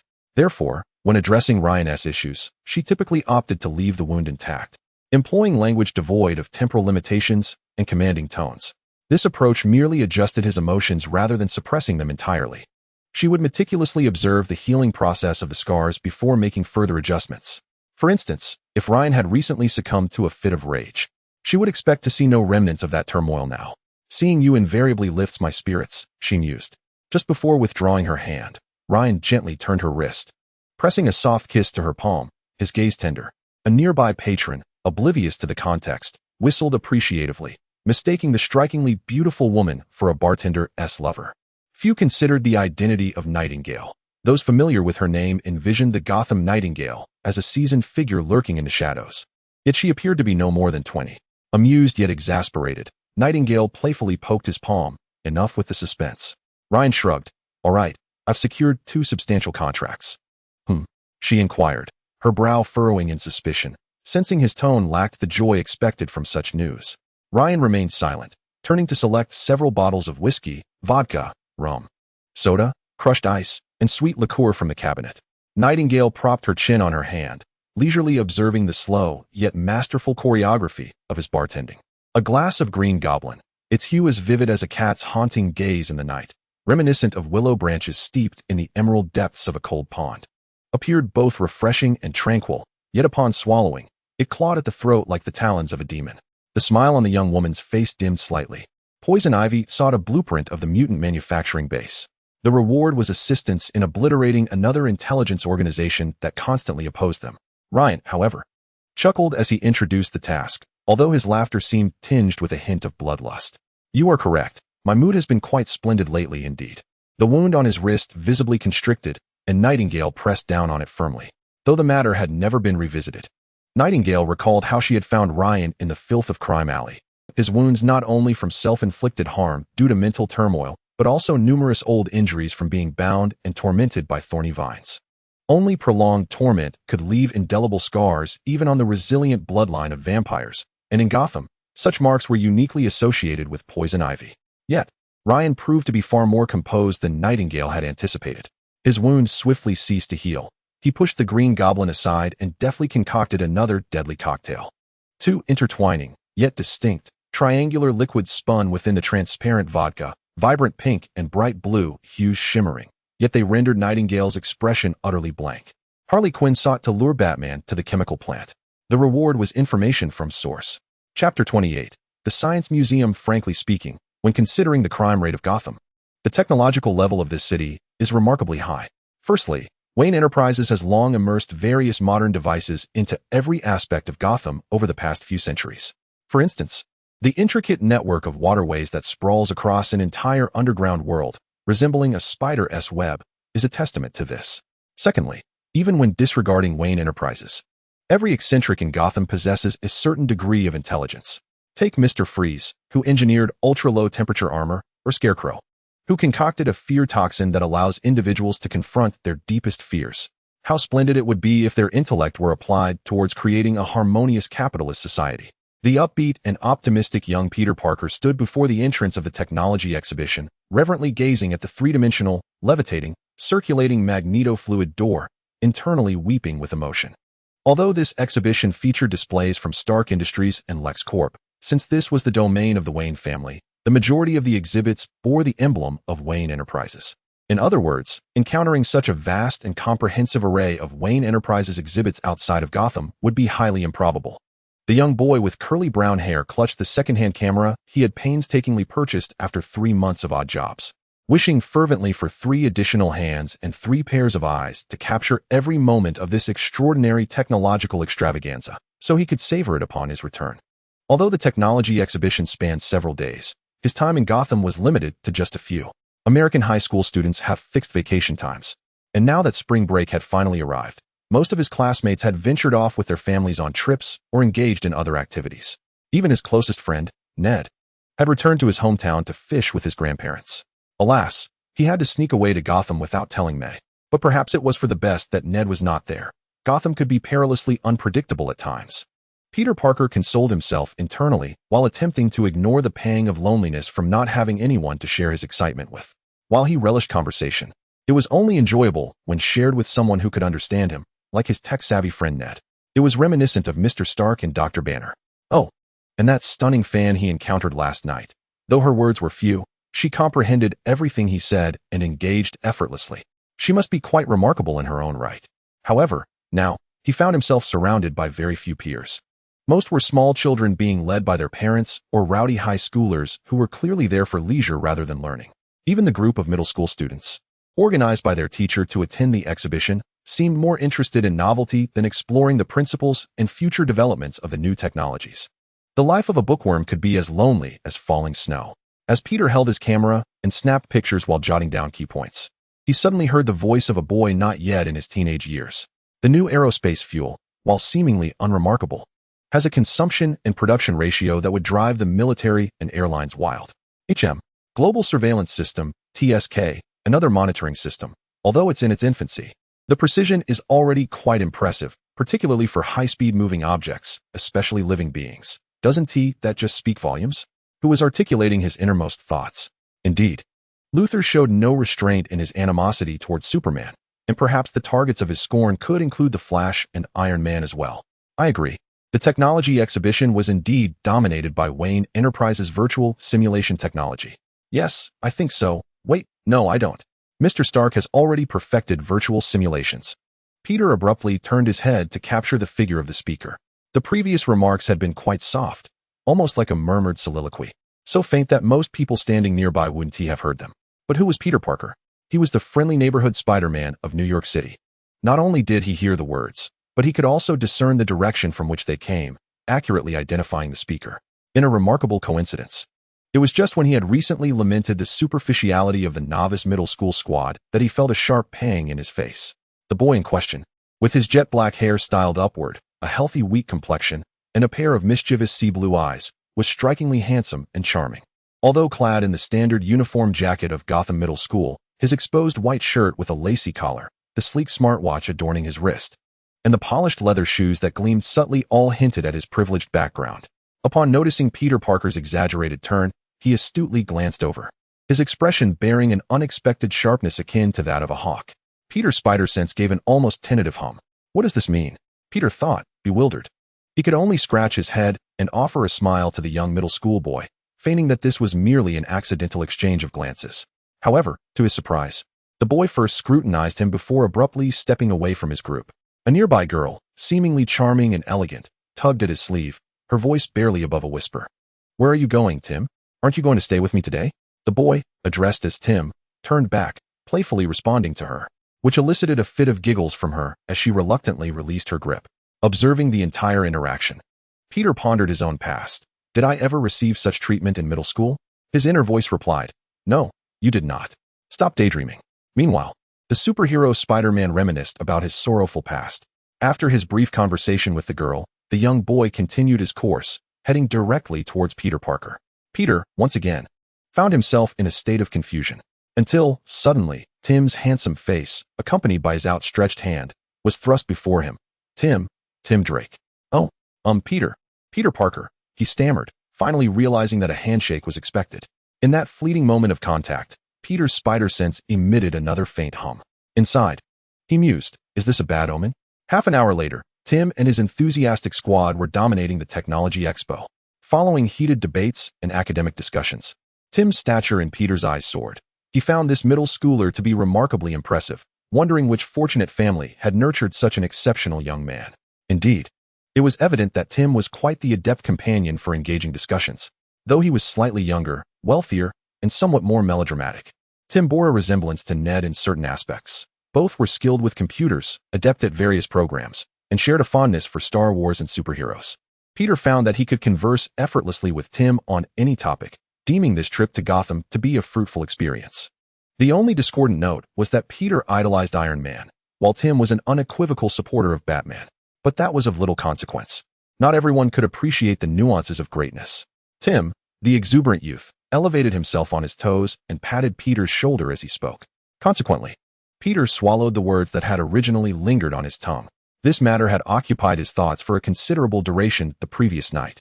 The vigilantes of Gotham, unlike those in most cities, navigated the precarious scene between darkness and light, at times resembling criminals more than the criminals themselves. Even Nightwing, born of Robin, radiated a far more luminous presence than Batman. The very titles, Blue Knight and Dark Knight, illustrate the stark contrast between them. On that fateful night when he first arrived in Gotham, Peter was fortunate enough to witness the Dark Knight in action. The sounds of fists and feet striking flesh reverberated through the air, accompanied by the wretched howls of criminals akin to hyenas with throats torn asunder. Through the night's veil and several buildings, even with his spider sight, he could only discern the faint silhouette cast by Batman, along with a hapless criminal ensnared by a grappling hook, being flung down several stories and yanked back up. Utterly terrified, in executing these actions, Batman exhibited a chilling silence and mechanical precision, suggesting that his methods of punishment and coercion were devoid of emotional outbursts, reduced to a mere procedural norm. In comparison, Spider-Man's practice of dangling thieves from streetlights seemed almost juvenile. Nevertheless, Peter harbored no disdain for Batman. He recognized that despite their differing approaches, Batman remained a hero. He merely contemplated, as the blue-eyed lady had articulated the previous night, how profoundly tragic it was that a vigilante, wielding fear as a weapon, could embody hope for Gotham. Just as these thoughts swirled in his mind, the atmosphere at the entrance of the Science Museum shifted subtly. It was not a raucous uproar, but rather the collective gaze of the crowd, shifting imperceptibly towards the end of the throng. The first glimpse revealed the corner of a forest green velvet gown, followed by the sweeping tail of a burgundy trench coat. Although it was early spring, the museum's climate control maintained a pleasantly tempered ambience, rendering the gown appropriate and the trench coat utterly commonplace. What was striking, however, was the pair of striking figures emerging through the crowd like the parting of the Red Sea. First to emerge were two women, each possessing a beauty so dazzling that they appeared to belong to different realms. The one adorned in the velvet gown boasted alabaster skin, her exquisite curves accentuated by the form-fitting fabric, long silk ribbons entwined around her slender neck and back, trailing just shy of her bosom. While the translucent olive-green gemstones adorned her collarbone, they paled in comparison to her cobalt blue eyes, which captivated with their clarity. The woman in the burgundy trench coat was statuesque, with thick, arched brows, and her russet-hued boots perfectly defined her athletic legs, radiating a healthy glow as if kissed by the dawn's first light. She too possessed long, dark curls, but unlike her companion's raven-black mane, the exhibition hall's illumination cast a delicate golden-brown sheen upon her hair, reminiscent of the first rays of sunrise brought forth by Apollo's steeds traversing the night. Beauty begets beauty. It has never been a simple equation of 1 + 1 = 2. Moreover, each of these enchanting ladies is accompanied by equally remarkable male counterparts. The gentleman, whose arm is gently grasped by the girl in the green dress, possesses a melancholic yet dashing Greek visage. With his rare heterochromatic eyes, a striking blend of light brown and azure, rendering him the muse of both photographers and designers alike. In stark contrast, the companion of the lady in the burgundy coat embodies a different extreme. His countenance is resolute and handsome, his stature tall and commanding, evoking images of battlefields and smoke, as if he were the quintessential archetype of a soldier conjured from the collective imagination. Yet, his cerulean gaze is imbued with such tenderness and affection, akin to a fierce tiger delicately inhaling the scent of a rose. When he gazes intently at his partner, none could doubt their authenticity as a pair of ardent lovers. Amidst the crowd, hushed whispers circulate. Peter, recalling the moment before, is struck by the sight of Nightingale, rendered momentarily speechless. Beside him, Tim sharply inhales, hands clasped behind his back, typing blindly on his wrist communicator. "Bruce, congratulations. Your bodyguard has been whisked away by a pretty boy." Chapter 29. The Reveal. Diana Prince, Wonder Woman, one of the founding members of the Justice League. To be frank, Nightingale had not anticipated encountering her at the entrance of the Tech Expo. Paradise Island is a place of warmth and clarity. Nightingale has witnessed its rugged sandstone walls, targets bound with hemp ropes and wooden stakes, and the golden beaches where the waves dance joyfully. The exquisite caves, where cool, bubbling springs flow, present a stark contrast to the scenery of Gotham, like the surface and interior of a mirror, roses and thorns entwined. Young Diana bore an indomitable expression as she secretly learned archery from her maternal aunt, transforming from a small potato unable to draw a bow into a vibrant woman of fierce strength. In the second year following the departure of Percy and Algy, the countless times Nightingale evaded pursuit found her crouching beneath the chaotic glass walls, amidst the stench of stagnant water and refuse. Mimicking the Diana of her dreams, who could shoot with precision, she knocked a self-crafted, venomous arrow. Ironically, the Nightingale, hailing from Gotham, acquired most of her combat skills and marksmanship from various heroes.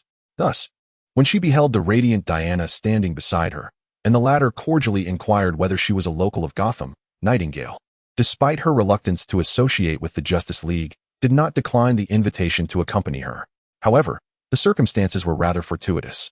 Gently clasping her hand, Ryan inscribed with his fingertips that their visit to the Tech Museum was entirely spontaneous. Diana and her beloved had likely planned to attend the exhibition beforehand, making this encounter purely incidental.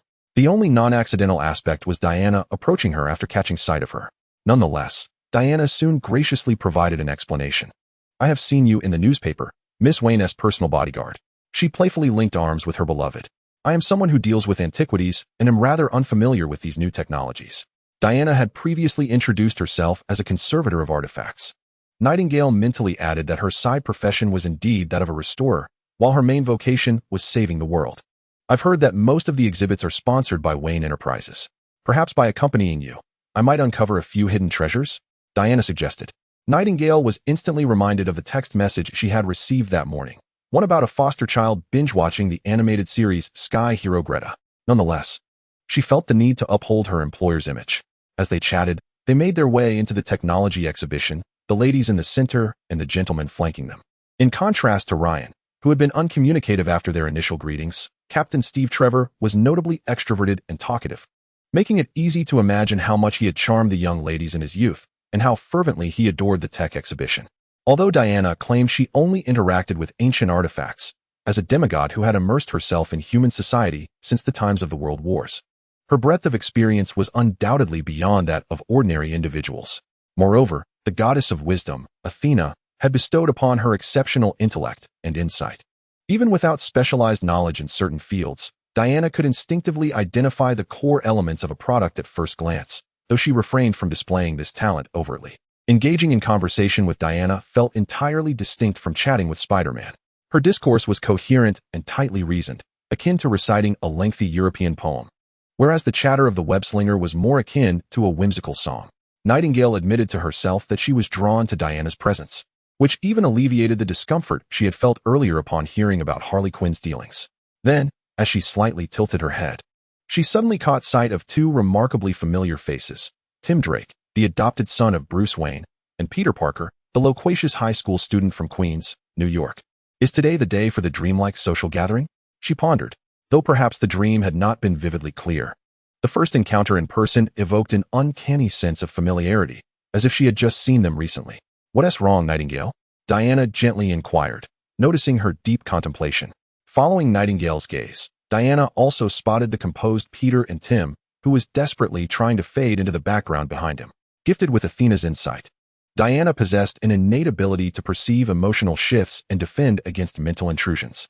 Thus, with just a glance, she discerned the expressions of the unfamiliar brown-haired youth, an amalgamation of anxiety, forced calmness, and a silent plea of "no one knows me." Strangely, the expression on the new Wayne family member's face mirrored this sentiment perfectly. If Diana could read minds, she would likely hear the anguished cries of Red Robin within. Was it merely a jest? Why has Bruce summoned Wonder Woman to apprehend me? And the incessant murmurs of Peter Parker's thoughts. "Calm down, Spider-Girl, doesn't he even know you're Spider-Man? You must feign ignorance. Steady yourself. You're undeniably cool, remarkably cool." A supremely cool visage of constipation. The more anxious Peter became, the more he felt compelled to project an air of composure. His lips, usually reminiscent of a smiling cat, now curled into a tight line, his chin wrinkled like a small walnut, and a faint blemish lingered on his right cheek. Nightingale maintained her tranquil demeanor, yet the drumbeats of her heart grew increasingly louder within her. If one were to obscure the upper half of another's face, if one were to overlook those loose-fitting athletic pants, it might become somewhat troublesome. Nightingale averted her gaze and offered a smile to Diana, explaining, "I believe I spotted Mr. Wayne's ward. However, since it is a gathering for children, it would be best not to interrupt," Captain Trevor remarked. "Children born in this era are far more fortunate than we were. Events like this technological exhibition would have seemed miraculous in our time. There were no such displays during the World Wars." The young lady feigned ignorance. "How can that be? Mr. Trevor, you appear remarkably youthful." Nevertheless, decades ago, Stark Industries was indeed exceptional. Whether it was old Mr. Stark or young Mr. Stark, their technological showcases were truly decades ahead of global standards. It would not be an exaggeration to call them miraculous. The captain with azure eyes blinked, descending the steps. "Ah, indeed. But as for you, Cough, do you prefer Stark?" "Shoo, don't say that. Mr. Wayne would dock my pay." The atmosphere remained as pleasant as before, as if the recent interlude had effortlessly faded away. Yet, Diana sensed that Nightingale's emotions were far from the calm facade she presented. Her feelings resembled a pot of water, bubbling and on the brink of boiling, yet not quite reaching the critical point of overflow. What was she contemplating? Nightingale was reflecting upon her dreams. Before she began to perceive the varied individuals around her, she vaguely felt herself distinct from other children her age, possessing an unusual precocity and an overly mature, coherent line of thought. As she began to experience one dream after another, the tales that Percy had recounted, those concerning realms beyond and the stories of past lives, began to dominate her thoughts. She started to question whether she had once been younger, perhaps inhabiting another body or existing in a different era. However, such musings were of little consequence. Nightingale held no curiosity regarding past lives. As for the fragments that had accompanied her throughout her life, some belonged to future renowned heroes, others to mutants, some to extraterrestrials, and some to deities. Never did an ordinary person feature among them. Even if there were, they would inevitably evolve into members of a unique cohort. Take, for instance, Stephen Strange, who transformed from a neurosurgeon into a sorcerer. For instance, take Tony Stark, the ordinary billionaire who transformed into the illustrious Iron Man. Consider the young girl who was once an average child and later awakened as the mutant known as Phoenix, alongside Cyclops. This cognitive blind spot led Nightingale to mistakenly believe that Peter Parker was merely a latent mutant, yet he is, in fact, Spider-Man. Upon closer reflection, the only distinction between Spider-Man and Iron Man, aside from financial status, is that the former has not yet revealed his identity. From the outset, Nightingale ought to have refrained from using Stark as a benchmark for such extraordinary cases. In this context, we have Clark Kent, the journalist from the planet, Oliver Queen, the affluent heir of Star City, Hal Jordan, the top-tier pilot, Barry Allen, the forensic expert from Central City Police Department, and Bruce Wayne, who is likely napping at Wayne Manor. Who are they? Who will they become? Or have they already become someone significant? Chapter 30. Who is Nightingale? The naive young Spider-Man remains blissfully unaware of the turbulent complexities of the adult world. To him, the enthusiastic fan did not recognize him. She lingered her gaze on Tim for a moment longer. A pang of jealousy struck him. Although his new companion was undeniably handsome, his diminutive stature surely meant that the fan's affection stemmed solely from her fondness for adorable children. At this moment, Spider-Man completely forgot about how Nightingale had, without a hint of hesitation, taken half of his pizza while affectionately calling him little friend the night before. However, the charming young Tim cast a suspicious glance in his direction. "Do you know Nightingale?" Peter's spider sense gave a faint tingle. He was numb to the world around him, yet managed to muster a response. "Huh? Who?" After a brief pause, he realized that the fan's name was Nightingale, the angelic figure bearing a lantern. But how did his companion know her? "You just arrived in Gotham, so you wouldn't know," replied the dark-haired, blue-eyed boy, his tone imbued with an inexplicable sense of superiority. "The newspapers have been reporting on her for quite some time. Miss Nightingale is Bruce Wayne's personal bodyguard." Incidentally, during their earlier conversation, they had shared their respective idols. Peter's admiration was directed toward one individual who played dual roles, while Tim idolized both the Gotham Knight, Batman, and the charming playboy, Bruce Wayne. The stark contrast in the latter's preferences was utterly devoid of logical connection. Yet, upon reflection, Peter recognized that the rumors surrounding Bruce Wayne and Batman had reached even New York. Thus, it was not entirely unfounded for his companion to appreciate both figures. He cast a benevolent gaze at Tim, thinking, "Well, as long as you are happy." Tim, momentarily perplexed, felt a tingling sensation in the finger that had previously left a tracking device on Peter. However, his thoughts were swiftly interrupted by a short message from the Batcave. A letter from the adoptive father, lacking a coherent beginning or end. "Today, Nightingale's reason for absence is that the boss accompanied his adopted son for a late-night viewing of Sky Heroes, Greta. Red Robin paused for a full 5 seconds before comprehending that this was a matter of testimony, and the child, absurdly indulging in animated films, was none other than his dashing and sophisticated Tim Drake. Another letter arrived from the former Batgirl, now the Oracle of the Bat family, Barbara Gordon. Since the Joker shot her in the spine to drive Commissioner Gordon mad, resulting in her permanent lower body paralysis, this courageous young woman willingly became a behind-the-scenes operator, utilizing her talent in computer science and intelligence gathering to manipulate supercomputers and assist the team. No need for further investigation. That child is New York Spider-Man. And keep your distance from your father's bodyguard. We have uncovered some information. In the Batcave, the shimmering light dances across the room. With hair like gleaming rubies, Barbara sits in her wheelchair, her back straight, fingers deftly dancing over the keyboard. The blue glow of the computer screen envelopes her face, illuminating her light blue eyes with clarity and wisdom. Alfred descends from the lift, having just forcibly ushered his perpetually restless master, who hadn't slept in 3 days, to bed, carrying a plate of freshly baked pastries and English tea. Sensing the aroma, Barbara turns with a charming smile. "Ah, it has been too long since I savored your world-class pastries, Alfred." The elderly butler gently leans in, placing the tray before her, thoughtfully accompanied by a tablecloth and delicate lace coasters. In response to her remark, he replies with a calm demeanor, "With the master, miss, and young master all busy saving the world, this old butler can only wait in the kitchen for everyone to remember they need to eat." Having already spent the entire morning working in the Batcave and completely missing lunchtime, Barbara feels a twinge of guilt. Fortunately, as the old butler observes her dutifully consuming most of the pastries, his demeanor finally softens, and he turns his attention to the myriad of overlapping virtual screens hovering before them. When Red Robin sent his message, Bruce had not yet been compelled by Alfred to sleep, but he also had no time to investigate what transpired at the Technology Museum before Barbara arrived to hand over the routine assignments. Thus, the entire investigation fell into her capable hands. Uncovering the identity of the Bloodline's Ryan was not a daunting task. Ryan Sia, with an unknown birthplace, was raised in Gotham. Suspected of homosexuality, yet never having a steady same-sex partner, he is a mutant with enhanced strength, also serving as the external liaison for an intelligence organization. In Gotham's underworld, he is not a particularly enigmatic figure. His true nature is cruel and violent, yet he consistently presents himself as a gentleman. In the black market, the bounty on Bloodline Ryan is moderate, but few are willing to provoke him.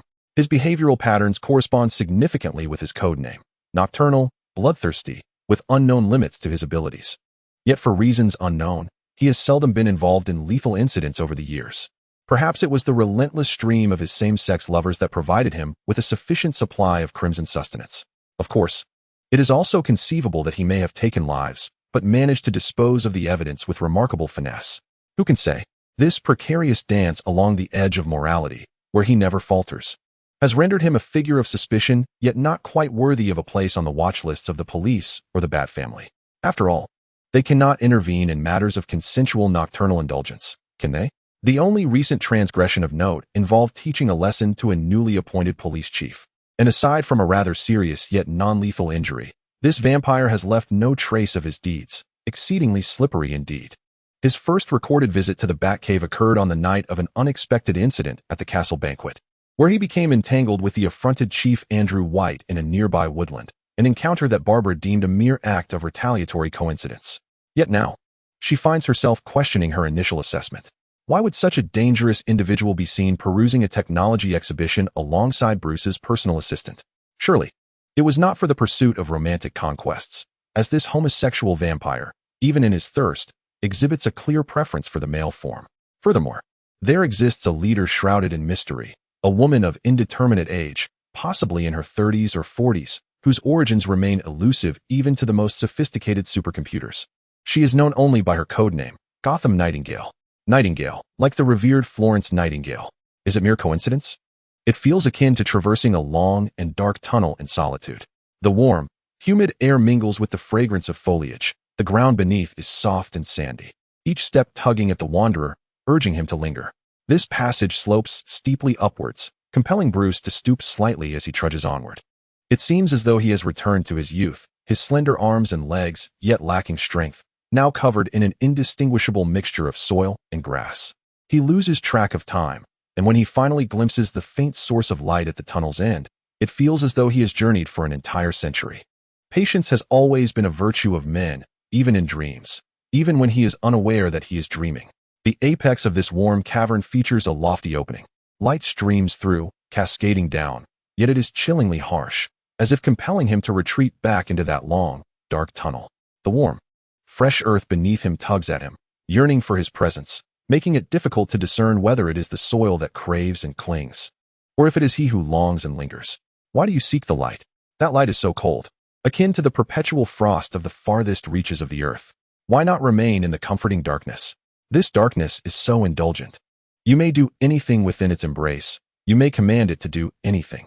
The light encases him in frost, and young Bruce, with his narrow eyes yet to blossom into that profound steel blue, gazes in bewilderment at the illumination, noticing the cavern's periphery swarming with a multitude of winged creatures. No, they are bats. As he came to this realization, countless quiet creatures suddenly emitted a silent shriek in unison. They wove themselves into a dense tapestry of ropes and nets, enveloping the boy beneath their dark, ash-colored membranes. Their sharp claws pierced his skin, siphoning the warmth from his blood and nerves, extracting the very essence of his soul. The bats lifted him high into the air, soaring ever upward, toward that solitary source of light. In the opulent canopy bed, the man's spine jolted as if struck by a hammer, only to fall heavily back into place. After a prolonged absence of sleep, the depth of his slumber left him feeling as though he had just run a marathon of 30,000 meters upon awakening. His steel blue eyes swiftly broke free from the haze of his initial stupor. He wiped the cold sweat from his brow, rising to full consciousness as he parted the heavy curtains that had shrouded the bedroom in darkness. To his surprise, it was already dusk. It was the perfect time for a quick shower before donning his uniform in the Batcave, ensuring he would not miss the night patrol. However, just as Bruce Wayne hastened to complete the first step, he was intercepted by Dick, Tim, Barbara, and Alfred, who had gathered around the dining table. Nightwing and Red Robin appeared to have just engaged in a heated exchange, casting glances away from one another. Barbara seemed to have something to say, yet her hesitation was quelled by Alfred's stern admonition that a well-behaved child must not skip dinner, and that work discussions were forbidden during mealtime. Thus, Batman was compelled to adhere to the entire routine of eating and resting before returning to work. The aroma of roasted lamb chops and cowboy ribs was delectable, while the richness of the cheese and seafood onion soup was so indulgent that one could almost savor it long after the meal. Yet, once dinner concluded, Barbara's report swiftly eclipsed Bruce's previous culinary enjoyment. She recounted the events of that afternoon and the data she had gathered through the supercomputer, concluding, although Nightingale's age and abilities did not align with Gotham's Nightingale, the bloodline Ryan did not seem like an individual who would befriend mutants. Barbara's analysis was abruptly interrupted by Bruce's suddenly sharp gaze. Barbara, you just mentioned that her age and abilities do not correspond with Gotham's Nightingale? The wheelchair-bound Barbara looked up, somewhat bewildered. Yes. Then how much do we know about Gotham's Nightingale? Barbara reflected, approximately in her 30s or 40s. She rose to prominence in the last decade. Her appearance remains unknown, but is presumed to be striking. Her personality is shrewd and polished, and she has dealings with numerous underground organizations. Her mutant ability is suspected to be related to mental coercion, and she excels at gathering intelligence. Having finished her explanation, Bruce suddenly turned to Nightwing. What intelligence do you possess? Dick provided a brief overview that was similar to Barbara's findings. Alfred stood quietly to the side, not interjecting, but suddenly wore a contemplative expression. What I know aligns with that. Bruce's demeanor remained stern, the warm light of the hall doing little to soften his resolute silhouette. However, I have never sought information regarding the Gotham Nightingale. Never. Chapter 31, Vines. In truth, Nightingale did not attend the exhibition out of a genuine interest in technology. Wayne, Stark, and Luthor, these three represent the pinnacle of contemporary technological enterprises. From cutting-edge biotechnology to military industries that once aimed at every corner of the globe, to the all-encompassing machinery of both the heavens and the earth, they form an invisible web enveloping an entire planet. A mere tremor from any one of them could incite a financial or even political tempest. Nightingale acknowledged her profound apprehension towards Luthor, a trepidation that surpassed even her wariness of Magneto and Hydra, despite Lex Luthor being merely an ordinary man devoid of special abilities. It may be hard for most to believe that this renowned tycoon, philanthropist, inventor, and politician of Metropolis is, in fact, a paranoid who would be more at home in Gotham. If Superman epitomizes the ultimate force, Luthor represents the zenith of human intellect. Were it not for the latter's relentless focus on devising strategies to contend with the former, it is likely that the current presidency would have changed hands by now. Nightingale's primary purpose for attending the technology exhibition was largely to ascertain the extent of LexCorp's global surveillance system and its reach over Gotham. Consequently, she encountered Wonder Woman. Well, it appears the Justice League bears this concern. The meeting between Poison Ivy and Harley Quinn is scheduled for 3 days hence. The transaction notice received by Lane was, of course, not delivered personally by Poison Ivy. That note traversed a significant portion of Gotham, arriving at her doorstep one fateful night. Delivered by a tendril that then promptly withdrew. Poison Ivy's note stated that should she wish to accept the assignment, she ought to respond, as she and her delightful little psychopath would pay a visit in 3 days' time. It is likely that only Poison Ivy would find Harley Quinn adorable. Nightingale harbored no doubts that these two women, who clearly belonged in Arkham, could escape in 3 days. The absence of instructions for a response was a blatant indication. If one's capabilities were insufficient to deliver a reply to Arkham, then the transaction was rendered superfluous. Frankly, at the outset, Nightingale was not particularly interested in the remuneration offered by Poison Ivy. She had always been at odds with another intelligence organization known as the Court of Owls. This organization, while somewhat historically significant, is tenuously composed of Gotham's esteemed families, though several of the most prominent clans have not joined. They pride themselves on being the true rulers of Gotham, the walkers in the dark. The Wayne family reigns in the light, while they govern the shadows. Legend has it that anyone who defies their will shall be eradicated by the talons of the owls. To amplify the sense of dread, a nursery rhyme circulates throughout Gotham, suggesting that the Court of Owls is ever watchful. It ominously declares that their eyes are upon you, lurking in the corners of your attic, observing your slumber. Should you utter their name, they will swiftly silence you. In such an atmosphere, those who operate under the veil of night to gather intelligence become an obstruction to their intentions, resulting in unceasing clashes, both overt and covert. Nightingale, however, remains unfazed, even finding a hint of amusement in the situation. The Court of Owls relies heavily on their assassins known as the Talons, numbering perhaps in the dozens. The term Talons serves merely as a code name. Anyone could become a Talon, bound by the court's arcane ability to resurrect the dead. They employ esoteric methods to reanimate corpses, transforming them into cold-blooded killers endowed with an undead existence. Fearless and formidable adversaries. Yet, in truth, Nightingale harbors no trepidation. Over the years, the Talons have launched countless surprise assaults, yet none have succeeded, primarily due to the inherent weaknesses of these undead beings. They possess a fear of cold. Nightingale, fortuitously, has the capacity to generate such frigid temperatures. After she mercifully dispatched several Talons to Blackgate Prison, a stalemate ensued in her ongoing contest with the Court of Owls, characterized by a palpable detachment. Recently, however, it appears that this venerable adversary has acquired something noteworthy, their provocations growing increasingly audacious. The puppeteer Selina dispatched her marionettes, which reported that this new Talon is a brawny man adorned with an eccentric red hood, exhibiting combat skills of exceptional caliber, potentially a formidable challenge. Selina may not possess great martial prowess, yet her discerning eye assures that when she proclaims someone as top tier, it is indeed a veritable truth. The last individual to receive such acclaim from her was none other than Gotham's Batman. The mere thought of Batman stirs a tumult of emotions within Nightingale, causing her to lower her lashes, concealing the myriad thoughts swirling within her cobalt blue eyes. She harbors an inkling of uncertainty, or perhaps a reluctance to affirm her suspicions, which now require validation. Ryan, ever considerate, refrains from interrupting. They have opted not to drive, and are presently strolling along the relatively clean and orderly avenues of the Upper East Side, gradually making their way toward the West End. At this moment, dusk descends, casting a delicate golden-orange haze across the western sky, while birds of prey pierce the air like sharpened spears, heralding the encroaching night. The afternoon dialogue with Diana had been quite pleasant, yet the myriad questions and conjectures in her mind prevent the young woman from fully immersing herself in the discourse. It remains uncertain whether Diana has sensed this, as she later shifted the conversation to lighter topics. Before parting ways, Diana graciously left her business card, expressing a desire to occasionally meet for afternoon tea with her new acquaintance.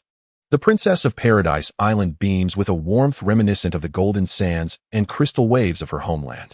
Nightingale accepts the card with a smile, though a twinge of regret lingers in her heart. Should her suspicions prove true, it seems there may be no future to anticipate. When she perceived that Bruce Wayne seemed to require no protection, the heat-warped creature compelled her to persist in her duties. Yet, as she resolved to continue, a strange fate seemed to urge her away. Life can be amusing in such peculiar ways, amusing enough that she found no desire to smile. "Lyra," she murmured. The Blood Clan member bowed his head, his gaze intent. "I am here, ready to savor the taste of green blood." "Ah, indeed." The scarlet tongue caressed the sharp fangs, while the scars on her wrist, concealed beneath her sleeve, gradually shed their scabs, revealing fresh flesh. "Forever at your service," the elegantly gentlemanly man smiled, his eyes alight with vitality. Nightingale. Chapter 32. Jack Sue. The following day, the weather was splendid. As Bruce Wayne leisurely adjusted his bow tie upon seeing the luxury vehicle from the underground garage drive into the Wayne Manor garden, he paused momentarily beside the car, where Nightingale quietly awaited. She was unlike the poised young leader of 30 or 40, lacking her round spectacles and high ponytail today. Her curled raven hair cascaded over her pale skin, making her appear as a flower that had inexplicably bloomed in the daylight out of season. Even Wayne, accustomed to various beauties, found himself momentarily entranced by the allure of her sidelong glance. "You look exquisite today," he remarked, abandoning the final adjustment of his bow tie as he approached, generously offering his admiration. "It is indeed my fault to keep such beauty waiting, Lyra." His steel blue eyes radiated warmth and gentility, devoid of any trace of male aggression, rendering one pleasantly surprised, as if his praise was the highest acknowledgement of her beauty. Despite having prepared herself psychologically throughout the night, Nightingale still felt a sense of absurdity at the juxtaposition of her speculations regarding Bruce Wayne's hidden identity with his current demeanor. Yet, she revealed nothing of her thoughts. "Am I not beautiful on ordinary days, Mr. Wayne?" She playfully chided as she opened the rear door of the car for him, her voice soft. After last night, she was uncertain of how much her previous writings could influence the Justice League, yet no matter how they investigated, not even a deity could fathom the long-standing connection Nightingale shared with them. Although she had changed her attire, the young woman before him, now showcasing greater strength and beauty, remained the same shy bodyguard who had once applied with gratitude. This thought flickered through Bruce's mind, leaving his emotions in a complex state. "It is my clumsiness with words," he said, not hurrying into the car. Instead, he gently took her hand, seeking permission with his gaze to bestow upon her a courteous kiss upon her hand. With a slightly amused acquiescence in her eyes, Bruce leaned down, smiling as he added, "I must say, you are exceptionally beautiful today, Lyra." In that moment, the restrained warmth that rested upon her hand stirred something within Nightingale's heart. In that fleeting moment, a thought crossed Bruce's mind. Her hand felt excessively cold. At the Manor's main building, Alfred was tidying up the tableware, humming a cheerful, unrecognizable tune. Dick and Tim were playfully jostling each other behind the window, making a series of sounds. Barbara sat in a spot invisible from outside, smiling. The two little birds, engaged in their daily banter, soon grew restless with their playful tussle. As they watched a car drive away, they quickly shifted to verbal sparring. "Why haven't you returned to Bridhaven, Dickie Bird? Why aren't you in school, Shorty Bird?" "Don't call me that. What should I call you then? Shorty? Shorty? Shorty?" The two chirping birds once again tumbled into a playful scuffle. Ultimately, the elderly butler, having set the tableware in order, took each child by the hand and led them wherever they needed to go. Red Robin, naturally, had to attend school, along with a glass of milk that was unavoidable. Nightwing was currently engaged in tracking matters. Bruce had arranged for him to intern in the laboratory, collaborating with the Avengers on the development of suppressants and antidotes. It was said that the recently detained thermally mutated individuals had experienced 2 outbreaks today, both subdued by the suppressants provided by Wayne Laboratories. The partnership between Wayne Enterprises biological researchers and the Avengers had not been widely publicized. The public only knew that Iron Man and Captain America had arrived, unaware of the specifics of their endeavors. Dr. Banner's identity was consistently that of a government-sent technical aide. To be honest, if it weren't for the information on the Hulk in the Batcave, Nightwing would never have guessed that the mild-mannered, affable doctor was indeed the Green Giant. It was rumored that the research on the antidote was progressing smoothly, and perhaps today they could finally resolve the issue with the thermally mutated individuals. Until a piece of news broke. Wayne Laboratories had been bombed. The blaring sirens of fire trucks and police cars echoed through the air. A slate-gray Maserati MC-20 was parked near the Wayne Laboratories building, cordoned off by police tape. Nightingale glanced up at the billowing smoke from the building and then turned her head to see the furrowed brow of Wayne in the rearview mirror. She gently tapped her fingers on the steering wheel, suppressing the agitation that arose from witnessing the explosion's fiery light. Speculations surrounding Wayne's identity remained mere conjectures. which is why she had not instructed Selina to cease her surveillance of Wayne Enterprises. However, prior to today, Selina had received no information regarding any plans to bomb Wayne Laboratories, as long as one was in Gotham. As long as the party procured a large quantity of explosives through the right channels, and as long as they contacted certain chemical experts, they would undoubtedly have foreknowledge of the situation. This indicated that the explosion was not orchestrated by any factions within Gotham. With a click, the rear door of the vehicle was pushed open from the inside. Nightingale did not turn around. Her movements were swifter as she opened her door and circled around to intercept the individual attempting to breach the police line and enter the building. Have mercy, Mr. Wayne. The situation within is perilous. High above, dense smoke billows like clouds. On the ground, Nightingale apathetically observes stretcher after stretcher being carried out, bearing wounded souls who either moan softly or remain silent, their faces devoid of any empathetic pain or compassion.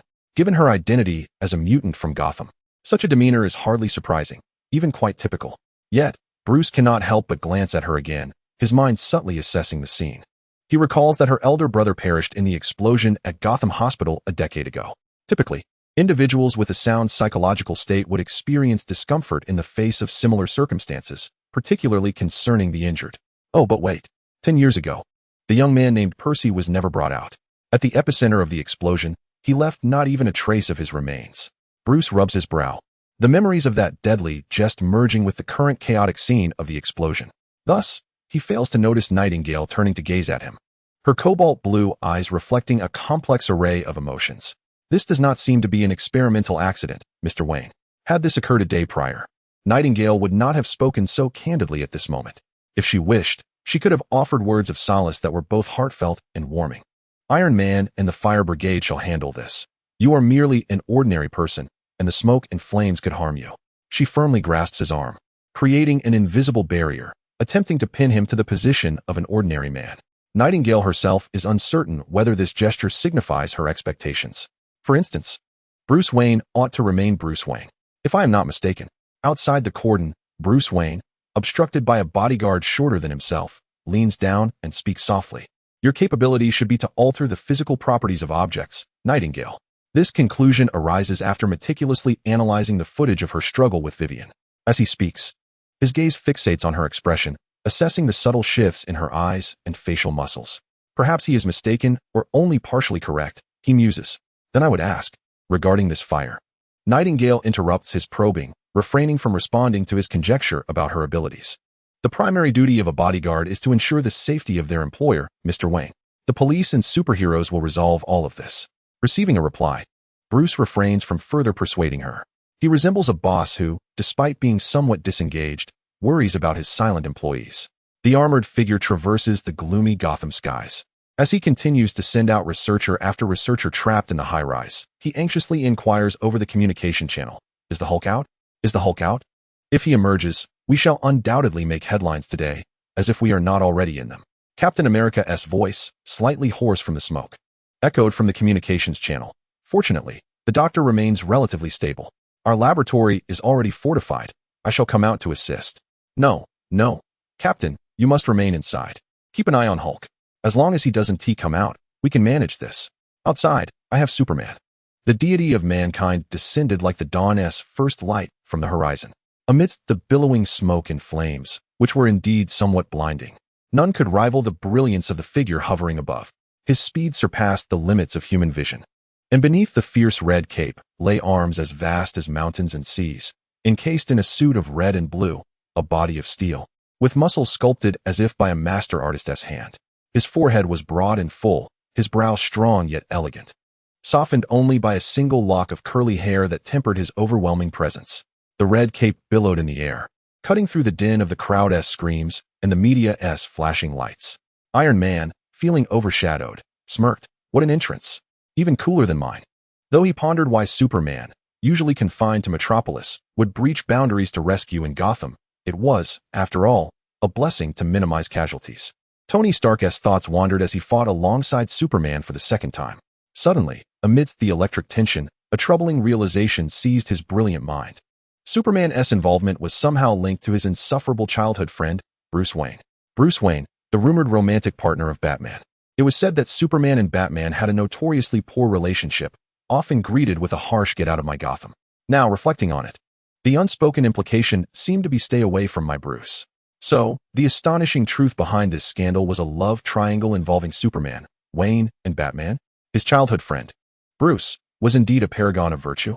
Quite remarkable indeed. Tony Stark, concede defeat. Chapter 33. Triangle. The fire at Wayne Laboratories was extinguished within an hour. The reporters, unusually, did not concentrate solely on the two billionaire titans, but allocated a significant portion of their attention to the god of Metropolis hovering above.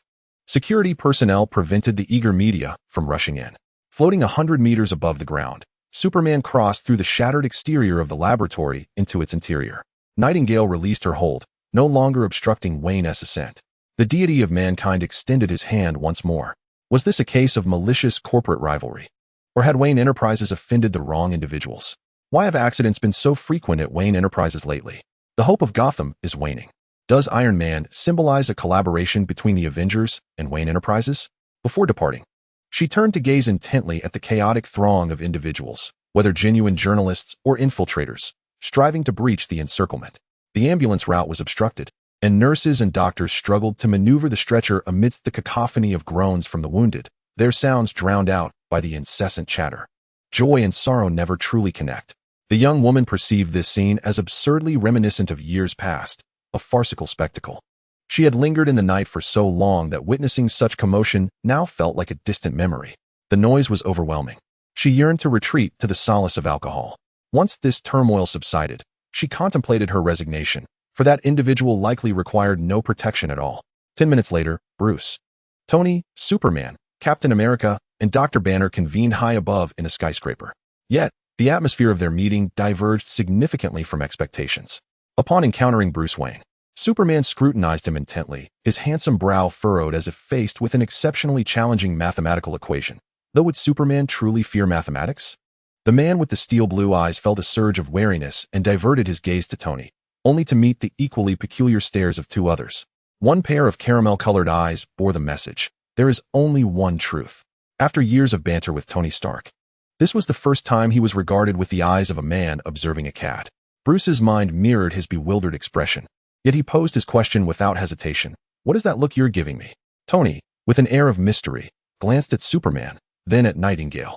Momentarily taken aback by her unusually distinct attire, and then focused once more on Bruce, his expression growing increasingly strange. Are you certain you want me to say this here? Bruce was initially confident, but found himself wavering in uncertainty. Nightingale, oblivious to Iron Man's cryptic banter, exhibited no curiosity. I will be waiting outside, Mr. Wayne. With that, she nodded at Steve and Dr. Banner standing by the door, lingering her gaze on the latter for a moment, causing him to feel an unsettling chill before she exited. The silver door closed seamlessly behind her, its soundproofing effectively silencing all discourse.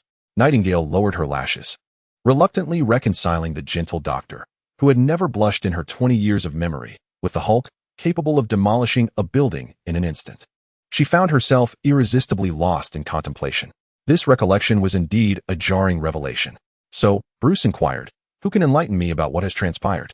With his company in ruins, even the nominal owner, who typically remained aloof, could hardly maintain a countenance of ease, due to the company's robust protective measures and timely rescue efforts. Although there were injuries in this incident, most were superficial and not severe, and fortunately, there were no fatalities, a semblance of good news, one might say. After he posed this question, the two outsiders, Superman and the collaborator, the Avenger, had their remarks to make. Entering the laboratory necessitated multiple verifications. Even external personnel required basic identity authentication. The individual capable of concealing a bomb from the detector and bringing it inside must undoubtedly be an insider from your company. Tony gestured towards the laboratory, where the experimental results were encased in bulletproof and explosion-proof glass. Logically speaking, the antidote had already been developed. It remained securely in our possession and could not be stolen.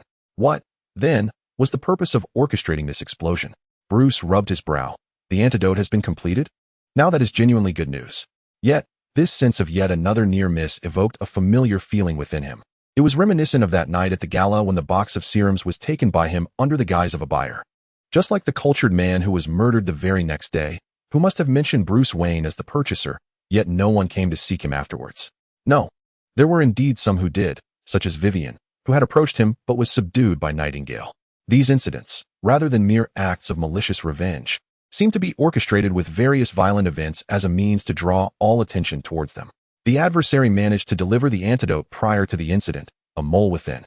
They orchestrated these diversions without regard for the innocent, resorting to ruthless tactics. What benefit could this bring them? Or were they attempting to convey some message through these actions? The motives remained unclear. Bruce concluded this analysis in his mind. The striking, tall, red-haired bartender, with azure eyes, who Vivian claimed to have seen, yet was untraceable in the surveillance footage, was likely a pivotal point. The ability of the adversary to conceal their whereabouts bore some resemblance to his instinctual sense of an unseen presence in the castle, though it was not entirely analogous. Moreover, Bruce surmised that his bodyguard, Nightingale, could likely achieve a similar feat if the adversary truly was that elusive Nightingale who had remained untraceable in Gotham for nearly a decade. As if from a surreal narrative, Tony Stark felt a twinge of discomfort. His insufferable childhood friend, upon hearing that the antidote had been completed, suddenly fixated on him with an absent gaze. In the presence of Superman, he stared at Tony Stark, the dashing straight man, lost in thought. Had he finally recognized the allure of his childhood companion after decades of acquaintance? Yet, he still preferred women. Could his iron armor withstand the jealous wrath of Superman? Alas, there was no time for an upgrade now. The buxom captain stood beside him. Why not gaze at the captain? Surely, you gentlemen should favor that option. Do you still remember your rumored romantic interest? The bodyguard, waiting outside? Or perhaps your scandal serves merely as a fade? How can you justify the exquisite beauty of the bodyguard today? The heart of Iron Man roared, yet he did not succumb to the pressures of fate. With unwavering confidence, he made his steel armor levitate and resolutely patted Superman's broad, powerful shoulders and chest. Ahem, don't you have something to say to Bruce? He cast a deeply sincere gaze, urging him to pursue love. Compared to Gotham's shadowy bat, I personally find you far more dashing and promising. My dear friend, I, Tony Stark, have greater faith in you. Clark. What does that mean? So Iron Man has long been aware of Bruce Wayne's identity. Why does it seem he is willing to reveal it to the world, but not to me? If I were to call out Batman, would he dare to respond? The Earth is not worth it. Perhaps I should return to the Arctic. With a profoundly hurt expression, Superman soared back to his metropolis. This unusual behavior caught Bruce's attention. And after these two incidents, he keenly sensed that Superman's interest in Bruce Wayne seemed somewhat excessive. Although Batman's armor was designed to shield him from Superman's sight and sound, Bruce remained uncertain whether Clark could discern his hidden identity through other subtle details.